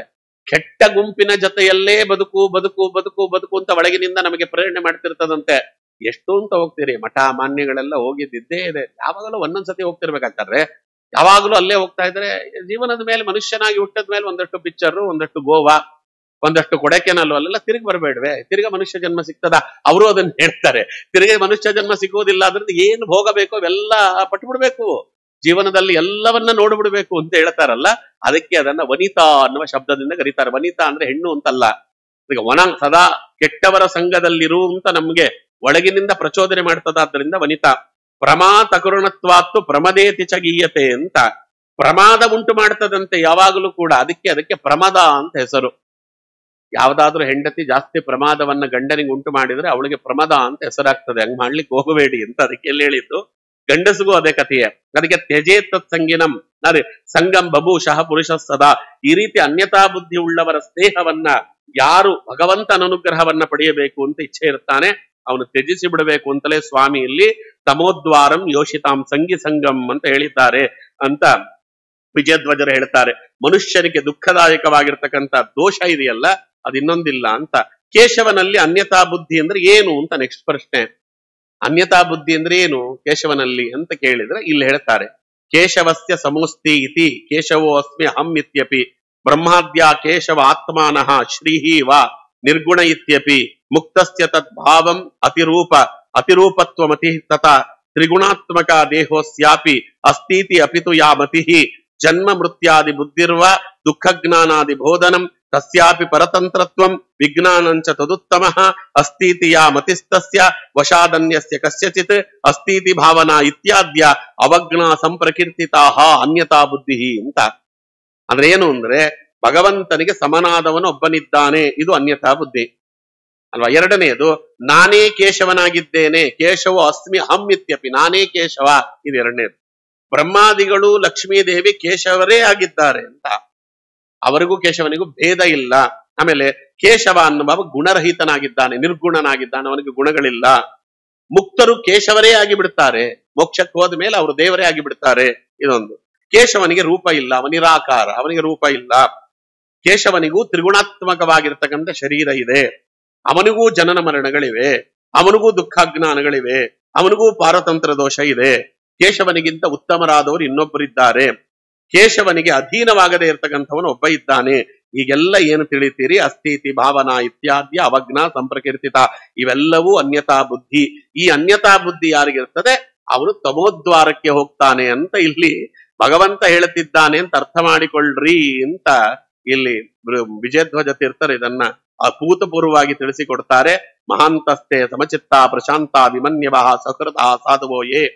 ಅದಕ್ಕೋಸ್ಕರವಾಗಿ ವಿಮನ್ಯವಃ ಸಾಧುಗಳು ಅಂದ್ರೆ ಹೆಂಗಿರ್ತಾರೆ, ಸಾಧು ಶಬ್ದ ಅನ್ನುವುದು ಅಪಮೌಲ್ಯವಾಗಿ ಬಿಟ್ಟಿದೆ. ಎಲ್ಲರೂ ಸಾಧುಗಳೇ, ಯಾರು ಇಷ್ಟ ಬಂದವ್ರಿಗೆಲ್ಲ ಸಾಧುಗಳೇ ಅಂತ. ಸಾಧು ಅಂದ್ರೆ ಹೇಗಿರ್ತಾರೆ ಅಂತ ಭಗವಂತ ಹೇಳ್ತಾನೆ.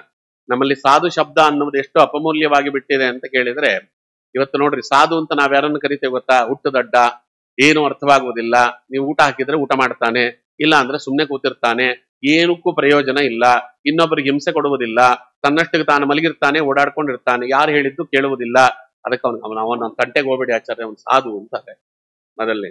ಎರಡನೇದು ನಮ್ಮ ಹಳ್ಳಿ ಹೆಣ್ಣು ಮಕ್ಕಳು ಹೇಳ್ತಾರೆ ಅಲ್ವಾ, ನಾವು ಒಂದು 4,000 ರೂಪಾಯಿ ಕೊಟ್ಟೊಂದು ಎಮ್ಮೆ ತಂದ್ವಿ ಆಚಾರ್ಯ, ಅದು ತುಂಬಾ ಸಾಧು. ಇದು ಎರಡು. ಇನ್ ಮೂರನೇದೇನು ಅಂದ್ರೆ, ಯಾರೋ ಒಬ್ಬರು ಮನೆ ಹತ್ರ ಬರ್ತಾನೆ, ಗಡ್ಡ ಬಿಟ್ಟಿರ್ತಾನೆ, ಕೈಯಲ್ಲಿ ತ್ರಿಶೂಲ ಹಿಡಿದಿರ್ತಾನೆ, ಮೈಯಲ್ಲಿ ಒಂದ್ ಇಂಚು ಬಿಡದೆ ಇದ್ದಂಗೆ ಬೂದಿ ಬಳ್ಕೊಂಡಿರ್ತಾನೆ ಅಲ್ವಾ, ಅವನು ವಿಚಿತ್ರವಾಗಿ ಕಿರಿಚ್ತಾ ಇರ್ತಾನೆ, ಅವನನ್ನ ನೋಡಿದ್ರೆ ಮಕ್ಕಳಿಗೆ ಹೆದರ್ಕೊಂಡು ಜ್ವರ ಬರ್ತದೆ, ಅವನನ್ನ ಸಾಧು ಅಂತ ಕರೀತೇವೆ. ಅವು ಯಾವುದು ಸಾಧು ಶಬ್ದದ ಅರ್ಥ ಅಲ್ಲ. ಇಲ್ಲಿಗೆ ಸಾಧು ಅಂದ್ರೆ ಮಹಂತಸ್ಥೆ ಸಮಚಿತ್ತ ಪ್ರಶಾಂತ, ವಿಶೇಷವಾಗಿರ್ತಕ್ಕಂಥ ಜ್ಞಾನವುಳ್ಳವರನ್ನ ಸಾಧುಗಳು ಅಂತ ಕರೀತಾರೆ. ಯಾವ ವಿಶೇಷವಾದ ಜ್ಞಾನ? ಭಗವಂತನಲ್ಲಿ ವಿಶಿಷ್ಟವಾದ ಜ್ಞಾನ ಉಳ್ಳವರು. ಆಮೇಲೆ ಅಸ್ಥಾನದಲ್ಲಿ ಕೋಪ ಮಾಡದೇ ಇರುವರು, ಎಲ್ಲಿ ಕೋಪ ಮಾಡಬೇಕು ಅಲ್ಲಿ ಮಾತ್ರ ಕೋಪ ಮಾಡುತ್ತಾ ಎಲ್ಲೆಲ್ಲಿಯೋ ಕೋಪ ಮಾಡದೇ ಇರುವವರನ್ನ ಸಾಧುಗಳು ಅಂತ ಕರೀತಾರೆ. ಸುಹೃದ, ಭಗವದ್ಭಕ್ತರಲ್ಲಿ ಸದಾ ಸೌಹಾರ್ದ್ಯತೆ ಉಳ್ಳವರನ್ನ ಸಾಧುಗಳು ಅಂತ ಕರೀತಾರೆ. ಅದಕ್ಕೆ ರಾಗದೋಷವಿಲ್ಲದವರನ್ನ, ವಿಹಿತವಾದ ಅನುಷ್ಠಾನವನ್ನ ಮಾಡುವವರನ್ನ, ಸದ್ಗುಣವಂತರನ್ನ ಸಾಧುಗಳು ಅಂತ ಕರೀತಾರೆ. ಅಂಥವರು ಸಿಗುವುದು ಬಹಳ ಅಪರೂಪ, ಅಂಥವರು ಸಿಕ್ಕಾಗ ಕಳ್ಕೊಳ್ಳಬೇಡ ಅಂತ ಹೀಗೆ ಹೇಳಿ, ಹರೌ ಗುರೋ ಮಯಿಚ ಭಕ್ತ್ಯಾನುವೃತ್ಯ ವಿತೃಷ್ಟಯ ದ್ವಂದ್ವ ತಿತಿಕ್ಷಯಾಚ ಸರ್ವತ್ರ ಜಂತೋ ವ್ಯಸನಾವಗತ್ಯ ಜಿಜ್ಞಾಸಯ ತಪಸೇಹ ನಿವೃತ್ಯ ಮತ್ಕರ್ಮಭಿಃ ಮತ್ಕಥಯಾ ಚ ನಿತ್ಯಂ ಮತ್ಪಾದ ಸಂಗಾತ್ ಗುಣಕೀರ್ತನಾನ್ಮೇ. ಯಾವುದನ್ನ ಭಾಗವಂತ ಭಗವದ್ಗೀತೆಯಲ್ಲಿ ಯತ್ ಕರೋಷಿ ಯದಾಶ್ನಾಸಿ ಯಜ್ಜುಹೋಸಿ ಯದ್ ದದಾಸಿ ಯತ್ ಅಂತ ಹೇಳಿದ್ನೋ, ಮತ್ಕರ್ಮಭಿಃ ಮತ್ಕಥಯಾ ಚ ನಿತ್ಯಂ ಮತ್ಪಾದ ಸಂಗಾತ್ ಗುಣಕೀರ್ತನಾನ್ಮೇ ಅಂತ ಅದೇ ಮಾತನ್ನ ಭಗವಂತ ತಾನು ವೃಷಭಗೀತೆಯಲ್ಲಿ ಹೇಳಿದ. ಅದಕ್ಕೆ ಇವೆಲ್ಲವೂ ಕೂಡ ಸಾಧ್ಯವಾಗಬೇಕಾದ ತುಂಬಾ ಇದೆ. 27 ಶ್ಲೋಕ ಅಂತ ಹೇಳಿದೆ. ಅದ್ಭುತವಾಗಿರ್ತಕ್ಕಂಥ ಉಪದೇಶ ಭಗವಂತನದು. ಕೊನೆಯಲ್ಲಿ ಹೇಳಿದ್ದದೆ, ಹರಿಯಾದ ಜಗತ್ತಿಗೆ ಗುರುವಾಗಿರ್ತಕ್ಕಂತಹ ನನ್ನಲ್ಲಿ ನಿರಂತರವಾದ ಭಕ್ತಿ ಬರುವುದಕ್ಕೆ ಏನು ಬೇಕೋ ಆ ಸಾಧನೆ ಮಾಡು. ವಿಶೇಷವಾಗಿರ್ತಕ್ಕಂಥ ವೈರಾಗ್ಯವನ್ನ ಪಡೆಯುವುದಕ್ಕೆ ಸುಖ ದುಃಖಾದಿಗಳಲ್ಲಿ ದ್ವಂದ್ವತ್ವವನ್ನ ಸಹಿಸಿಕೊಂಡು ವೈರಾಗ್ಯ ಬರ್ತದೆ. ಯಾವ ಯೋನಿಯಲ್ಲಿ ಹುಟ್ಟಿದ್ರೂ ಜೀವನಿಗೆ ದುಃಖ ಇದ್ದೇ ಇದೆ ಭಗವಂತ ಹೇಳ್ತಾನೆ. ಯಾವ ಯೋನಿಯಲ್ಲಿ ಹುಟ್ಟಿದ ಮೇಲೆ ದುಃಖ ಇದೆ, ಹುಟ್ಟಿದ ಮೇಲೆ ದುಃಖ ಇಲ್ಲ ಅಂತ ಹೇಳಲಿಕ್ಕಾಗಲ್ಲ. ಅದಕ್ಕೆ ವಾದಿರಾಜರು ಒಂದು ಮಾತು ಹೇಳ್ತಾರೆ, ಹುಟ್ಟಿದಾಗಿನಿಂದ ನಮಗೆ ದುಃಖ ಇದೆ. ಏನ್ ದುಃಖ ಆಚಾರ್ಯ ಅಂದ್ರೆ ಹುಟ್ಟಿದ್ದೇ ದುಃಖ ಅಂತಾರೆ. ಹುಟ್ಟಿದ್ದೇ ದುಃಖ, ಇನ್ನದಕ್ಕಿನ್ನ ದುಃಖ ಏನಿದೆ ಅಂತ. ಅದಕ್ಕೆ ಸರ್ವತ್ರ ಜಂತೋ ವ್ಯಸನಾವಗತ್ಯ ಅಂತ. ಹುಟ್ಟಿದ ಪ್ರತಿಯೊಬ್ಬ ಮನುಷ್ಯನಿಗೂ ಹುಟ್ಟಿದಾಗಿನಿಂದಲೂ ಕೂಡ ದುಃಖ ಇದೆ, ಸತ್ತ ಮೇಲೂ ದುಃಖ ಇದೆ. ಮೋಕ್ಷಕ್ಕೆ ಹೋಗುವ ಪರ್ಯಂತರವೂ ಪ್ರತಿಯೊಬ್ಬರಿಗೂ ದುಃಖ ಇದೆ. ದುಃಖ ಇಲ್ಲದ ಮನುಷ್ಯ ಅಂತ ಜಗತ್ತಿನಲ್ಲಿಲ್ಲ. ಆದ್ದರಿಂದ ಅದರ ಬಗ್ಗೆ ಜಾಸ್ತಿ ತಲೆ ಕೆಡಿಸ್ಕೊಳ್ಳಬೇಡ ಅಂತ. ಯಾವುದಿದ್ದೇ ಇರ್ತದೆ ಅದರ ಬಗ್ಗೆ ತಲೆ ಕೆಡಿಸ್ಕೊಳ್ಳೋದು ಯಾಕೆ, ಅದು ಇದ್ದೇ ಇರ್ತದೆ ಹೆಂಗೂ ಕೂಡ ಅಂತ. ಅದಕ್ಕೆ ಜಿಜ್ಞಾಸಯ ತಪಸ ಸ್ನೇಹ ವೃತ್ಯ. ಅದಕ್ಕೆ ಅದರ ಬಗ್ಗೆ ಹೆಚ್ಚು ತಲೆ ಕೆಡಿಸಿಕೊಳ್ಳದೆ ದುಃಖದಿಂದ ನಿವಾರಣೆಯನ್ನ ಪಡೆಯಬೇಕಾದ್ರೆ, ನಿವೃತ್ತಿ ಪಡೆಯಬೇಕಾದ್ರೆ ಏನು ಮಾಡಬೇಕು ಅಂತ ಯೋಚನೆ ಮಾಡು. ಅದಕ್ಕೆ ಏನು ಮಾಡಬೇಕು ಅಂದ್ರೆ ಭಗವಂತ ಹೇಳಿದ ಸಿಂಪಲ್ಲು, ಮತ್ಕರ್ಮಭಿಃ ಮತ್ಕಥಯಾ ಚ ನಿತ್ಯಂ ಮತ್ಪಾದ ಸಂಗಾತ್ ಗುಣಕೀರ್ತನಾನ್ಮೇ.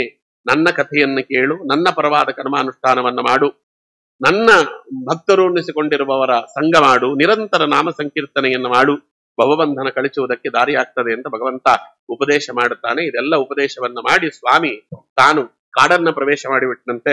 ಕಾಡನ್ನ ಸ್ವಾಮಿ ಪ್ರವೇಶ ಮಾಡಿದಾಗ ಅಲ್ಲಿ ಎಲ್ಲಿಗೆ ಬಂದ ಸ್ವಾಮಿ ಅಂದ್ರೆ ಕುಟಚಾದ್ರಿ, ಇವತ್ತಿನ ಕೊಲ್ಲೂರು ಇದೆಯಲ್ಲ, ಅಲ್ಲಿಗೆ ಸ್ವಾಮಿ ಬರ್ತಾನೆ. ಕೊನೆಯಲ್ಲಿ ಒಂದು ಕಾಡ್ಗಿಚ್ಚನ್ನ ಭಗವಂತ ಸೃಷ್ಟಿ ಮಾಡಿದ. ಕಾಡ್ಗಿಚ್ಚಿನಲ್ಲಿ ತಾನು ಪ್ರವೇಶ ಮಾಡಿಬಿಟ್ಟ. ಪ್ರವೇಶ ಮಾಡಿ ಸ್ವಾಮಿ ತಾನು ತನ್ನ ಅವತಾರವನ್ನು ಸಮಾಪ್ತಿ ಮಾಡಿಬಿಟ್ಟ. ಲೋಕದ ಜನರಿಗೆ ಕಾಡ್ಗಿಚ್ಚಿನಲ್ಲಿ ಭಗವಂತ ಹೋಗಿ ಸತ್ತೋದ ಅನ್ನುವಂತೆ ಮೋಹ ಉಂಟು ಮಾಡಿಬಿಟ್ಟ. ಅವಧೂತ ಚರ್ಯೆಯನ್ನು ಸ್ವಾಮಿ ತೋರಿಸಿದ್ನಂತೆ. ಕೈಯಲ್ಲಿ ಹೀಗೆ ಕಿತ್ಕೊಳ್ತಿದ್ದಂತೆ ಕೂದಲನ್ನ. ಮಲಮೂತ್ರ ವಿಸರ್ಜನೆ ಮಾಡಿದ್ರೆ ತೊಳ್ಕೊಳ್ತಿರ್ಲಿಲ್ವಂತೆ. ಅವನು ಮಾಡ್ತಾನೆ ಅಂತ ನಾವು ಮಾಡ್ಲಿಕ್ಕೆ ಹೋಗಬಾರದು. ಇದನ್ನ ನೋಡಿ ತಪ್ಪಾಗಿ ಅರ್ಥ ಮಾಡಿಕೊಂಡ ಜನ ಹೀಗಿರುವುದನ್ನೇ ಒಂದು ಧರ್ಮ ಅಂತ ಮಾಡಿ ಜೈನ ಧರ್ಮ ಅಂತ, ಜೈನ ಧರ್ಮದ ಉತ್ಪತ್ತಿಗೆ ಇವೆಲ್ಲ ಕಾರಣವಾಗಿ ಬಿಡುತ್ತೆ. ದೇವರು ಮಾಡ್ತಾನೆ, ಭಗವಂತ ಮಾಡ್ತಾನೆ. ಇವತ್ತು ಅವರಲ್ಲಿ ನೋಡ್ರಿ, ಅವರಲ್ಲಿ ಸನ್ಯಾಸಿಗಳಾಗುತ್ತಾರಲ್ಲ ಜೈನರಲ್ಲಿ, ಅವರಲ್ಲಿ ಇವತ್ತಿಗೂ ಕೇಶೋಲಂಚನ ಅನ್ನುವುದೊಂದು ಧರ್ಮ ಇದೆ. ಅದಕ್ಕೆ ಅವ್ರೇನ್ ಗೊತ್ತಾ, ಕೈಯಲ್ಲಿ ಹಿಂಗ್ ಹಿಡ್ಕೋತಾರೆ, ಮಂತ್ರ ಇದೆ, ಕೇಶೋಲಂಚನಂ ಪರಮ ಸುಖಂ ಅಂತ ಆ ಮಂತ್ರ. ಅದು ಕೂದಲನ್ನು ಕಿತ್ತುಕೊಂಡ್ರೆ ಪರಮ ಸುಖ ಆಗ್ತದೆ, ಅಲ್ಲಿ ರಕ್ತ ಬರ್ತಿರ್ತದೆ, ಹೇಳೋದು ಮಾತ್ರ ಪರಮ ಸುಖಂ ಅಂತ ಹೇಳ್ತಾರೆ. ಹಾಗೆ ಅದಕ್ಕೆ ಅವರಲ್ಲಿ ಬಟ್ಟೆ ಧರಿಸುವುದಿಲ್ಲ. ಯಾಕೆಂದ್ರೆ ಋಷಭನಾಮಕನಾದ ಭಗವಂತ ಯಾವ ಬಟ್ಟೆಯನ್ನು ಧರಿಸಲಿಲ್ಲ, ಅದಕ್ಕೆ ಅವನನ್ನು ಫಾಲೋ ಮಾಡ್ತಿದ್ದೇವೆ ಅಂತ ಅಲ್ವಾ. ಅದಕ್ಕೆ ಅವರು ಎಲ್ಲವೂ ಕೂಡ ಬಾಯಿ ಕಟ್ಟಿಕೊಂಡಿರ್ತಾರೆ. ಉಸಿರಾಡಿದ್ರೆ ಎಲ್ಲವೂ ಸಾಯ್ತವೆ. ಅದಕ್ಕೆ ನಾವು ಭೂಮಿ ಒಳಗೆ ಬೆಳೆದದ್ದನ್ನ ತಿನ್ನುವುದಿಲ್ಲ, ಭೂಮಿ ಮೇಲೆ ಬೆಳೆದದ್ದನ್ನು ಹೆಚ್ಚು ತಿನ್ನುವುದಿಲ್ಲ. ಅದಕ್ಕೆ ಏನು ಸಾಧನೆ ಅಂದ್ರೆ, ಮನುಷ್ಯನಾಗಿ ಹುಟ್ಟಿದ ಮೇಲೆ ಆದಷ್ಟು ಉಪವಾಸ ಮಾಡಿ, ಆದಷ್ಟು ಚೆನ್ನಾಗಿ ದೇಹವನ್ನ ಶೋಧನೆ ಮಾಡಿ, ಆದಷ್ಟು ಬೇಗ ಸತ್ತೋಗು, ಇದು ಸಾಧನೆ. ಮನುಷ್ಯನಾಗಿ ಹುಟ್ಟಿದ ಮೇಲೆ ಆದಷ್ಟು ಬೇಗ ಸಾಯುವುದೇ ಸಾಧನೆ ಅಂತ. ಇವೆಲ್ಲ ಏನಿದೆಯಲ್ಲ, ಇವೆಲ್ಲವೂ ಕೂಡ ಮೋಹಕವಾಗಿರ್ತಕ್ಕಂಥದ್ದು. ಅದನ್ನ ಭಗವಂತನೇ ಅಯೋಗ್ಯರಿಗೆ ತಲುಪಲಿ ಅಂತ ಹೀಗೆ ಮಾಡಿಬಿಟ್ಟ ಅಂತ. ನಿತ್ಯಾನುಭೂತ ನಿಜ ಲಾಭ ನಿವೃತ್ತ ತೃಪ್ತ ಶ್ರೇಯಸ್ಯ ತದ್ರಚನೆಯ ಚರುಸುಪ್ತ ಬುದ್ಧೇ ಲೋಕಸ್ಯ ಯಃ ಕರುಣಯ ಅಭಯಮಾತ್ಮಲೋಕಾಂ ಆಖ್ಯಾನ್ನಮೋ ಭಗವತೆ ಋಷಭಾಯ ತಸ್ಮೈ. ಆದ್ರೆ ಋಷಭಾವತಾರ ಅಸುರ ಮೋಹನಕ್ಕೆ ಹೇಗೆ ಕಾರಣವಾಯಿತೋ, ಸಜ್ಜನರಿಗೆ ಮೋಕ್ಷ ಮಾರ್ಗಕ್ಕೂ ಅದು ಕಾರಣವಾಯಿತು. ಋಷಭಗೀತೆ ಎನ್ನುವುದನ್ನ ಯಾರು ಚೆನ್ನಾಗಿ ಅದನ್ನ ಅನುಸಂಧಾನ ಮಾಡುತ್ತಾರೆ, ಋಷಭಗೀತೆಯನ್ನು ಯಾರು ಪಾಲಿಸ್ತಾರೆ, ಅವರಿಗೆ ಭಗವಂತ ತಾನು ಭೋಗಗಳನ್ನ ಇಹದಲ್ಲಿ ಕೊಟ್ಟು ಅಂತ್ಯದಲ್ಲಿ ಅವರಿಗೆ ಸದ್ಗತಿಯನ್ನು ಕೊಡ್ತಾನೆ ಅಂತ. ಆಖ್ಯಾನ್ನಮೋ ಭಗವತೆ ಋಷಭಾಯ ತಸ್ಮೈ. ಅಂತ ಋಷಭನಾಮಕನಾದ ಭಗವಂತನಿಗೆ ನಮಸ್ಕಾರ ಅಂತ ಋಷಭಾವತಾರವನ್ನ ಇಲ್ಲಿ ತಾವು ನಿಲ್ಲಿಸ್ತಾರೆ. ಇದಾದ ಮೇಲೆ ಭಗವಂತ ಹಯಗ್ರೀವ ಸ್ವಾಮಿ ಅವತಾರವನ್ನ ತಾಳಿದ. ಹಯಗ್ರೀವ ಅವತಾರ ಭಗವಂತನದು.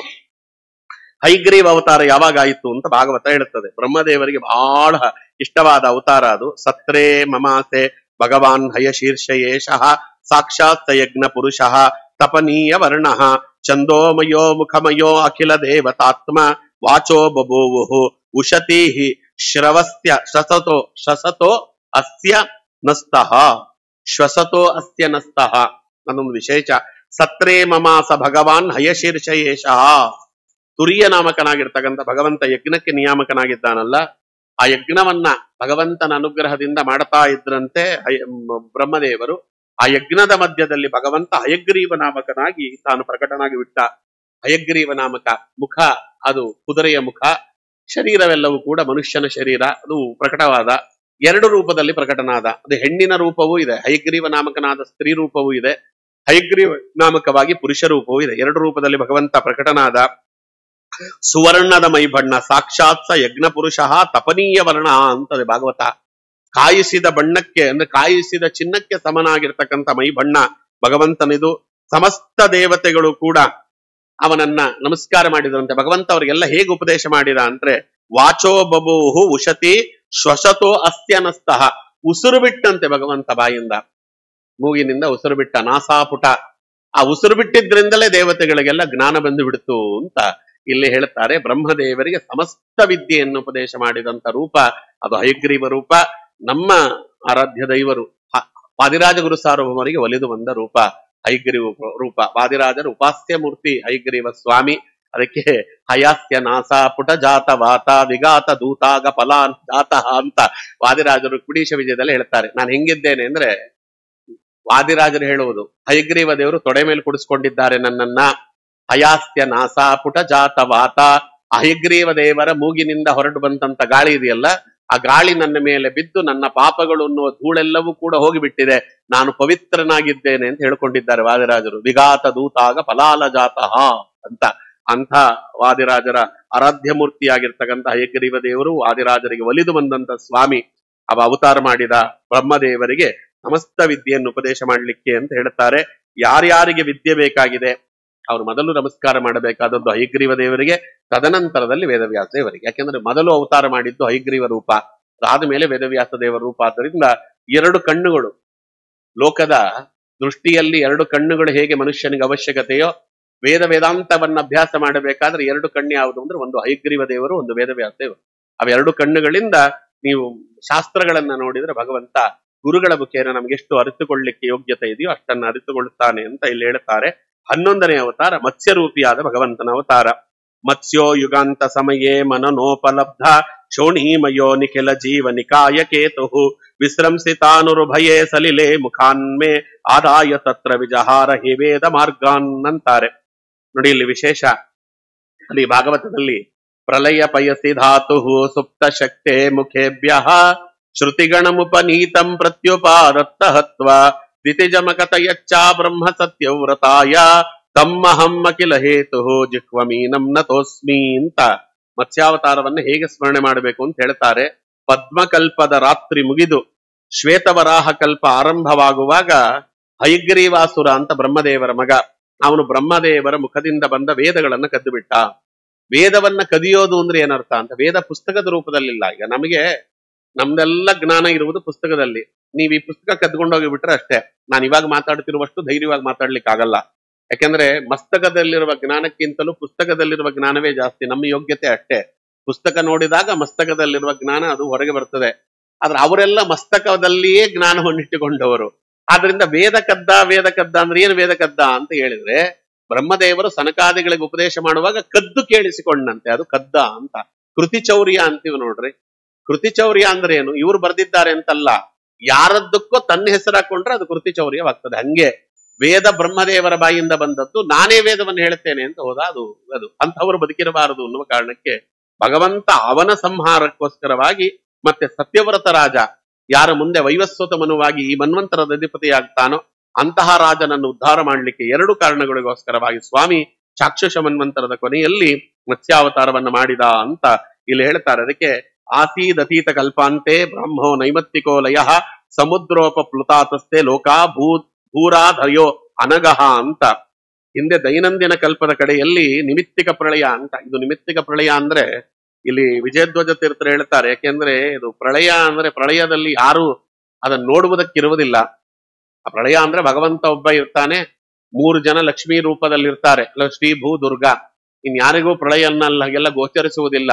ಆದ್ರೆ ಇಲ್ಲಿ ಪ್ರಳಯ ಎಲ್ಲರಿಗೂ ಗೋಚರಿಸಿದೆ ಅಂತಂದ್ರೆ ಏನು ಅಂತಂದ್ರೆ ಅವ್ರು ಹೇಳಿದ್ರು, ಹೇಗೆ ಮಾರ್ಕಂಡೇಯರಿಗೆ ಪ್ರಳಯವನ್ನ ಕೃತಕವಾಗಿ ನಿರ್ಮಾಣ ಮಾಡಿ ಭಗವಂತ ದರ್ಶನ ಮಾಡಿಸಿದ್ನೋ ಹಾಗೆ ಸತ್ಯವ್ರತ ಮಹಾರಾಜನಿಗೆ ಆ ಪ್ರಳಯವನ್ನ ದರ್ಶನ ಮಾಡಿಸಿದ, ಕೃತಕವಾಗಿ ನಿರ್ಮಾಣ ಮಾಡಿ ಅಂತ ಅರ್ಥ ಮಾಡಬೇಕು.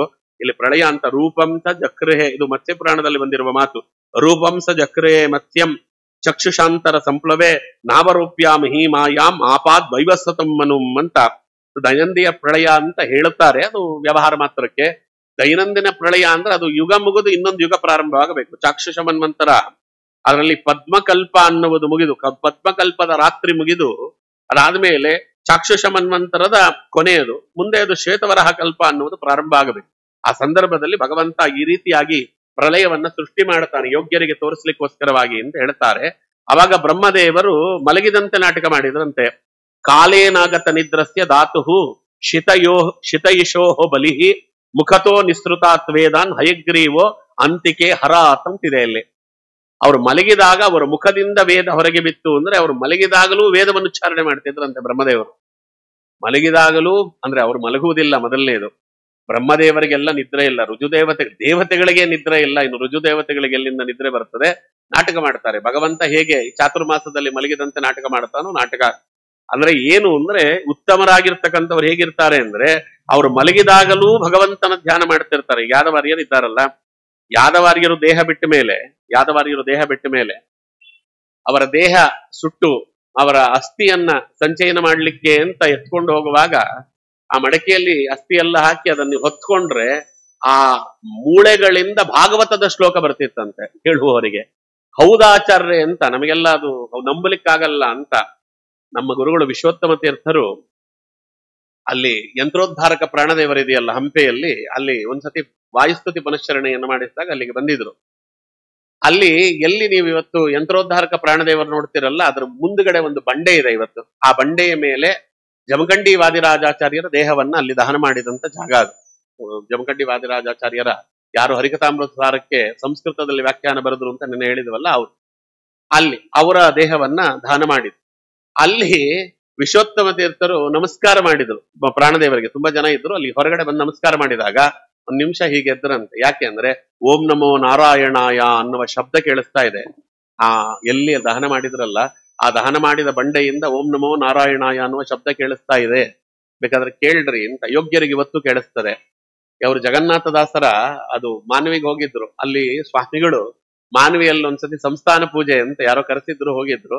ಅಲ್ಲಿ ನಿಮ್ಗೆ ಆಶ್ಚರ್ಯವಾಗ್ತದೆ. ಏನು ಅಂತ ಕೇಳಿದ್ರೆ ಇದ್ದಕ್ಕಿದ್ದಂತೆ ಸ್ವಾಮಿಗಳು ಹೇಳಿದ್ರು, ಇವ್ರ ಪಾಡಿ ಇವರು ವೇದ ಹೇಳ್ತಾ ಇರ್ಲಿ, ಯಾರಾದ್ರೂ ಕರೆಸಿ ಹರಿಕಥಾಮೃತ ಸಾರ 32 ಸಂಧಿಯನ್ನ ಪಾರಾಯಣ ಮಾಡ್ಲಿಕ್ಕೆ ಹೇಳ್ರಿ ಅಂತ. ಯಾಕೆ ಸ್ವಾಮಿಗಳು ಹಿಂಗೆ ಹೇಳ್ತಾರೆ ಅಂತ ಜನ ಎಲ್ಲ ಅಂದ್ರು. ಆಯ್ತು, ಸ್ವಾಮಿಗಳು ಹೇಳಿದ್ದಾರೆ ಅಂದ್ಮೇಲೆ ಆಯ್ತು ಅಂತ. ಸರಿಯಾಗಿ ಇವರು ನೈವೇದ್ಯ ಮಾಡುವಷ್ಟರೊಳಗೆ ಭೋಜನ ಪ್ರಕರಣ ಸಂಧಿ ಬಂತಲ್ಲಿ. ಅದು ಅಲ್ಲಿಗಲ್ಲಿಗೆ ಸಮಸ್ಯೆ. ಅದು ಭಗವಂತ ಅದನ್ನು ಸರಿಯಾಗಿ ತೂಗಿಸಿಬಿಟ್ಟ. ಎಲ್ಲ ಮುಗಿದ ಮೇಲೆ ಅವ್ರ ಆತ್ಮೀಯರು ಕೇಳಿದ್ರು, ಅಲ್ಲ ಸ್ವಾಮಿ ಎಲ್ಲ ಸರಿ, ಅದೇನು ಇದಕ್ಕಿದ್ದಂಗೆ ನೀವ್ ಯಾಕೆ ಭಾಗವತ ಶಾಸ್ತ್ರಾದಿಗಳನ್ನ ಹೇಳೋದು ಅಂತ, ನೀವು ಹರಿಕಥಾಮೃತ ಸಾರವನ್ನ ಪಾರಾಯಣ ಮಾಡಿ ಅಂತ ಹೇಳಿದ್ರಲ್ಲ, ಯಾಕೆ ಅಂದ್ರೆ ಸ್ವಾಮಿಗಳು ಹೇಳಿದ್ರು ನಾ ಪೂಜೆ ಮಾಡುವಾಗ ಗೆಜ್ಜೆ ಸದ್ದು ಕೇಳಿಸ್ತಾ ಇತ್ತು ಸುತ್ತ ಅಂತ. ಜಗನ್ನಾಥದಾಸರನ್ನ ಅರ್ಥನ ಮಾಡ್ತಿದ್ರು, ಅವ್ರಿಗೆ ತೃಪ್ತಿ ಆಗಲಿ ಅಂತ ಹರಿಕಥಾಮೃತ ಸಾರ ಹೇಳಿಸ್ತೆ ಅಂತ. ಇವತ್ತಿಗೆ ಹಿಂಗೆಲ್ಲ ನಡೆದಿದೆ ಅಂದ್ರೆ ಆ ಕಾಲದಲ್ಲಿ. ಅದಕ್ಕೋಸ್ಕರವಾಗಿ ಅವರು ಮಲಗಿದ್ದಾಗ ಬಾಯಿಂದ ವೇದ ಬರ್ತಿತ್ತಂತೆ. ವೇದ ಬಂದಾಗ ಅದನ್ನ ಕದ್ದು ಕೇಳಿಸ್ಕೊಂಡು ಬಿಟ್ಟ ಅಸುರ, ಹಯಗ್ರೀವಾಸುರ ಅಂತ. ಅವನಿಂದ ವೇದವನ್ನ ತರಬೇಕಲ್ಲ. ಜ್ಞಾತ್ವಾ ತದ್ ದಾನವೇಂದ್ರಸ್ಯ ಹಯಗ್ರೀವಸ್ಯ ಚೇಷ್ಟಿತಂ ದದಾರ ಶಪರಿ ರೂಪಂ ಭಗವಾನ್ ಹರಿರೀಶ್ವರ ಅಂತ ಭಾಗವತ ಹೇಳುತ್ತದೆ. ಅವನನ್ನ ಸಂಹಾರ ಮಾಡಿ ಬ್ರಹ್ಮದೇವರಿಗೆ ಮತ್ತೆ ವೇದವನ್ನ ತಂದು ಕೊಡಬೇಕು ಅನ್ನುವುದಕ್ಕೆ ಸ್ವಾಮಿ ತಾನು ಮತ್ಸ್ಯಾವತಾರವನ್ನ ಮಾಡುತ್ತೇನೆ ಅಂತ ಸಂಕಲ್ಪ ಮಾಡಿದ.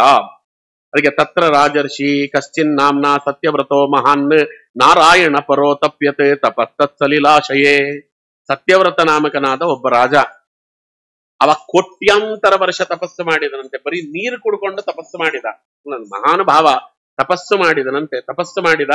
ಆ ತಪಸ್ಸು ಮಾಡಿದ ಪ್ರತಿಫಲವೇ ಅವನು ವೈವಸ್ವತ ಮನುವಾಗಿ ಹುಟ್ಟಿದ. ಏನು ವೈವಸ್ವತ ಮನು? ಸೂರ್ಯದೇವರ ಮಗ. ಬ್ರಹ್ಮದೇವರ ಮಕ್ಕಳು ಮರೀಚಿಗಳು, ಮರೀಚಿಗಳ ಮಕ್ಕಳು ಕಶ್ಯಪರು, ಕಶ್ಯಪರ ಮಗ ಸೂರ್ಯ, ಸೂರ್ಯನ ಮಗ ವೈವಸ್ವತ ಮನು. ಅಂದ್ರೆ ನೇರ ಭಗವಂತನ ವಂಶದಲ್ಲ ಅವತಾರ ಮಾಡಿದ್ನಲ್ಲ. ಅವತಾರ ಮಾಡ್ಲಿಕ್ಕೆ ಅವನೇನು ಪುಣ್ಯ ಮಾಡಿದ್ದ ಅಂದ್ರೆ ಇಲ್ಲಿ ಭಾಗವತ ಹೇಳ್ತದೆ 1000 ವರ್ಷಗಳ ಕಾಲ ಬರೀ ನೀರು ಕುಡ್ಕೊಂಡು ತಪಸ್ಸು ಮಾಡಿದ್ದಂತೆ ಮಹಾನುಭಾವ. ಆದ್ರೆ ಅವನು ದೈನಂದಿನವಾಗಿ ಏನೇನು ಮಾಡಬೇಕಲ್ಲ ಆ ಕರ್ಮಗಳನ್ನ ಬಿಟ್ಟಿರ್ಲಿಲ್ಲ. ಅದಕ್ಕವ ಏನ್ ಮಾಡಿದ? ಯೋಸಾ ವಸಾತ್ ಮಹಾಕಲ್ಪೆ ತನಯ ಸ ವಿವಸ್ಥಿತ ಶ್ರಾದ್ದದೇವ ಇತಿ ಖ್ಯಾತೋ ಮನ್ವತೆ ಹರಿರರ್ಪಿತ. ಅವನೇ ಶ್ರಾದ್ದದೇವ ಅಂತ ಅವನಿಗೆ ಇನ್ನೊಂದು ಹೆಸರು. ಹಾಗಾಗಿ ಅವನು ವೈವಸ್ವತ ಮನುವಾಗಿ ಅವತಾರ ಮಾಡುವವನಿದ್ದಾನೆ. ಕೃತಮಾಲಾ ಅಂತ ಒಂದು ನದಿ. ಏಕದಾ ಕೃತಮಾಲಾಯಂ ಕುರ್ವತೋ ಜಲತರ್ಪಣಂ ತಸ್ಯಾಂಜಲಿ ಉದಕೆ ಕಾಶ್ಚಿತ್ ಶಪರೇರ್ಘ ಅಭ್ಯಪದ್ಯತ. ಅವನು ಕೃತಮಾಲಾ ಅನ್ನುವ ನದಿಯಲ್ಲಿ ಅರ್ಘ್ಯ ಬಿಡಬೇಕಲ್ಲ, ಅರ್ಘ್ಯ ಬಿಡಬೇಕು ಅಂತ ಕೈಯಿಂದ ನೀರನ್ನ ತೆಗೆದುಕೊಂಡಂತೆ. ಆ ನೀರನ್ನ ತೆಗೆದುಕೊಂಡಾಗ ತಸ್ಯ ಅಂಜಲಿ ಉದಕೆ ಕಾಚಿತ್ ಶಪರ್ಯೇಕ ಅಭ್ಯಪದ್ಯತ. ಶಪರ್ಯ ಅಂದ್ರೆ ಸಣ್ಣ ಮೀನು, ಅದರೊಳಗೆ ಸಣ್ಣ ಮೀನು ಕಾಣಿಸಿಕೊಂಡಂತೆ ಬಿಟ್ಟುಬಿಟ್ಟಾವ. ಏನು ಮೀನು ಬಂತಲ್ಲ ಅಂತ ಬಿಟ್ಬಿಟ್ಟ. ಆ ಮೀನು ಹೇಳಿತಂತೆ, ತಮಾಹ ಸಾ ಅತಿಕರುಣಂ ಮಹಾಕರುಣಿಕಂ ರೂಪಂ ಯಾದೇಭ್ಯೋ ಜ್ಞಾತಿಘಾತಿಭ್ಯೋ ದೀನಂ ಮಾಂ ದೀನವತ್ಸಲ ಕಥಂ ವಿಸೃಜ್ಯತೆ ರಾಜನ್ ಭೀತಾಮಸ್ಮಿನ್ ಸರಿಜ್ಜಲೆ. ಅಲ್ಲಪ, ಸತ್ಯವ್ರತ ಮಹಾರಾಜ ಅಂದ್ರೆ ಪರಮ ದಯಾಳುವಾಗಿದ್ದಾನೆ, ಆಶ್ರಯ ಕೋರಿ ಬಂದವರನ್ನ ಚೆನ್ನಾಗಿ ರಕ್ಷಣೆ ಮಾಡ್ತಾನೆ ಅಂತ ಹೀಗೆಲ್ಲ ನಿನ್ನ ಬಗ್ಗೆ ಮಾತಿದೆ. ನೀನು ನನ್ನನ್ನ ರಕ್ಷಣೆ ಮಾಡ್ತಿ ಅಂತ ನಿನ್ನ ಕೈಗೆ ನಾನು ಬಂದ್ರೆ ನೀನು ಹಂಗೆ ಬಿಟ್ಬಿಟ್ಟಿಯಲ್ಲೋ, ಇಲ್ಲೆಲ್ಲ ತಿಮಿಂಗಲಗಳು ಅವೆಲ್ಲ ಇವೆ, ನನ್ನ ನುಂಗಾಕಿ ಬಿಡ್ತವೆ, ನನ್ನ ರಕ್ಷಣೆ ಮಾಡುವುದಿಲ್ಲ ಅಂತ ಸ್ವಾಮಿ. ಅವನಿಗೆ ಭಗವಂತ ಅಂತ ಅರ್ಥವಾಗಲಿಲ್ಲ, ಆದ್ದರಿಂದ ಅವನು ಮತ್ತೆ ಎತ್ತುಕೊಂಡ. ಸಾತ್ಮನೋ ಅನುಗ್ರಹಾರ್ಥಂ ಪೀತ್ಯ ಮತ್ಸ್ಯ ವಪುಹು ಧರಂ ಅಜಾನನ್ ರಕ್ಷಣಾರ್ಥಾಯ ಶಪರ್ಯಾಸ ಮನೋದದೆ. ಅವನದನ್ನು ವಾಪಸ್ ಎತ್ತುಕೊಂಡು ಅದನ್ನ ಕಲಶಾಪಿ ನಿಧಾಯೈನಂ ದಯಾಲುಹು ನಿನ್ನೆ ಆಶ್ರಮ. ತನ್ನ ಕಮಂಡಲು ಇತ್ತಲ್ಲ, ಕಮಂಡಲಿನ ಕಲಶದಲ್ಲಿ ಅದನ್ನ ಹಾಕೊಂಡ ಆಶ್ರಮಕ್ಕೆ ಬಂದ. ಅವನ ಆಶ್ರಮಕ್ಕೆ ಬರುವಷ್ಟರೊಳಗೆ ಆ ಕಲಶ ಪೂರ್ತಿ ತುಂಬಿ ಹೋಗಿತ್ತು. ನಾಹಂ ಕಮಂಡಲೆ ಅವಸ್ಮಿನ್ ಕೃಚ್ಛ್ರಂ ವಸ್ತುಮಿ ಯೋತ್ಸಹೆ ಕಲ್ಪಯ ಕೌಹು ಸುವಿಪುಲಂ ಯತ್ರಾಹಂ ನಿವಸೆ ಸುಖಂ ಅಂತ ಹೇಳಿ. ತಲಪ ನನ್ನ ಕೈಕಾಲಲ್ಲಾಡ್ಸಕ್ಕಾಗ್ತಿಲ್ವೋ, ಜಾಗ ಇಲ್ಲ ಇಲ್ಲಿ ಕಲಶದಲ್ಲಿ, ಅದರಿಂದ ಬೇರೆ ಕಡೆ ಹಾಕು ಅಂತ. ಅದಕ್ಕೆ ಸವಿನಾ ತತ ಆದಾಯ ನೆದದಾದೌಜಂಚ ನೋದಕ್ಕೆ ತತ್ರ ಕ್ಷಿಪ್ತ ಮುಹೂರ್ತೇನ ಹಸ್ತತ್ರಯಮರ್ದನ ಅವಮರ್ದನ. ಅದಕ್ಕೆ ಅವನೇನು ಮಾಡಿದ, ದೊಡ್ಡ ಕಡಾಯಿಯೊಳಗೆ ಹಾಕಿದ. ಒಂದು ಮುಹೂರ್ತದಲ್ಲಿ ಅದು ದೊಡ್ಡ ಕಡಾಯಿ ತುಂಬಿ ಬಿಡುತ್ತಂತೆ, 3 ಮೊಳದಷ್ಟು ಉದ್ದವಾಗಿ ಬಿಡ್ತು. ತಿರ್ಗಾ ಅದು ಹೇಳ್ತಂತೆ, ಅಪ್ಪ ನನ್ಗಿಲ್ಲಿ ಕೈಕಾಲ ಆಡಿಸ್ಲಿಕ್ಕೆ ಜಾಗ ಇಲ್ಲ, ಏನಾದ್ರೂ ಮಾಡು ಅಂತ.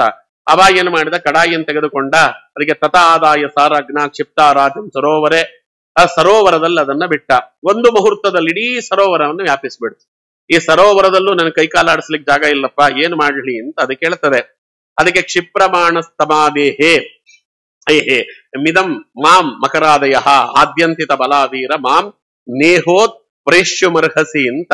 ಅದನ್ನ ಅವನು ಸರಿ ಏನ್ ಮಾಡೋದು ಅಂತ ತೆಗೆದುಕೊಂಡ, ಒಂದು ನದಿಯಲ್ಲಿ ಬಿಟ್ಟ. ನದಿಯನ್ನ ತುಂಬಿ ಬಿಡ್ತು. ನದಿಯಲ್ಲಿ ತುಂಬಿದ್ದನ್ನ ತೆಗೆದುಕೊಂಡು ಸಮುದ್ರಕ್ಕಾಗಿ ಬಿಟ್ಟ. ಆವಾಗ ಮೀನ್ ಹೇಳತ್ತಂತೆಲ್ಲ, ಹೋದ್ಯಾ ಪಿಶಾಚಿ ಅಂದ್ರೆ ಬಂದೆ ಗವಾಕ್ಷಿಲಿ ಅಂತ. ಎಲ್ಲಿಂದ ತಂದಿಯೋ ಅಲ್ಲಿಗೆ ಕರ್ಕೊಂಡ್ ಬಿಟ್ಬಿಟ್ಟಿಯಲ್ಲೋ ರಾಜ, ನೀನ್ ರಕ್ಷಣೆ ಮಾಡ್ತಿ ಅಂತ ಬಂದೆ, ಮತ್ತೆ ಸಮುದ್ರಕ್ಕೆ ಕರ್ಕೊಂಡ್ ಬಂದ್ಬಿಟ್ಬಿಟ್ಟೆ. ಸಮುದ್ರದಲ್ಲಿ ಎಂತ ಮೊಸಳೆಗಳೆಲ್ಲ ಇವೆ ಗೊತ್ತಾ, ನನ್ನನ್ನೆಲ್ಲ ನುಂಗಿ ಹಾಕುವ ಮೊಸಳೆಗಳಿವೆ, ನನ್ನನ್ನು ಹೀಗೆ ಮಾಡಿಬಿಟ್ಟಿಯಲ್ಲೋ ಅಂತ ಅದು ಕೇಳುತ್ತದೆ. ಅವಾಗ ಅವನಿಗೆ ಅರ್ಥ ಆಯ್ತಂತೆ. ಅವಾಗ ಅವನು ಕೈ ಮುಗಿತಾನೆ. ನೋಡಿ, ಇಲ್ಲಿ ನಮ್ಮ ರಾಘವೇಂದ್ರ ಸ್ವಾಮಿಗಳು ಒಂದು ಮಾತು ಹೇಳುತ್ತಾರೆ, ಭಗವಂತ ಯಾಕೆ ಹೀಗೆ ಬೆಳೆಸಿದ ಅಂತ. ಯಾಕೆ ದೇಹವನ್ನ ಹೀಗೆ ಬೆಳೆಸಿದ ಅಂದ್ರೆ ರಾಘವೇಂದ್ರ ಸ್ವಾಮಿಗಳ ಮಾತಿದು. ವೇದ ಸಿದ್ಧಂ ಅಣತೋ ಅಪಿ ಅನುಭಾವಂ ಮೋದದಾಯಿ ಮಹತೋಪಿ ಮಹತ್ವಂ ಬಿಭ್ರತ್ ಪ್ರತಯಿತಂ ಮನವೇ ತ್ವಾಂ ಮೀನತಾಂ ಶರಣಯಾಮಿ ಭವಂತಂ ಅಂತಾರೆ ರಾಯರು. ಅಂದ್ರೆ ವೇದದಲ್ಲೊಂದು ಮಂತ್ರ ಇದೆಯಲ್ಲ, ಅಣೋರಣೀಯಾನ್ ಮಹತೋ ಮಹೀಯಾನ್ ಆತ್ಮ ಗುಹಾಯಂ ನಿಹತೋಸ್ಯ ಜಂತೋ ತಮಕೃತಂ ಪಶ್ಯತಿ ವೀತ ಶೋಕೋ ಧಾತು ಪ್ರಸಾದ ಅನ್ಮಹಿಮಾನಮೀಶಂ ಅಂತಿದೆ. ಭಗವಂತ ಅಣುವಿನೊಳಗೆ ಅಣುವಿನ ರೂಪದಲ್ಲಿದ್ದಾನೆ, ಮಹತ್ತಿನ ಒಳಗೆ ಮಹತ್ತಿನ ರೂಪದಲ್ಲಿದ್ದಾನೆ. ಇದು ಒಂದು ತಿಂಗಳು ಬೇಕು ಇದನ್ನ ಅರ್ಥ ಮಾಡಿಕೊಳ್ಳಿಕ್ಕೆ. ಅಣುವಿನೊಳಗೆ ಅಣುವಿನ ರೂಪದಲ್ಲಿದ್ದಾನೆ ಅಂದ್ರೆ ಹೆಂಗದು? ಅಣು ಅಂದ್ರೆ ಏನು? ಅಣು ಅಂದ್ರೆ ಎಲ್ಲದಕ್ಕಿಂತಲೂ ಅತಿ ಸಣ್ಣದಾಗಿರ್ತಕ್ಕಂಥ ಪದಾರ್ಥ ಅಂತ. ಅದನ್ನ ಕತ್ತರಿಸ್ಲಿಕ್ಕಾಗುವುದಿಲ್ಲ, ಅದನ್ನ ಬೇರೆ ಮಾಡ್ಲಿಕ್ಕಾಗುವುದಿಲ್ಲ, ಅದರೊಳಗೆ ಏನು ಪ್ರವೇಶ ಮಾಡ್ಲಿಕ್ಕಾಗುವುದಿಲ್ಲ ಅನ್ನೋದನ್ನ ಅಣು ಅಂತಾರೆ. ಅದರೊಳಗೆ ಭಗವಂತ ಅಣುವಿನ ರೂಪದಲ್ಲಿದ್ದಾನೆ ಅಂದ್ರೆ ಹೆಂಗ್ ಅರ್ಥ ಮಾಡ್ಕೊಳ್ಳೋದು? ಹೇಗೆ? ಮಹತ್ತಿನಲ್ಲಿ ಭಗವಂತ ಮಹತ್ತಿನ ರೂಪದಲ್ಲಿದ್ದಾನೆ ಅಂದ್ರೆ ಹೆಂಗ್ ಅರ್ಥ ಮಾಡ್ಕೊಳ್ಳೋದು? ಮಹತ್ ಅಂದ್ರೆ ಏನು?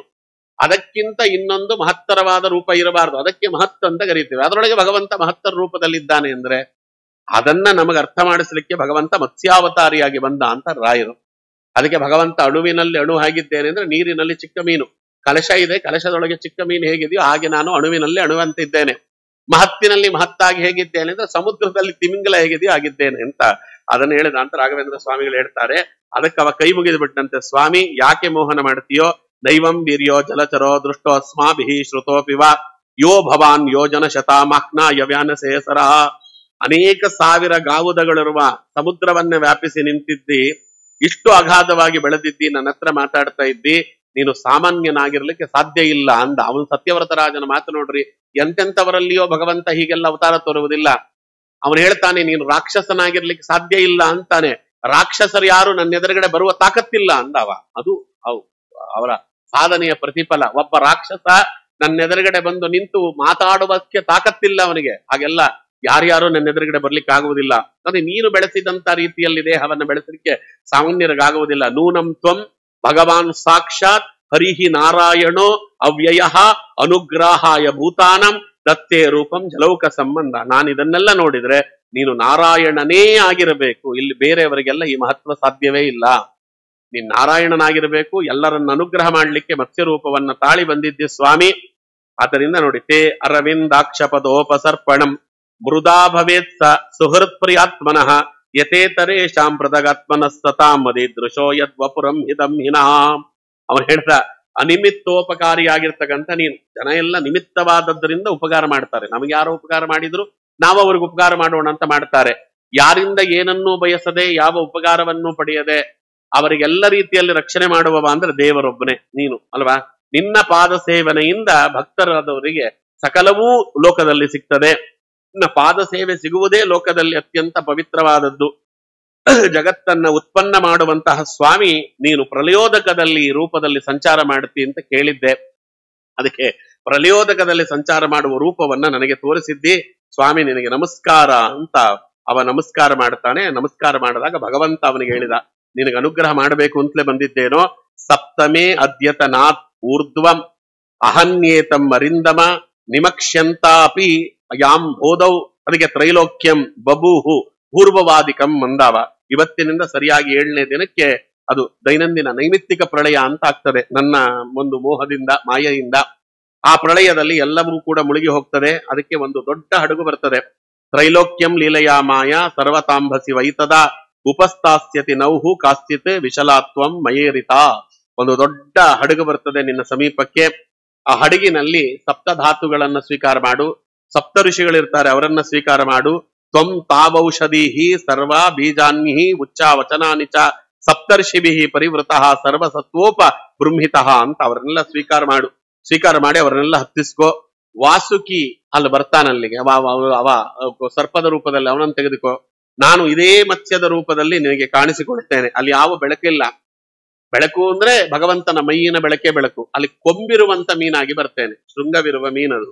ನನ್ನ ಕೊಂಬಿಗೆ ಆ ವಾಸುಕಿಯನ್ನ ಕಟ್ಟಿಬಿಡು. ನಿನ್ನ ಈ ಒಂದು ಹಡಗನ್ನ ಸೇರಿಸಿ ನಾನು ನಿನಗೆ ಪ್ರಲಯೋದಕದಲ್ಲಿ ವಿಹಾರ ಮಾಡಿಸ್ತೇನೆ ಅಂತ ಸ್ವಾಮಿ. ಆರುಖ್ಯ ಬೃಹತಿಂ ನಾವಂ ವಿಚರಿಷ್ಯಸಿ ವಿಕ್ಲಮಃ ಈ ಕಾರಣವೇ ನಿರಾಲೋಕೆ ಋಷೀಣಾಮೇವ ವರ್ಚಸ ದದೋಯಮಾನಂ ತಾಂ ನಾವಂ ಸಮೀರೇಣ ಬಲೀಯಸ ಉಪಸ್ಥಿತಸ್ಯ ಮೇ ಶೃಂಗೆ ನಿಬದ್ನೇ ಹಿಮಹೀಹನ ಅಂದ ಸ್ವಾಮಿ.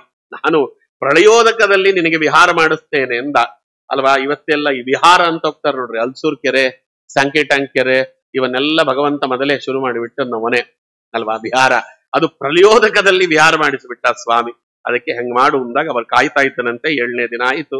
ಎಲ್ಲವೂ ಕೂಡ ದೈನಂದಿನ ಪ್ರಳಯ ಏನನ್ನಾಗಬೇಕು ಎಲ್ಲ ಪ್ರಾರಂಭ ಆಯಿತು. ಅಷ್ಟರೊಳಗೆ ಹಡಗು ಬಂತು. ಭಗವಂತ ಏನ್ ಹೇಳಿದ್ನೋ ಅವೆಲ್ಲವನ್ನ ಸ್ವೀಕಾರ ಮಾಡಿದ. ವಾಸುಕಿ ಬಂದ, ಅವನನ್ನ ಹಡಗಿಗೆ ಕಟ್ಟಿದ. ಭಗವಂತ ಕಾಣಿಸಿಕೊಂಡ, ಅವನ ಕೊಂಬಿಗೆ ಕಟ್ಟಿದ. ಇದಾದ ಮೇಲೆ ಭಗವಂತ ನಿಬದ್ಯ ನಾವಂ ತಚ್ಛೃಂಗೆ ಯಥೋಕ್ತ ಹರಿಣಾಪುರ ವರಿತ್ರೇಣ ಹಿನ ತುಷ್ಟ ಸ್ತ್ರುವಾಷ್ಟ ಮಧುಸೂದನಂ ಅಂತ ಹಾಗೆ ಕಟ್ಟಿದ ಮೇಲೆ ಅಲ್ಲಿಂದ ನೇರವಾಗಿ ಭಗವಂತ ಅವನಿಗೆ ಒಂದಿಡೀ ರಾತ್ರಿ ಅವನಿಗೆ ವಿಹಾರ ಮಾಡಿಸಿದ. ಪ್ರಲಯೋದಕ ವಿಹಾರಿನ್ ಅಂತ ಕರೀತಾರೆ. ಮತ್ಸ್ಯಕ ರೂಪ ಲಯೋದ ವಿಹಾರಿನ್ ಅಂತ ಆಚಾರ್ಯ ಹೇಳ್ತಾರಲ್ಲ, ಇದೇ ಮಾತು. ಅವನು ಎಷ್ಟು ಚೆನ್ನಾಗಿ ಉಪಯೋಗಿಸಿಕೊಂಡು ಬಿಟ್ಟ ಅದನ್ನ ಅಂದ್ರೆ ಭಗವಂತನನ್ನ ಅವಾಗ ಪ್ರಶ್ನೆ ಮಾಡ್ತಾನವ. ಸಾವಿರಾರು ಪ್ರಶ್ನೆ ಮಾಡಿದ್ದಾನೆ. ಅನಾದ್ಯ ವಿದ್ಯೋಪ ಹತಾತ್ಮ ಸಂವಿದ ತನ್ಮೂಲ ಸಂಸಾರ ಪರಿಶ್ರಮಾತುರ ಯತೃಚ್ಛಯೇ ಹುಹೋ ಉಪಹೃತ ಯಮಾಪ್ಲುಯ ವಿಮುಕ್ತಿತೋ ನಃ ಪರಮೋ ಗುರುರ್ಭವಾನ್ ಅಂತ. ಅನಾದಿಯಾಗಿರ್ತಕ್ಕಂಥ ಅಜ್ಞಾನವನ್ನ ಕಳೆದುಕೊಳ್ಳುವುದು ಹೇಗೆ, ಜ್ಞಾನ ಪಡೆದುಕೊಳ್ಳುವುದು ಹೇಗೆ, ಭಗವಂತನ ಸ್ವರೂಪವನ್ನ ನಾವು ತಿಳಿದುಕೊಳ್ಳುವುದು ಹೇಗೆ, ಹುಟ್ಟು ಸಾವು ಅನ್ನುವ ಚಕ್ರದಿಂದ ನಾವು ಬಿಡುಗಡೆಯನ್ನ ಹೊಂದುವುದು ಹೇಗೆ, ಶ್ರೇಷ್ಠರಾದ ಜ್ಞಾನಿಗಳನ್ನ ಪಡೆಯುವುದು ಹೇಗೆ, ಮುಕ್ತಿ ಪಡೆಯಬೇಕಾದ್ರೆ ಏನೆಲ್ಲ ಮಾಡಬೇಕು, ಇವೆಲ್ಲ ಅವನು ಪ್ರಶ್ನೆ ಕೇಳ್ತಾನೆ. ಎಲ್ಲ ಪ್ರಶ್ನೆಗಳಿಗೆ ಭಗವಂತ ಉತ್ತರ ಕೊಟ್ಟ. ಆ ಉತ್ತರ ಕೊಟ್ಟಿದ್ದೇ ಮತ್ಸ್ಯ ಪುರಾಣ ಅಂತ ಲೋಕದಲ್ಲಿ ಪ್ರಸಿದ್ಧವಾಯಿತು. ಮತ್ಸ್ಯ ಪುರಾಣ ಉತ್ಪನ್ನವಾದದ್ದು ಹೀಗೆ ಅಂತ ಇದನ್ನ ಹೇಳ್ತದೆ. ಕೊನೆಗೆ ಅವನೊಂದು ಮಾತು ಹೇಳ್ತಾನೆ ನೋಡ್ರಿ, ಅಪೂರ್ವವಾದ ಮಾತು. ನ ತತ್ ಪ್ರಸಾದಾತ್ಯುತ ಭಾಗಲೇಶಂ ಮನ್ಯೇ ಚ ದೇವಾ ಗುರುವೋ ಜನ ಸ್ವಯಂ ಕರ್ತುಂ ಸಮೇತ ಪ್ರಭವಾತಿ ಪುಂಸಂ ತಮೀಶ್ವರಂ ತಾಂ ಶರಣಂ ಪ್ರಪದ್ಯೆ. ನಯತ್ ಪ್ರಸಾದಾತ್ಯುತ ಭಾಗಲೇಶಂ ಅನ್ಯೇ ಚ ದೇವ ಗುರುವೋ ಜನ ಸ್ವಯಂ ಅಂದ. ಲೋಕದಲ್ಲಿ ಗುರುಗಳು ದೇವತೆಗಳು ಎಲ್ಲ ಅನುಗ್ರಹ ಮಾಡ್ತಾರೆ. ಆದ್ರೆ ಯಾರು ಅನುಗ್ರಹ ಮಾಡಿದ್ರು ಭಗವಂತ ಮಾಡುವಂತ ಅನುಗ್ರಹದ 16ನೇ ಒಂದು ಭಾಗಕ್ಕೂ ಸರಿಸಾಟಿ ಆಗುವುದಿಲ್ಲ. ಅದಕ್ಕೆ ಅವನು ಹೇಳಿದ, ಲೋಕದಲ್ಲಿರುವ ಎಲ್ಲ ಗುರುಗಳು ಎಲ್ಲ ದೇವತೆಗಳು ಲಕ್ಷ್ಮೀ ದೇವಿಯಿಂದ ಸಹಿತವಾಗಿ ಅವರೆಲ್ಲರೂ ಅನುಗ್ರಹ ಮಾಡಿದ್ದನ್ನ ಒಂದು ತಕ್ಕಡಿಗೆ ಹಾಕೋದು.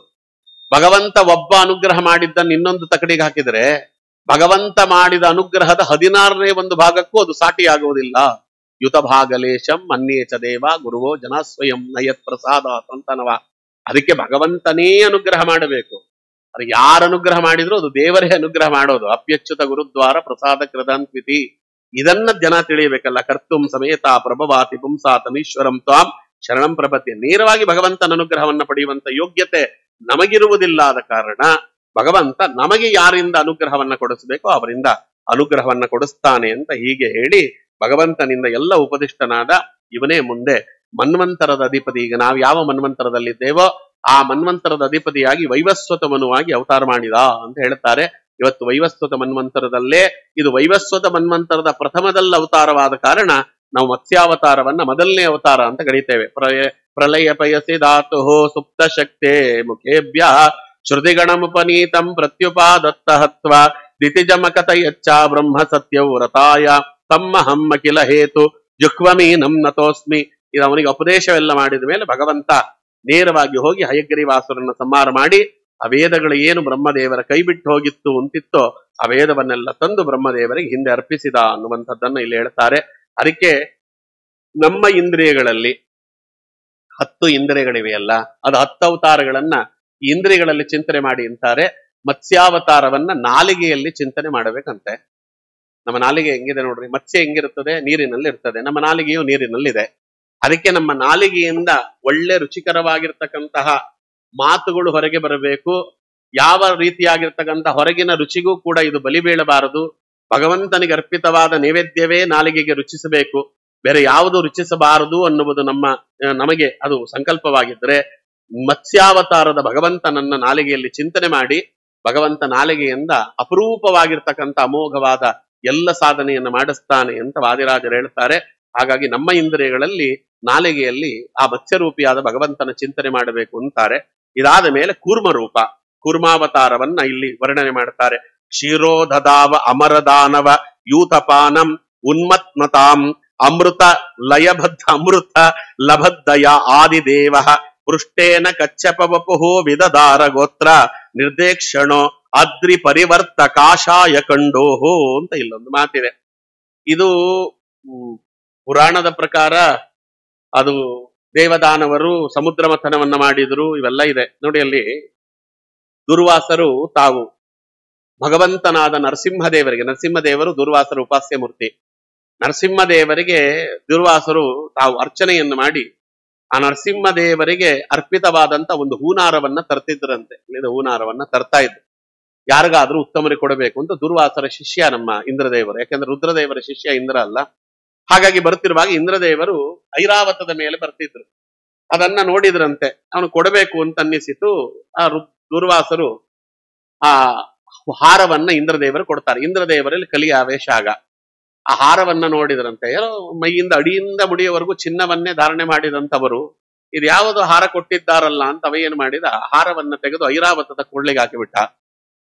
ಆ ಐರಾವತ ಅದನ್ನ ತೆಗೆದು ಕಾಲಿಗೆ ಹಾಕಿ ಕಾಲಿನಲ್ಲಿ ಚೆನ್ನಾಗಿ ಅದನ್ನು ಉಜ್ಜಿ ಬಿಡ್ತು. ಯಾಕೆಂದ್ರೆ ಹಾರ ಹಾಕಿದಾಗ ಎಲ್ಲ ದುಂಬಿಗಳು ಕೂಡ ಹಾರದಲ್ಲಿ ಬರುವ ಅಮೃತವನ್ನ ಸವಿಲಿಕ್ಕೆ ಅಂತ ಬಂದುವಂತೆ ಗುಯ್ಯಂತಿತ್ತು. ಅದಕ್ಕೆ ಇರಿಟೇಷನ್ ಆಯಿತು ಆ ಐರಾವತಕ್ಕೆ. ಅದು ಕುತ್ತಿಗೆಯಿಂದ ಹಾರ ತೆಗೆದು ಕೆಳಗೆ ಹಾಕಿ ಗಜ ಉಜ್ಜ ಹಾರ ನೆಲದ ಮೇಲೆ ಹಾಕಿ ತಿಕ್ಕಿ ಬಿಡ್ತು. ಅವಾಗ ಶಾಪ ಕೊಡ್ತಾರೆ. ಇದು ಏನು ಗೊತ್ತಾ, ಯಾಕೆ ಈ ಹಾರವನ್ನ ತಂದಿದ್ದೆ ಗೊತ್ತೇನೋ? ಯಾರು ಈ ಹಾರವನ್ನ ಕುತ್ತಿಗೆಯಲ್ಲಿ ಹಾಕಿಕೊಳ್ತಾರೆ, ಇದು ಸ್ಕಂದ ಪುರಾಣದ ಕಥೆ ನಾನು ಹೇಳ್ತಾ ಇದ್ದೇನೆ. ಯಾರು ಈ ಕುತ್ತಿಗೆಯಲ್ಲಿ ಹಾರವನ್ನ ಹಾಕಿಕೊಳ್ತಾರೋ ಲೋಕದಲ್ಲಿ ಅವರಿಗೆ ಮೊಟ್ಟ ಮೊದಲ ಪೂಜೆ ಸಲ್ತದೆ ಅಂತ ಪ್ರಾರ್ಥನೆಯನ್ನು ಮಾಡಿದ್ದೆ. ನೀನು ಹಾಕೊಂಡಿದ್ರೆ ಲೋಕದಲ್ಲಿ ನಿನಗೆ ಮೊಟ್ಟ ಮೊದಲ ಪೂಜೆ ಸಲ್ಲಿತು. ನೀನು ತೆಗೆದು ಅದನ್ನ ಐರಾವತದ ಕುತ್ತಿಗೆಗೆ ಹಾಕಿದೆ. ಈ ಐರಾವತ ಅನ್ನುವುದು ಈಗ ಹೋಗಿಬಿಡುತ್ತದೆ. ಮುಂದೆ ರುದ್ರದೇವರಿಗೆ ಮಗನಾಗಿ ಹುಟ್ಟುತ್ತಾನಲ್ಲ ಗಣಪತಿ, ಅವನ ತಲೆ ಹೋಗಿ ಯಾವ ಐರಾವತ ದುರ್ವಾಸರು ಕೊಟ್ಟಂತ ಹಾರವನ್ನ ಧರಿಸಿತೋ ಆ ತಲೆಯನ್ನ ತಂದು ಅವನಿಗೆ ಇಡ್ತಾರಲ್ಲಿ. ಅದಕ್ಕೆ ಗಣಪತಿಗೆ ಮೊದಲನೇ ಪೂಜೆ. ಯಾಕೆ ಗಣಪತಿಗೆ ಮೊದಲನೇ ಪೂಜೆ ಅಂದ್ರೆ ಇದಕ್ಕೆ. ದುರ್ವಾಸರು ಈ ಹಾರವನ್ನ ಯಾರು ಹಾಕಿಕೊಳ್ತಾರೋ ಅವರಿಗೆ ಮೊದಲನೇ ಪೂಜೆ ಸಲ್ಲಬೇಕು ಲೋಕದಲ್ಲಿ ಅಂತ ಸಂಕಲ್ಪ ಮಾಡಿದ್ರು. ಭಗವಂತನ ಸಂಕಲ್ಪ ಗಣಪತಿಗೆ ಮೊದಲನೇ ಪೂಜೆ ಸಲ್ಲಬೇಕು ಅಂತಿತ್ತು. ಅದಕ್ಕೆ ಇವೆಲ್ಲ ನಾಟಕ ಆಡಿಸಿಬಿಟ್ಟ. ಒಂದಕ್ಕೊಂದಕ್ಕೆ ಲಿಂಕ್ ಇದೆ. ಎಲ್ಲವೂ ಕೂಡ ನಡೆದದ್ದು ಒಂದು ಕಾರಣಾರ್ಥವಾಗಿ. ಯಾವಾಗ ಹೀಗಾಯ್ತು ಈಗ ನೋಡ್ರಿ, ಅಮೃತವನ್ನ ಪಡೆಯಬೇಕು ಅನ್ನುವುದು ನೆಪ. ಅಲ್ಲಿ ಮುಖ್ಯವಾಗಿ ಸಮುದ್ರ ಮಥನ ನಡೆದದ್ದೇ ಲಕ್ಷ್ಮಿಯನ್ನ ಪಡೆಯುವುದಕ್ಕೆ. ಅದಕ್ಕೆ ಇಲ್ಲಿ ವಾದಿರಾಜರು ಹೇಳ್ತಾರೆ, ಲಕ್ಷ್ಮೀ ಶೋಭಾನೆಯಲ್ಲಿ ವಾದಿರಾಜರು ಸೂಕ್ಷ್ಮವಾಗಿ ಅದನ್ನು ಹೇಳ್ತಾರೆ.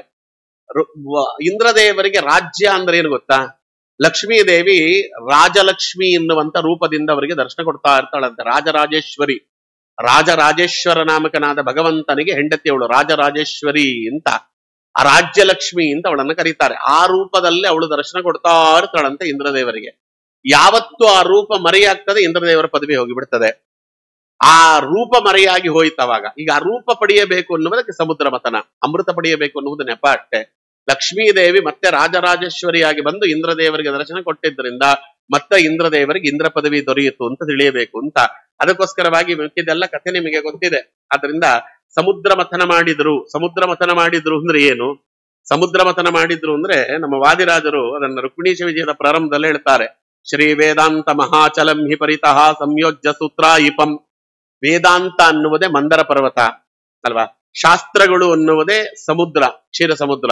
ಅದರಲ್ಲಿ ಇಟ್ಟು ಅದನ್ನ ಕಡಿಯಬೇಕಲ್ಲ, ವಾಸುಕಿ ಅದನ್ನ ಹಾಕಿ ಕಡದದ್ದು. ವಾಸುಕಿ ಅಂದ್ರೆ ಏನು ಅಂದ್ರೆ ಬ್ರಹ್ಮಸೂತ್ರ ಅನ್ನುವುದೇ ವಾಸುಕಿ ಅಂತ. ಸೂತ್ರದಿಂದ ಕಡದ್ರಂತೆ. ಸತ್ವಾದಾಗಮ ಪೋಷಿತಾತ್ಮ ಹೃದಯಂ ತತ್ಪೂರ್ವ ಪಕ್ಷ ಸುರೈ. ವಾಯುದೇವರು ಒಳ್ಳೆ ಗಾಳಿಯನ್ನ ಬೀಸಿದ್ರಂತೆ ಅಲ್ಲಿ. ನಮಗೆ ಒಳ್ಳೆ ಗಾಳಿ ಯಾವುದು ಅಂತ ಕೇಳಿದ್ರೆ ಆಚಾರ್ಯರ ಶಾಸ್ತ್ರ ಅಂತಾರೆ ಅಲ್ವಾ? ಸಿದ್ಧಾಂತೋಕ್ತಿ ಸುರೈಶ್ವರಶ್ಚಮತಿತೋ ಯತ್ ಕೃಷ್ಣ ದುಗ್ಧಾಂಬುದಿಹಿ. ಯಾವಾಗ ಅವರು ವೇದಾಂತ ಅನ್ನುವ ಮಂದರ ಪರ್ವತವನ್ನ ಇಟ್ಟು ವೇದಾಂತಗಳು ಸಮುದ್ರ ಅನ್ನುವುದೇನಿದೆಯಲ್ಲ, ಆ ಸಮುದ್ರದಲ್ಲಿ ಮಥನ ಮಾಡಿದ್ರಲ್ಲ, ಶಾಸ್ತ್ರಗಳು ಅನ್ನುವ ಸಮುದ್ರದಲ್ಲಿ, ಅವಾಗ ಅವರಿಗೆ ಒಂದು ಅಮೃತ ದೊರೆಯುತ್ತಂತೆ. ಆ ಅಮೃತ ಯಾವುದು ಅಂದ್ರೆ ಕೃಷ್ಣ ಪರಮಾತ್ಮ ಅನ್ನುವ ಅಮೃತ ದೊರೆಯಿತು. ಅದೇ ರುಕ್ಮಿಣೀಶ ವಿಜಯ ಅಂತಾರವರು. ಸ್ವೀಯಾನ್ ಅಮೃತಂ ಪ್ರಯಚ್ಛತಿ ಸಮಾಂ ಪಾಯಾತ್ ಗುಣೋದ್ಯನ್ಮಣಿ ಅಂತ ವಾದಿರಾಜರು ಹಾಗೆ ಹೇಳ್ತಾರೆ. ಇದನ್ನ ಹೀಗೆ, ಮನಸ್ಸು ಅನ್ನುವುದೇ ಮಂದರ ಪರ್ವತ, ಶಾಸ್ತ್ರ ಅನ್ನುವುದೇ ಸಮುದ್ರ. ಆ ಶಾಸ್ತ್ರದಲ್ಲಿ ಸಮುದ್ರ ಏನಿದೆಯಲ್ಲ, ಶಾಸ್ತ್ರ ಸಮುದ್ರದಲ್ಲಿ ಮಂದರ ಅನ್ನುವ ಪರ್ವತವನ್ನಿಟ್ಟು ನಾವು ಕಡಿಯಬೇಕಂತೆ. ಬ್ರಹ್ಮಸೂತ್ರಗಳು ಅನ್ನುವ ಸೂತ್ರವನ್ನ ಹಾಕಿ, ಒಂದು ಕಡೆ ರಾಕ್ಷಸರು, ಒಂದು ಕಡೆ ದೇವತೆಗಳು, ಒಂದು ಕಡೆ ಪೂರ್ವ ಪಕ್ಷ, ಒಂದು ಕಡೆ ಸಿದ್ಧಾಂತ, ಎರಡು ಕಡಿಯೋದು. ಮೊದಲು ಉತ್ಪನ್ನವಾದದ್ದೇ ವಿಷ. ನೀವು ಏನನ್ನ ಅಧ್ಯಯನ ಮಾಡ್ಲಿಕ್ಕೆ ಹೋದ್ರು ಮೊದಲು ಬರುವುದು ವಿಷ. ಆ ಮೊದಲು ಬರುವುದನ್ನ ಸ್ವೀಕಾರ ಮಾಡಬೇಡಿ ಅಂತಲೇ ಚಾತುರ್ಮಾಸ ಮಾಡಿರೋದು. ಮೊದಲನೇ ಬೆಳೆ ಅದು ವಿಷ, ಅದನ್ನು ಸ್ವೀಕಾರ ಮಾಡಬೇಡ್ರಿ. ಅದಕ್ಕೆ ನಾನು ಹೇಳಿದ್ದು, ಮೊದಲು ಜ್ವಾಲೆ ಬರ್ತದೆ, ಅದು ಕ್ರವ್ಯಾದ, ಅದನ್ನು ಸ್ವೀಕಾರ ಮಾಡಬೇಡ್ರಿ. ಅದಕ್ಕೆ ನಮ್ಮಲ್ಲಿ ಹಿಂದೆ ಹೆಣ್ಮಕ್ಳೆಲ್ಲ ತುಂಬಾ ಒಳ್ಳೆಯವರಲ್ಲ. ಅದಕ್ಕೋಸ್ಕರ ಏನು ಅಂದ್ರೆ, ದೋಸೆ ಹಾಕಿದ ತಕ್ಷಣ ಮೊದಲನೇ ದೋಸೆ ತಿನ್ನಬಾರ್ದು ಅಂತ ದೇವರಿಗೆ ಅಂತ ಹಾಕ್ಬಿಡೋರು. ಮೊದಲನೇ ತಿನ್ನಬಾರ್ದು ಸರ್ ಹೀಗೆ ಅಂತ, ಅದು ವಿಷ ಅಂತ ಭಗವಂತ ವಿಷಾಹಾರ ಮಾಡ್ತಾನೆ ಎನ್ನುವ ಕಾರಣಕ್ಕೆ ಮೊದಲನೇದು ಯಾವತ್ತೂ ಕೂಡ ಸ್ವೀಕಾರ ಮಾಡಬೇಡಿ ಅಂತಲೇ ದೇವರಿಗೆ ಇಟ್ಟು ಬಿಡ್ರಿ ಅಂತಾರೆ ಅದನ್ನ ಅಲ್ವಾ? ಅದಕ್ಕೆ ವಿಷ ಬಂತಂತೆ. ವಿಷವನ್ನ ಲೋಕದೃಷ್ಟಿಯಿಂದ ರುದ್ರದೇವರು ಪಾನ ಮಾಡಿದಂತೆ ಕಂಡ್ರು. ಕೇಶಿ ವಿಷಸ್ಯ ಪಾತ್ರೇಣ ಯದ್ರುದ್ರೇಣ ಪಿಬತ್ಸಹ. ಋಗ್ವೇದ ಹೇಳ್ತದೆ, ಅಲ್ಲಿ ಭಾಗವಂತನಾಗ್ರಿಯಂತೆ ಅಲ್ಲಿ ವಾಯುದೇವರು ಸಮಸ್ತವಾಗಿರ್ತಕ್ಕಂಥ ವಿಷವನ್ನ ಕುಡಿದು ರುದ್ರದೇವರು ಮಾತು ಕೊಟ್ಟು ಬಿಟ್ಟಿದ್ರು. ಯಾಕೆಂದ್ರೆ ಮೊದಲು ದೇವತೆಗಳು ಹೋದದ್ದು ರುದ್ರದೇವರ ಬಳಿಯಲ್ಲಿ. ರುದ್ರದೇವರು ಮಾತು ಕೊಟ್ಟಿದ್ರು. ಗರುಡ ಪುರಾಣದ ಬ್ರಹ್ಮಕಾಂಡ ಹೇಳ್ತದೆ, ನಾನು ಮಾತು ಕೊಟ್ಬಿಟ್ಟಿದ್ದೇನಪ್ಪ, ರುದ್ರದೇವರು ಹೇಳಿದ್ರು ಮಾತು ಕೊಟ್ಬಿಟ್ಟಿದ್ದೇನೆ, ನನಗೂ ಒಂಚೂರು ವಿಷ ಕೊಡು, ಇಲ್ಲಾಂದ್ರೆ ನನ್ನ ಮಾತಿಗೆ ತಪ್ಪದಂಗ ಆಗ್ತದೆ ಅಂದ್ರೆ ಅವಾಗ ವಾಯೋ ಕರಮರ್ದಿತ ಕಾಲಕೂಟ ಬಿಂದುಂ ಅಂತ ಹೇಳ್ತದೆ ಗರುಡ ಪುರಾಣ. ಅಲ್ಲಿ ಅವರ ಕೈಯಲ್ಲಿ ತೆಗೆದುಕೊಂಡು 99.99% ವಿಷವನ್ನ ಎಲ್ಲವನ್ನ ಚೆನ್ನಾಗಿ ತೆಗೆದು ರುದ್ರದೇವರಿಗೆ ಅದನ್ನ ಕೊಟ್ರಂತೆ. ರುದ್ರದೇವರು ಅದನ್ನ ಕೈಯಲ್ಲಿ ಸ್ವೀಕಾರ ಮಾಡಿದ್ರು. ಪಾರ್ವತಿ ಪಕ್ಕದಲ್ಲಿದ್ಲು. ತಪ್ಪು ಕಥೆಗಳಿದ್ದಾರೆ ಜನ. ಕುತ್ತಿಗೆ ಹಿಡಿದು ಬಿಟ್ಲು ಪಾರ್ವತಿ ಅಂತ. ಕುತ್ತಿಗೆ ಗಿತ್ಕೆ ಎಲ್ಲ ಹಿಡಿಲಿಲ್ಲ. ಅವಳೆ ನಮ್ಮನೆ ಹೆಣ್ಣುಮಗಳಂತ ಹೆಣ್ಣುಮಗಳಲ್ಲ, ಕುತ್ತಿಗೆ ಹಿಡಿಲಿಕ್ಕೆ ಗಂಡಂದು. ಅಲ್ಲಿ ಹತ್ರ ಬಂದ್ಲಂತೆ. ಪಾರ್ವತಿ ಕೇಳ್ತಾಳೆ, ವಿಷ ಕುಡಿತೇನೆ ಅಂತ ಹೋಗ್ತಿದ್ದೀರಿ, ಆ ವಿಷ ಏನು ಅಂತ ಗೊತ್ತಿದೆಯಾ? ಕಲಿ ವಿಷದ ರೂಪದಲ್ಲಿ ಬಂದಿದ್ದಾನೆ. ಕಲಿಯ ಬಾಧೆಯನ್ನ ಸಂಪೂರ್ಣವಾಗಿ ತೊಡೆದು ಹಾಕುವವರು ವಾಯುದೇವರು. ರುದ್ರದೇವರಿಗೆಲ್ಲ ಶಕ್ತಿ ಇಲ್ಲ. ಮತ್ ಕುಡಿತೀನಿ ಅಂತಿದ್ದಲ್ಲ, ಯಾವ ಧೈರ್ಯದ ಮೇಲೆ ಕುಡಿತೀರಿ ಅಂತ ಕೇಳ್ತಾಳೆ. ಪದ್ಮಪುರಾಣದ ಕತೆ. ಅದಕ್ಕೆ ಅವ್ರು ಹೇಳಿದ್ರು ರುದ್ರದೇವರು, ನನ್ನ ಬಳಿಯಲ್ಲಿ ಮೂರು ಮಂತ್ರಗಳಿವೆ. ಆ 3 ಮಂತ್ರದ ಬಲದಿಂದ ನಾನು ಕುಡಿತೇನೆ. ಯಾವ ಮಂತ್ರ ಅಂದ್ರೆ ಅಚ್ಯುತಾನಂತ ಗೋವಿಂದ ನಾಮೋಚ್ಚಾರಣ ಭೇಷಜ ನಶ್ಯಂತಿ ಸಕಲಾ ರೋಗಾಹ ಸತ್ಯಂ ಸತ್ಯಂ ವದಾಮ್ಯಹಂ. ಇದು ರುದ್ರದೇವರ ಮಾತು ಪದ್ಮಪುರಾಣದಲ್ಲಿ. ನನ್ನಲ್ಲಿ ಅಚ್ಯುತ ಅನಂತ ಗೋವಿಂದ ಅಂತ ಭಗವಂತನ 3 ನಾಮಗಳಿವೆ. ಆ ನಾಮದ ಬಲದಿಂದ ಕುಡಿಯುತ್ತೇನೆ ಅಂತ ಕುಡಿದ್ರಂತೆ. ಕುತ್ತಿಗೆಯಲ್ಲಿ ನಿಲ್ಲಿಸ್ಕೊಂಡ್ರು, ಒಳಗಡೆ ಹಾಕಲಿಲ್ಲ. ಅದಕ್ಕೆ ನಮ್ಮಲ್ಲಿ ಒಬ್ಬ ಕವಿ ಹೇಳ್ತಾನೆ ಚೆನ್ನಾಗಿ, ರುದ್ರದೇವರನ್ನು ನೋಡಿ ಸಂಸಾರ ಮಾಡುವುದನ್ನ ಕಲಿಬೇಕಂತೆ ಜನ. ಯಾಕೆ ಅಂತ ಕೇಳಿದರೆ, ರುದ್ರದೇವರ ಸಂಸಾರ ಹೆಂಗಿದೆ ನೋಡ್ರಿ, ರುದ್ರದೇವರ ಸಂಸಾರ ಹೇಗಿದೆ ನೋಡ್ರಿ ಅಂತ. ರುದ್ರದೇವರು ವಾಸ ಮಾಡ್ತಿರುವುದು ಸ್ಮಶಾನದಲ್ಲಿ. ರುದ್ರದೇವರು ಸ್ಮಶಾನದಲ್ಲಿ ವಾಸ ಮಾಡ್ತಿದ್ದಾರೆ. ಮೈಯೆಲ್ಲ ಚಿತಾಭಸ್ಮ ಬಳ್ಕೊಂಡಿದ್ದಾರೆ. ರುದ್ರದೇವರ ತೊಡೆಯ ಮೇಲೆ ಹೆಂಡತಿ ಕೂತಿದ್ದಾಳೆ. ವರುಣದೇವರ ಹೆಂಡತಿ ತಲೆ ಮೇಲೆ ಕೂತಿದ್ದಾಳೆ.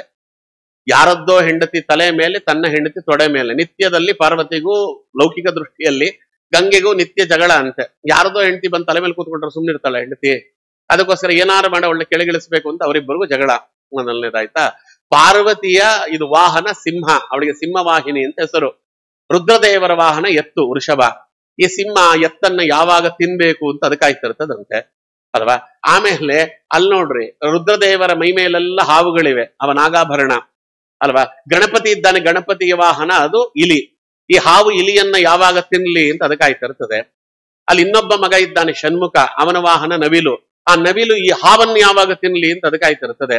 ಅಲ್ಲಿ ಗಂಗೆಯ ವಾಹನ ಮೊಸಳೆ, ಅವಳು ಇವರೆಲ್ಲೆಲ್ಲರನ್ನು ನಾನು ಯಾವಾಗ ತಿನ್ಲಿ ಅಂತ ಅದಕ್ಕಾಯ್ತಿರ್ತದಂತೆ. ಅಲ್ಲಿ ನೋಡಿದ್ರೆ ಇಷ್ಟೆಲ್ಲ ಕತೆ. ಭಿಕ್ಷೆ ಬೇಡಿ ಇವರನ್ನೆಲ್ಲ ಬದುಕಬೇಕಾಗಿರ್ತಕ್ಕಂತಹ ಬದುಕಿಸಬೇಕಾದಂತ ಸ್ಥಿತಿಗತಿ. ಅದಕ್ಕ ಕವಿ ಹೇಳ್ತಾನೆ, ಇಂಥ ಸಮಸ್ಯೆಗಳೆಲ್ಲ ಸಂಸಾರದಲ್ಲಿದ್ರೆ ಮನೆ ಯಜಮಾನ ವಿಷ ಕುಡಿದೆ ಇನ್ನೇನ್ ಮಾಡ್ತಾನೆ ಅಂತ. ಆದ್ರೆ ಅವನು ಕಥೆ ನೋಡ್ರಿ, ರುದ್ರದೇವರದು ವಿಷ ಕುಡಿದ್ರು ಕೂಡ ಗಂಟಲ್ಲಿ ನಿಲ್ಲಿಸ್ಕೊಂಡ್ರು, ಹೊಟ್ಟೆಲ್ ಹಾಕೊಳ್ಳಿಲ್ಲ. ಅದಕ್ಕೆ ಕವಿ ಹೇಳ್ತಾನೆ, ರುದ್ರದೇವರಂತೆ ಬದುಕಬೇಕಯ್ಯ. ಸಂಸಾರದಲ್ಲಿ ತಾಪತ್ರಯ ಇದೆ ಅಂತ ಬಾಯಲ್ಲಿ ಹೇಳ್ಕೊಂಡು ಊರೆಲ್ಲ ತಿರುಗಬಾರದು, ಹೊಟ್ಟೆಲ್ ಹಾಕೊಂಡು ನರಳಬಾರದು, ಕುತ್ತಿಗೆಯಲ್ಲಿ ಇಟ್ಕೊಂಡು ಆರಾಮಾಗಿರ್ಬೇಕು ಅಂತ. ಇದು ರುದ್ರದೇವರು ಅಪೂರ್ವವಾಗಿ ಜಗತ್ತಿಗೆ ತೋರಿಸಿದಂತ ಮಹಾತ್ಮೆ ಅಂತ. ಅದಕ್ಕೆ ನಮ್ಮಲ್ಲಿ ಸಂಸಾರದಲ್ಲಿ ಎಲ್ಲವೂ ಬರ್ತದೆ. ಸಂಸಾರದಲ್ಲಿ ಮೊದಲು ಬರುವುದೇ ವಿಷ. ಆ ವಿಷವನ್ನ ದಾಟಿದ ಮೇಲೆ ಅಮೃತ ಬರ್ತದೆ ಅಂತಲೇ ಗೌರಿ ಹರ ಪೂಜೆಯನ್ನು ಮಾಡಿಸುವುದು. ಅದು ಗೌರಿ ಪೂಜೆ ಅಲ್ಲ, ಮದುವೆನಲ್ಲಿ ಗೌರಿ ಹರ ಪೂಜೆ. ನಮ್ಮಲ್ಲಿ ಯಾವಾಗ ಗೌರಿ ಪೂಜೆ ಮಾಡಿಸ್ಬೇಕು ಅನ್ನೋದು ಗೊತ್ತಿಲ್ಲ ನೋಡಿ. ಗಂಡು ಹೆಣ್ಣನ್ನಿಬ್ಬರನ್ನು ತೋರಿಸ್ತಿರಲ್ಲ, ತೋರಿಸಿದ ಮೇಲೆ ರುಕ್ಮಿಣಿ ಧ್ವಜ ಯಾವಾಗಾದ್ರೂ ಹೇಳ್ಸರಿ, ಅವಾಗ ಇದನ್ನೆಲ್ಲ ವಿವರಣೆ ಮಾಡ್ತೇನೆ. ವಾದಿರಾಜರು ಪೂರ್ವವಾಗಿ ಹೇಳಿದ್ದಾರೆ. ಹುಡುಗ ಹುಡುಗಿ ಪರಸ್ಪರ ನೋಡಿ ಒಪ್ಕೊಂಡ ಮೇಲೆ ಮೊದಲು ಹೋಗಬೇಕಾದದ್ದೇ ರುದ್ರದೇವರ ಹತ್ರ. ಅದಕ್ಕೆ ಪದ್ಮಾವತಿಯನ್ನ ರುದ್ರದೇವರ ಹತ್ರ ಕಳಿಸಿದ ಸ್ವಾಮಿ.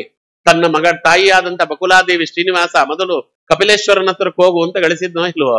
ಅದಕ್ಕೆ ಮೊದಲು ರುದ್ರದೇವರ ದೇವಸ್ಥಾನ ಯಾವುದು ದೊಡ್ಡವರಿಂದ ಪ್ರತಿಷ್ಠಾಪಿತವಾಗಿರುವ ಸ್ವಯಂ ವ್ಯಕ್ತವಾಗಿರುವ ರುದ್ರದೇವರ ದೇವಸ್ಥಾನಕ್ಕೆ ಹೋಗಬೇಕಂತ. ಯಾಕೆಂದ್ರೆ ಮನೋತತ್ವಾಭಿಮಾನಿಗಳವರು. ಹುಡುಗ ಹುಡುಗಿಯನ್ನ ನೋಡಿದ್ದಾಯಿತು, ಮದುವೆ ನಿಶ್ಚಯ ಆಯಿತು. ಯಾರ ಮನಸ್ಸನ್ನು ಕೆಡಿಸಿ ಮನಸ್ಸು ಹಾಳು ಮಾಡಬೇಡಪ್ಪ, ಮನಸ್ಸು ಚೆನ್ನಾಗಿರ್ಲಿ, ಮದುವೆ ಆಗೋವರೆಗೂ ಎಲ್ಲ ಸುಸೂತ್ರವಾಗಿರ್ಲಿ ಅಂತದು. ಆಮೇಲೆ ಸಂಸಾರದಲ್ಲಿ ಮೊದಲು ವಿಷ ಬರ್ತದೆ. ವಿಷ ಬಂದಾಗ ಹೇಗಿರ್ಬೇಕು ಹೆಂಡತಿ ಅಂದ್ರೆ, ಪಾರ್ವತಿ ವಿಷ ಕುಡಿಯುವಂತ ರುದ್ರದೇವರ ಬಳಿಯಲ್ಲಿ ಹೇಗೆ ತತ್ವವನ್ನು ಉಪಾಸನೆ ಮಾಡ್ಲಿಕ್ಕೆ ಕೇಳಿರ್ಲಲ್ಲ, ಹಾಗೆ ಹೆಂಡತಿಯಾದವಳು ನಡ್ಕೊಂಡು ರುದ್ರದೇವರ ಯದ್ಯಪಿ ವಿಷ ಕುಡಿದ್ರೂ ರುದ್ರದೇವರನ್ನು ಬಿಟ್ಟು ಹೋಗದೆ ರುದ್ರದೇವರ ಜೊತೆಯಲ್ಲಿ ಹೇಗೆ ಪಾರ್ವತಿ ಇದ್ದಾಳೋ ಹಾಗೆ ಇವರ ಸಂಸಾರದಲ್ಲಿ ಇರಲಿ ಎನ್ನುವುದಕ್ಕೆ ಗೌರಿ ಹರ ಪೂಜೆ. ಇವೆಲ್ಲವೂ ಕೂಡ ತಾತ್ವಿಕವಾಗಿದೆ. ಇದು ವಿಷ ಬಂದಿದ್ದು. ಎರಡನೆಯದು ಬಂದಿದ್ದೇನು ಅಂತ ಕೇಳಿದ್ರೆ ಸುರೆ ಬಂತು, ಹೆಂಡ. ಆ ಹೆಂಡವನ್ನೆಲ್ಲ ಭಗವಂತ ತಾನು ಅಸುರರಿಗೆ ಕೊಟ್ಟು ಬಿಟ್ಟ.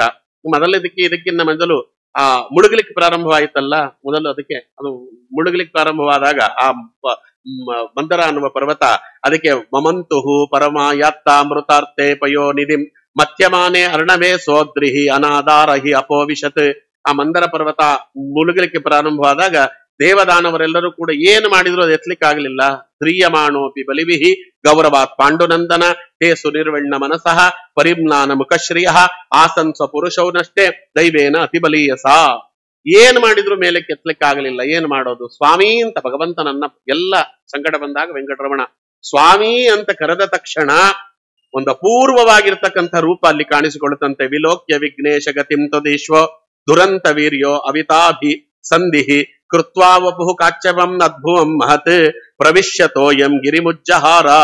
ಅವಾಗ ಭಗವಂತ ಮಹಾಕೂರ್ಮ ರೂಪವನ್ನ ಧರಿಸಿ ನೀರೊಳಗಿಂದ ಮೇಲೆದ್ದು ಬಂದಂತೆ, ಮೇಲೆದ್ದು ಬಂದು ಆ ಪರ್ವತವನ್ನ ಬೆನ್ನ ಮೇಲೆ ಹೊತ್ತಾ ತಮ್ಮುತ್ತಿತಂ ವೀಕ್ಷ ಕುಲಾಚಲಂ ಪುನಃ ಸಮುತ್ತಿತ ನಿರ್ಮತಿತಂ ಸುರಾಸುರಾಹ ದದಾರ ಪೃಷ್ಟೇನ ಸಲಕ್ಷ ಯೋಜನ ಪ್ರಸೂರಿಣ ದ್ವೀಪ ಇವಾಪರೋ ಮಹಾನ್. ಎಷ್ಟಿತ್ತಂತೆ ಗೊತ್ತಾ ಅದು ಕೂರ್ಮ? 1,00,000 ಯೋಜನ ಉದ್ದ, 1,00,000 ಯೋಜನ ಅಗಲ ಇತ್ತಂತೆ. ಅದರ ಮೇಲೆ ಮಂದರ ಪರ್ವತವನ್ನು ಇಟ್ಟಿದ್ದಾನೆ. ಯಾರೀ ಕೂರ್ಮ ಅಂದ್ರೆ ಇವನೇ ವಿಷ್ಣು ಕೂರ್ಮ. ಇಡೀ ಜಗತ್ತನ್ನ ತನ್ನ ಬಾಲದ ಮೇಲೆ ಹೊತ್ತಿರುವವ. ಈ ವಿಷ್ಣು ಕೂರ್ಮನ ಬಾಲದ ಮೇಲೆ ವಾಯುಕೂರ್ಮ ಇದೆ. ಆ ವಾಯುಕೂರ್ಮದ ಬಾಲದ ಮೇಲೆ ಶೇಷದೇವರಿದ್ದಾರೆ. ಆ ಶೇಷದೇವರ ಸಹಸ್ರ ಹೆಡೆಗಳ ಮೇಲೆ ಯಾವುದೋ ಒಂದು ಹೆಡೆಯ ಮೇಲೆ ಇಡೀ ಬ್ರಹ್ಮಾಂಡ ಸರ್ಷಪಮ್ಮಿವ ಸಾಸಿವೆ ಕಾಳಿನಷ್ಟು ಇದೆ. ಹೀಗೆ ನಿಂತಿದೆ ಜಗತ್ತು ಅನ್ನುವುದನ್ನು ಹೇಳ್ತಾರೆ. ಅವಾಗ ನಾರದರು ತಮಾಷೆ ಮಾಡ್ತಾರೆ. ನಾರದರು ತಮಾಷೆ ಮಾಡ್ಲಿಕ್ಕೆ ಇರೋದಲ್ಲ. ನಾರದರು ಹೋಗಿ ಕೇಳಿದ್ರಂತೆ, ಸ್ವಾಮಿ ಅವ್ರ ನಿನ್ನ ಮೇಲೆ ಪರ್ವತ ಇಟ್ಕೊಂಡು ಚೆನ್ನಾಗಿ ಕಡಿತಿದ್ರಲ್ಲ, ನಿಂಗೆ ನೋವಾಗ್ಲಿಲ್ವೇನೋ? ಯಾರಾದ್ರೂ ಬೆನ್ನ ಮೇಲೆ ಏನಾದ್ರು ಇಟ್ಕೊಂಡು ಚೆನ್ನಾಗಿ ಕಡಿತಾ ಇದ್ರೆ ಹಿಂಸೆ ಆಗುತ್ತೋ ಇಲ್ವೋ? ಅದಕ್ಕೆ ಕೇಳಿದ್ರಂತೆ, ಭಗವಂತ ಹೇಳಿದ್ನಂತೆ, ಪೃಷ್ಟೇನ ಕಚ್ಚ ಪಬು ವಿಧದಾರ ಗೋತ್ರ. ನಿನ್ ಬೆನ್ನ ಮೇಲೆ ಅವರೆಲ್ಲ ಚೆನ್ನಾಗಿ ಇಟ್ಕೊಂಡು ಪರ್ವತವನ್ನ ಕಡದ್ರಲ್ಲ, ನಿಂಗೇನು ಅನ್ನಿಸ್ಲಿಲ್ವೇನೋ ಸ್ವಾಮಿ ಅಂತ ಕೇಳಿದ್ರೆ ಭಗವಂತ ಹೇಳಿದ್ನಂತೆ, ನಿರ್ದೇಕ್ಷಣೋ ಅದ್ರಿ ಪರಿವರ್ತಕ ಕಷಾಯ ಕಂಡೂಹು ಅಂದಂತೆ ಸ್ವಾಮಿ. ಏನಿಲ್ಲ, ಬಹಳ ಸಂತೋಷವಾಯ್ತು ಕಣೋ ನಾರದ ಅನ್ನಂತೆ. ಹೇಗೆ ಅಂದ್ರೆ, ಸುಮಾರು ದಿವಸದಿಂದ ಬೆನ್ ಕೆರೆಸ್ಕೋಬೇಕು ಅಂತಿದ್ದೆ, ಯಾರು ಕೆರೆಯೋರ್ ಇರ್ಲಿಲ್ಲ ನೋಡಿ, ಅವ್ರ ಕಲ್ಲ ಬೆನ್ನು ಕೆರೆದಂಗಾಗ್ಬಿಡ್ತು. ಏನ್ ಸಂತೋಷ ಆಯ್ತು ನನಗೆ ಅನ್ನಂತೆ ಸ್ವಾಮಿ. ಅವ್ರು ಏನ್ ಮಾಡಿದ್ರು ಭಗವಂತ ಸಂತೋಷ ಪಡುವವ ಅಲ್ವಾ? ಇದೊಂದಾಯ್ತು. ಈಗ ಕೆಳಗಡೆಗೆ ಆಧಾರ ಸಿಕ್ಕಾಯ್ತು. ಈಗ ಪರ್ವತ ಮೇಲ್ ಹಾರ್ಲಿಕ್ಕೆ ಪ್ರಾರಂಭ ಆಯ್ತು. ಮೇಲ್ ಹಾರ್ಲಿಕ್ಕೆ ಪ್ರಾರಂಭ ಆದಾಗ ಭಗವಂತ ಅಂದ್ರು. ಆವಾಗ ಸ್ವಾಮಿ ಅಜಿತ ನಾಮಕನಾಗಿ ಬಂದು ಅದನ್ನ ಒತ್ತಿಡದ. ಮೇಲಿನಿಂದಲೂ ಭಗವಂತನೇ ಒತ್ತಿಡಿಬೇಕು, ಕೆಳಗಿನಿಂದಲೂ ಭಗವಂತನೇ ಒತ್ತಿಡಿಬೇಕು ಅಲ್ವಾ? ಈಗ ಮೇಲಿಂದಲೂ ಒತ್ತಿಡಿದ್ದಾನೆ, ಕೆಳಗಿಂದಲೂ ಒತ್ತಿಡಿದ್ದಾನೆ. ಈಗ ಮಂದರ ಪರ್ವತ ಸಿಡ್ಲಿಕ್ಕೆ ಪ್ರಾರಂಭ ಆಯ್ತಂತೆ, ಅದಕ್ಕೆ ತಡ್ಕೊಳ್ಳಿಕ್ ಆಗಲಿಲ್ಲ. ಆವಾಗ ಭಗವಂತ ಅಜಿತ ನಾಮಕನಾಗಿ ಒಳಗೆ ಪ್ರವೇಶ ಮಾಡಿದ. ಅಜಿತ ನಾಮಕನಾಗಿ ಒಳಗೆ ಪ್ರವೇಶ ಮಾಡಿ ಆ ಪರ್ವತ ಸೀಳದಂತೆ ಸ್ವಾಮಿ ನೋಡಿಕೊಂಡ. ಈಗ ದೇವತೆಗಳಿಗೂ ಅಸುರರಿಗೂ ಸುಸ್ತಾಗಿ ಬಿಡುತ್ತಂತೆ. ಆಗ ಭಗವಂತ ತಾನೇ ಎರಡೂ ಕಡೆಯಿಂದ ಹಿಡಿದು ಹೆಣ್ಣು ಮಕ್ಕಳು ಮಜ್ಜಿಗೆ ಕಡಿಯುವಂತೆ ಕಡಿದು ಬಿಟ್ಟ. ಚೆನ್ನಾಗಿ ಕಡಿದಾಗ ಅದಾದ ಮೇಲೆ ಅದಕ್ಕೆ ಅಮೃತ ಬಂತಲ್ಲ, ಅಮೃತವನ್ನ ಈಗ ಕಿತ್ಕೊಂಡು ಹೋಗಿಬಿಟ್ರು ಅಲ್ವಾ? ಎಲ್ಲ ಕಿತ್ಕೊಂಡೋದ್ರು. ಕಿತ್ಕೊಂಡೋದ್ರೆ ಸುಮ್ನಿದ್ದಂತೆ ಸ್ವಾಮಿ. ಯಾಕೆ ಸುಮ್ನಿದ್ದ ಅಂದ್ರೆ, ಅಲ್ಲಿ ಏನಾಗಿದ್ದಿದ್ದು ಮಾತುಕತೆ ಆಗಿದ್ದೇನು ಅಂದ್ರೆ, ಬಂದ ಈ ಇದ್ರೊಳಗೆ ಅಮೃತದಲ್ಲಿ ಇಬ್ಬರಿಗೂ ಸಮಸಮ ಅಂತಿದ್ದು ಕಿತ್ಕೊಂಡು ಹೋಗಿಬಿಟ್ರು. ಈ ಅಮೃತ ಬಂದಾಗ ಒಂದು ಕಥೆ ನಡೆಯಿತು. ವಿಜಯರಾಯರು ಹೇಳ್ತಾರೆ ಅಲ್ವಾ? ಸುದೆಗಡಲು ಮತಿಸುವ ಸಮಯದಲ್ಲಿ ವೈದ್ಯನಾಗಿ ಪದುಮನಾಭನು ಉದುಭವಿಸಿ ಬರಲಂದು ಉದರಿದವು ಕಣ್ಣಿಂದ ಉದಕ ಉತ್ಸಾಹದಿಂದ ಅವೆ ತುಳಸಿ ಮಾಲೆಯಾಗೆ. ಭಗವಂತನನ್ನೆಲ್ಲ ಸ್ತೋತ್ರ ಮಾಡಿದರಂತೆ ಧನ್ವಂತರಿ ನಾಮಕನಾದ ಭಗವಂತನನ್ನ. ಭಗವಂತ ಕಣ್ಣೀರ್ ಹಾಕಿದ್ದಂತೆ, ಆನಂದ ಭಾಷ್ಪ. ಅದು ಒಂದು ತೊಟ್ಟು ಬಿತ್ತಂತೆ, ಅದು ಅಮೃತದಲ್ಲಿ ಅದು ತುಳಸಿಯಾಗೆ, ತುಳಸಿಯ ಉತ್ಪನ್ನವಾದದ್ದು ಹಾಗೆ ಅಂತ ಅಲ್ಲೊಂದು ಹೇಳ್ತಾರೆ. ಅವಳೇ ಜಾಂಬುವತಿ ದೇವಿ, ಭಗವಂತನ ಕೈ ಹಿಡಿದವಳು. ಇವಾಗ ಯಾವಾಗ ಕಿತ್ಕೊಂಡು ಹೋದಾಗ ಭಗವಂತ ಮೋಹಿನಿ ವೇಷವನ್ನ ಧರಿಸಿಕೊಂಡು ಅವರಿಗೆ ಮೋಸ ಮಾಡಿಬಿಟ್ಟ. ಈ ಮೋಹಿನಿ ವೇಷ ಯಾವುದು ಗೊತ್ತಾ? ಸುಮಾರು ಜನ ಗೊತ್ತಿಲ್ಲ. ಲಲಿತ ಸಹಸ್ರನಾಮ ಅಂತಿದೆಯಲ್ಲ ನಮ್ಮಲ್ಲಿ, ಆ ಲಲಿತಾ ಅನ್ನುವುದೇ ಭಗವಂತನ ಮೋಹಿನಿ ರೂಪ. ಸುಮಾರು ಜನಕ್ಕೆ ಅದು ಗೊತ್ತಿಲ್ಲ. ಅದಕ್ಕೆ ಲಲಿತ ಸಹಸ್ರನಾಮ ಹೈಗ್ರೀವ ದೇವರಿಂದ ಉಪದೇಶವಾಯಿತು ಅಂತಿದೆ. ಹೈಗ್ರೀವ ದೇವರು ಯಾರ್ಯಾರ್ದೋ ಯಾಕೆ ಉಪದೇಶ ಮಾಡ್ತಾರೆ? ಲಲಿತಾ ಅಂದ್ರೆ ಯಾವುದೋ ದೇವತೆ ಅಲ್ಲ, ಅದು ಯಾವುದು ದೇವತೆ ಮಾಡಿ ಕೊಡ್ತಿದ್ದಾರೆ. ಲಲಿತಾ ಅಂದ್ರೆ ಭಗವಂತನ ಮೋಹಿನಿ ರೂಪ. ಅದು ಯಾವ ಕಾರ್ಯ ಅನ್ನುವುದು ಕಷ್ಟ ಅಂತ ಎಲ್ಲರಿಗೂ ತೋರಿಸ್ತೋ ಅದನ್ನ ಸುಲಲಿತವಾಗಿ ಮುಗಿಸಿಕೊಟ್ಟ ರೂಪ. ಆದ್ದರಿಂದ ಅವನಿಗೆ ಲಲಿತಾ ಅಂತ ಹೆಸರು. ಅದು ಮೋಹಿನಿ ರೂಪ. ಅಲ್ಲಿ ಬಂದು ಭಗವಂತ ಅಸುರರಿಗೆಲ್ಲ ಬಿಟ್ಟಿದ್ದು ಸುರಿಯನ್ನಂಚಿ ದೇವತೆಗಳಿಗೆಲ್ಲ ಯಾವಾಗ ಅಮೃತವನ್ನು ಹಂಚಿಬಿಟ್ಟ, ಅಲ್ಲಿ ಅದನ್ನ ನೋಡಿಕೊಂಡು ರಾಹು ಮತ್ತೆ ಕೇತು ಅವ್ರು ಮೋಸ ಮಾಡ್ಲಿಕ್ಕೆ ಬಂದ್ರು. ಅವ್ರ ಶಿರಚ್ಛೇದನ ಆಯ್ತು. ಅದಕ್ಕೆ ಇಲ್ಲಿ ಖಗ್ರಾಸ ಚಂದ್ರಗ್ರಹಣ ಆಗ್ತಾ ಇದೆ ನಮ್ಮಲ್ಲಿ ಇವೆಲ್ಲ. ಯಾಕೆಂದ್ರೆ ಸೂರ್ಯ ಚಂದ್ರ ತೋರಿಸಿಬಿಟ್ರಂತೆ, ನೋಡಿ ಅಲ್ಲಿ ದೇವತೆಗಳ ವೇಷದಲ್ಲಿ ಕೂತಿರೋರು ಅವರು ಅಂತ. ಭಗವಂತನಿಗೇನು ಗೊತ್ತಿರ್ಲಿಲ್ಲ ಅಂತಲ್ಲ, ಇವೆಲ್ಲ ನಾಟಕ. ಲೋಕದಲ್ಲಿ ಇವೆಲ್ಲ ಆಗಬೇಕಾಗಿತ್ತು. ಅದಕ್ಕೆ ಸ್ವಾಮಿ ಹಾಗೆ ಮಾಡಿದ, ಅವರ ಶಿರಚ್ಛೇದನ ಮಾಡಿದ. ಕಾರಣ ಏನು ಅನ್ನುವುದಕ್ಕೆ ಕೇಳುತ್ತಾರೆ. ಅವರಿಬ್ಬರು ಬ್ರಹ್ಮದೇವರನ್ನ ಕುರಿತು ತಪಸ್ಸು ಮಾಡಿದ್ರಂತೆ. ಬ್ರಹ್ಮದೇವರನ್ನು ಕುರಿತು ತಪಸ್ಸು ಮಾಡಿ ಹೇಳಿದ್ರಂತೆ ಏನು ಅಂದ್ರೆ, ನಮ್ಮ ಬಾಯಲ್ಲಿ ಅಮೃತ ಬೀಳಬೇಕು ಅಂತ ಕೇಳಿದ್ರಂತೆ. ಕೇಳುವಾಗ ವರವನ್ನು ಹುಚ್ಚುಚ್ಚಾಗಿ ಏನೋ ಕೇಳಲಿಕ್ಕೆ ಹೋಗಬಾರದು. ಬ್ರಹ್ಮದೇವರು ತಥಾಸ್ತು ಅಂದ್ರಂತೆ. ಅವ್ರ ಬಾಯಲ್ಲಿ ಬೀಳಬೇಕು ಅಂತ ಕೇಳಿದ್ರು, ಹೊಟ್ಟೆಗಿಳಿಬೇಕು ಅಂತ ಕೇಳಿರ್ಲಿಲ್ಲ. ಭಗವಂತ ಅವರ ಬಾಯಲ್ಲಿ ಬೀಳೋವರಿಗಿತ್ತು ಚಕ್ರವನ್ನ ಬಿಟ್ಟು ಕೊತ್ತಿಗೆ ಅಂತ ತೆಗೆದುಬಿಟ್ಟ. ಅವ್ರ ಬಾಯಲ್ಲಿ ಬಿತ್ತು, ಅದು ಹೊಟ್ಟೆಗಿಳಿಲೇ ಇಲ್ಲ. ಅದಕ್ಕೆ ರಾಹು ಗಣ ಕೇತು ಗಣ ಅಂತ ಎರಡು ಗಣ ಇದೆ. ಆ ಗಣಗಳು ದೇವತಾ ಸ್ವರೂಪ. ಇವರಿಬ್ಬರು ರಾಕ್ಷಸರೇ, ರಾಹು ಮತ್ತೆ ಕೇತು ಇಬ್ಬರು ರಾಕ್ಷಸರು. ಆದ್ರೆ ರಾಹು ಗಣ ಕೇತು ಗಣ ಅಂತಿದೆ. ಆ ಗಣದಲ್ಲಿ ಇವರನ್ನ ಪ್ರವಿಷ್ಟತೆಯನ್ನು ಮಾಡಿದಾದ್ರಿಂದ ಅವರು ದೇವತೆಗಳಾಗಿ ರಾಹು ರಹತೆ ರೋಗಂ ಅಂತಾರೆ ವಾದಿರಾಜರು. ಅದಕ್ಕೆ ರಾಹುವನ್ನ ಚಿಂತನೆ ಮಾಡಿದ್ರೆ ನಮ್ಮ ರೋಗಗಳು ಹೋಗ್ತವೆ. ಅದಕ್ಕೋಸ್ಕರ ರಾಹು ಚಿಂತನೆ ಅನ್ನೋದು ಉಂಟು. ಕೇತುವನ್ನ ಚಿಂತನೆ ಮಾಡಿದ್ರೆ ಶಿರೋಭಾರ ಹೋಗ್ತದೆ ಅಂತಿದೆ. ಅದು ರಾಹುಗಣ ಕೇತುಗಣದ ಚಿಂತನೆ, ರಾಕ್ಷಸರ ಚಿಂತನೆ ಅಲ್ಲ. ಅದಕ್ಕೆ ನಮ್ಮಲ್ಲಿ ರಾಹುವಾರ ಕೇತುವಾರ ಅಂತಿಲ್ಲ ನೋಡ್ರಿ. ನಮ್ಮಲ್ಲಿ ಸೋಮವಾರದಿಂದ ಶನಿವಾರ ಮಾತ್ರ ಇರೋದು, ರಾಹುವಾರ ಕೇತುವಾರ ಅಂತಿಲ್ಲ ನವಗ್ರಹಗಳಲ್ಲಿ. ಯದ್ಯಪಿ ಅವರಿಬ್ಬರು ಇದ್ರು ಕೂಡ 7ನೇ ನಾವು ಇಟ್ಕೊಳ್ತೇವೆ. ಅದು ಇದೊಂದು ವಿಶೇಷ. ಒಂದು ಕಥೆ ಹೇಳಿ ಮುಗಿಸ್ಬಿಡ್ತೇನೆ.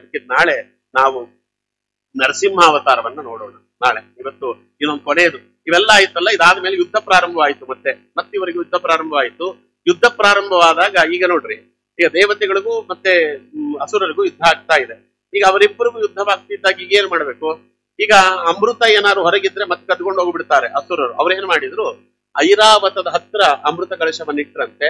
ಐರಾವತದ ಹತ್ರ ಅಮೃತ ಕಳಶವನ್ನಿಟ್ಟು, ನೀನು ಇದನ್ನ ಅಸುರರ ಪಾಲಾಗದಂತೆ ನೋಡಕೋ, ರಕ್ಷಣೆ ಮಾಡು ಅಂತ ಹೇಳಿ ಯುದ್ಧ ಮಾಡ್ಲಿಕ್ಕೆ ಪ್ರಾರಂಭ ಮಾಡಿದ್ರು. ಐರಾವತ ಆನೆ ಅದು ಅಮೃತವನ್ನ ನೋಡ್ತಾ ಇತ್ತಂತೆ. ನೋಡ್ತಾ ಇದ್ದಾಗ ಅದರ ಮದ ಉಕ್ಕಿತು. ಆ ಮದ ಉಕ್ಕಿದ್ರಿಂದ ಅದರ ಮದದ ಒಂದು ತೊಟ್ಟು ಅಮೃತದಲ್ಲಿ ಬಿತ್ತಂತೆ. ಆವಾಗ ಒಂದು ಬಳ್ಳಿ ಉತ್ಪನ್ನವಾಯಿತು, ಅದೇ ವಿಳ್ಳೆದೆಲೆ. ಅದಕ್ಕೆ ನಾಗಬಲ್ಲಿ ದಳೆಯುತಂ ಅಂತೀವಿ. ನಾಗ ಅಂದ್ರೆ ಐರಾವತ, ವಲ್ಲಿ ಅಂದ್ರೆ ಬಳ್ಳಿ ಅಂತ. ಅದಕ್ಕೆ ವಿಳ್ಳೆದೆಲ್ಲೆಯಲ್ಲಿ ಅಮೃತದ ಸನ್ನಿಧಾನ ಇರ್ತದೆ. ಅಲ್ಲಿಗೆ ಮೂರಿದೆ ನೋಡ್ರಿ, ಮೂರಲ್ಲಿ ಅಮೃತದ ಸನ್ನಿಧಾನ. ಒಂದು ಈ ಧಾತ್ರಿ, ಇಲ್ಲಿ ಹಾಕಿದ್ದೇನೆ ಧಾತ್ರಿ, ಬ್ರಹ್ಮದೇವರ ಕಣ್ಣೀರಿನಿಂದ ಉತ್ಪನ್ನವಾದದ್ದು ಧಾತ್ರಿ. ಬ್ರಹ್ಮದೇವರ ಭಗವಂತನನ್ನು ಉಪಾಸನೆ ಮಾಡಿದಾಗ ಮೊದಲು ಅದು ಭೂಮಿಯ ಮೇಲೆ ಅವರ ಕಣ್ಣೀರು ಆನಂದಾಶ್ರವಾಗಿ ಬಿತ್ತಂತೆ. ಆವಾಗ ಉತ್ಪನ್ನವಾದದ್ದು ಬೆಟ್ಟದ ನೆಲ್ಲಿಕಾಯಿ ಧಾತ್ರಿ, ಅದು ಬ್ರಹ್ಮದೇವರ ಸನ್ನಿಧಾನ. ಭಗವಂತ ತಾನು ಆನಂದಾಶ್ರವನ್ನ ಸುರಿಸಿದ, ಆವಾಗ ಉತ್ಪನ್ನವಾದದ್ದು ತುಳಸಿ, ಅದು ತುಳಸಿ. ಆಮೇಲೆ ಇಲ್ಲಿ ಆ ಐರಾವತದ ಮದದಿಂದ, ಆ ಮದದ ಉದಕ ಒಂದು ಹನಿ ಬಿದ್ದದ್ರಿಂದ ಉತ್ಪನ್ನವಾದದ್ದು ವಿಳ್ಳೆದೆಲೆ. ಅವ ಇದೆಯಲ್ಲ, ಈ ಮೂರು ಇದೆ. ಅದಕ್ಕೆ ವಿಳ್ಳೆದೆಲೆ ಎನ್ನುವುದು ಲಕ್ಷ್ಮಿಯ ನಿತ್ಯ ಸನ್ನಿಧಾನ ಇರ್ತದೆ. ಮನೆಯಲ್ಲಿ ನೀವು ಬಳಸ್ತಿರೋ ಬಿಡ್ತಿರೋ ವಿಳ್ಳೆದೆಲೆಯನ್ನು ಇಟ್ಟೇ ಇರಬೇಕು. ಆಚಾರ್ಯರು ಬಂದಾಗ ಓಡಿಸೋದಲ್ಲ. ಒಂದ್ ನಿಮಿಷ ಕೂತ್ಕೊಳ್ಳಿ ಆಚಾರ್ಯ, ನಿಮ್ಗೇನ್ ಬೇರೆ ಕೆಲಸ ಇಲ್ವಲ್ಲ, ಒಂದ್ ನಿಮಿಷ ವಿಳ್ಳೆದೆಲೆ ತರಿಸ್ತೀನಿ ಅಂತ ಹಂಗಲ್ಲ. ಮನೆಯಲ್ಲಿ ವಿಳ್ಳೆದೆಲೆ ಇರಲೇಬೇಕು. ವಿಳ್ಳೆದೆಲೆಯಲ್ಲಿ ಆ ಸನ್ನಿಧಾನ ಇರ್ತದೆ ಅಂತ. ಅದಕ್ಕೆ ವಿಳ್ಳೆದೆಲೆಯನ್ನು ಯಾರು ಚೆನ್ನಾಗಿ ತಿಂದು ಅರಗಿಸ್ಕೊಳ್ತಾನಲ್ಲ, ವಾದಿರಾಜರು ಅದಕ್ಕೆ ಅಪೂರ್ವವಾದ ಅರ್ಥವನ್ನ ಕೊಟ್ಟಿದ್ದಾರೆ. ವಿಳ್ಳೆದೆಲೆ ಲಕ್ಷ್ಮಿಯ ಸನ್ನಿಧಾನ ಅಲ್ವಾ. ಆಮೇಲೆ ಅಡಿಕೆಯಲ್ಲಿ ವಿಠಲನ ಸನ್ನಿಧಾನ ಇರ್ತದಂತೆ. ವಿಠಲ ಠಕಾರ ಇದೆ ನೋಡ್ರಿ, ಎರಡು ವಿ ಅಂದ್ರೆ ವಿಳ್ಳೆದೆಲೆ, ಎರಡು ಠಕಾರ ಇದೆಯಲ್ಲ ಅದು ಅಡಿಕೆ. ಲಾ ಅನ್ನುವುದು ಸುಣ್ಣವನ್ನ ಹೇಳುತ್ತದೆ. ಅದಕ್ಕೆ ವಿಳ್ಳೆದೆಲೆ, ಅಡಿಕೆ, ಸುಣ್ಣದಲ್ಲಿ ವಿಠಲ ಅನ್ನುವ ಭಗವಂತನ ನಾಮದ ಸನ್ನಿಧಾನ ಇರ್ತದೆ. ಯಾರದನ್ನ ಹಾಕೊಳ್ತಾರೆ ದೈವಿಕವಾಗಿ, ಭಗವಂತನಿಗೆ ಅರ್ಪಣೆ ಮಾಡಿದ್ದನ್ನು ಯಾರು ಶ್ರವಣ ಮಾಡ್ತಾರೆ ಅವರಿಗೆ ಸಮಸ್ತ ರೋಗಗಳು ದೈಹಿಕವಾಗಿ, ಭವರೋಗ ಅನ್ನುವುದು ಆಧ್ಯಾತ್ಮಿಕವಾಗಿ ಹೋಗ್ತದೆ ಅಂತ ಹೇಳ್ತಾರೆ. ಇದು ಭಗವಂತ ಕೂರ್ಮ ರೂಪ ಅನ್ನುವುದು ತೆಗೆದುಕೊಂಡ್ರು ಕೂಡ, ಕೂರ್ಮ ರೂಪದ ಜೊತೆಗೆ ಭಗವಂತ ಇನ್ನೆರಡು ರೂಪ, ಒಂದು ಧನ್ವಂತರಿ ಮತ್ತಿನ್ನೊಂದು ಮೋಹಿನಿ, ಎರಡು ರೂಪದಿಂದ ಈ ದೇವತೆಗಳಿಗೆ ಅಮೃತವನ್ನ ದೊರಕುವಂತೆ ಮಾಡಿ, ಅಯೋಗ್ಯರಿಗೆ ವಿಷವನ್ನ ದೊರಕುವಂತೆ, ಸುರೆಯನ್ನ ದೊರಕುವಂತೆ ಮಾಡಿದ ಅಂತ ಹೇಳ್ತಾರೆ.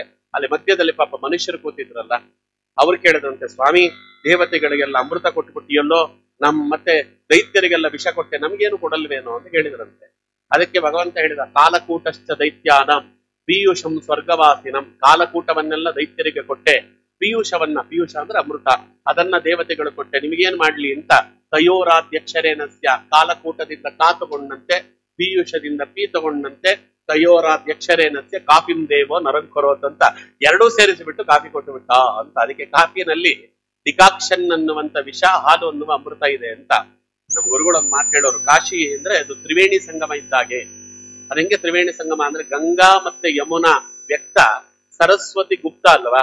ಅದಕ್ಕೆ ನೋಡ್ರಿ, ಗಂಗೆ ಹೆಂಗಿರ್ತದೆ ಬೆಳ್ಳಗಿರ್ತದೆ, ಯಮುನೆ ಹೇಗಿರ್ತದೆ ಕಪ್ಪಗಿರ್ತದೆ. ಅದಕ್ಕೆ ಕ್ಷೀರಂ ಭಾಗೀರಥಿನ್ಯಸ್ಯ, ಅದು ಹಾಲು ಅನ್ನುವುದು ಗಂಗೆಗೆ, ಡಿಕಾಕ್ಷನ್ ಯಮುನಾ ಇವ ಕಪ್ಪಗಿರ್ತದಲ್ಲ. ಅದಕ್ಕೆ ಏನು ಅಂದ್ರೆ ಶರ್ಕರಿ ಗುಪ್ತಗಾಮೀಚ, ಸಕ್ಕರೆ ಅನ್ನುವುದು ಮುಳುವಾಗಿರ್ತದೆ. ಅದಕ್ಕೆ ಕಾಫಿ ತ್ರಿವೇಣಿ ಸಂಗಮ ಅಂತ ಹೀಗೆಲ್ಲ ಮಾಡ್ತಾರೆ. ಇವೆಲ್ಲ ತಮಾಷೆಗೆ ಹೇಳೋದು.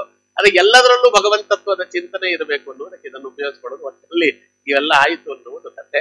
ಹಾಗೆ ಭಗವಂತ ಕೂರ್ಮರೂಪಿಯಾದ ಭಗವಂತ ಎಲ್ಲಿರ್ತಾನೆ ಅಂತ ಕೇಳಿದ್ರೆ, ಕೂರ್ಮರೂಪಿಯಾಗಿರ್ತಕ್ಕಂಥ ಭಗವಂತ ನಮ್ಮ ಚರ್ಮದಲ್ಲಿರ್ತಾನೆ. ಕೂರ್ಮ ಅಲ್ವಾ, ಚರ್ಮದಲ್ಲಿ. ನಮ್ಮ ಚರ್ಮ ಕಾಯಿಲೆಗಳೆಲ್ಲ ಹೋಗಬೇಕು ಅಂದ್ರೆ, ಚರ್ಮದಲ್ಲಿರುವಂತಹ ಎಲ್ಲ ಅನಿಷ್ಟತೆಗಳು ಹೋಗಬೇಕಾದ್ರೆ ಕೂರ್ಮರೂಪದ ಭಗವಂತನ ಚಿಂತನೆ ಮಾಡ್ರಿ.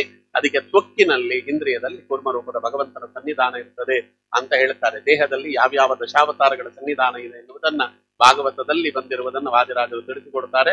ಅದನ್ನ ನೋಡ್ತಾ ಇದ್ದೇವೆ. ನಾಳೆ ನರಸಿಂಹದೇವರ ಅವತಾರ, ನರಸಿಂಹದೇವರ ಅಪೂರ್ವವಾಗಿರ್ತಕ್ಕಂಥ ಚಿಂತನೆ, ಅವತಾರಗಳು ಏನ್ ನಡೆಯಿತು ಇವೆಲ್ಲವನ್ನ ನಾಳೆ ನೋಡುವುದಕ್ಕೆ ಪ್ರಯತ್ನ ಮಾಡೋಣ ಅಂತ ಹೇಳ್ತಾ, ಇವತ್ತಿನ ಈ ಉಪನ್ಯಾಸಕ್ಕೆ ಸರ್ವೇಂದ್ರ ಪ್ರೇರಕೇನ ಶ್ರೀ ಪ್ರಾಣಪತಿ ಯದವೋಚ ಮಹಂತೇನ ಪ್ರಿಯತಾಂ ಕಮಲಾಲಯ ಶ್ರೀ ಕೃಷ್ಣಾರ್ಪಣಮಸ್ತು. ವಾಸುದೇವಾರ್ಪಣ.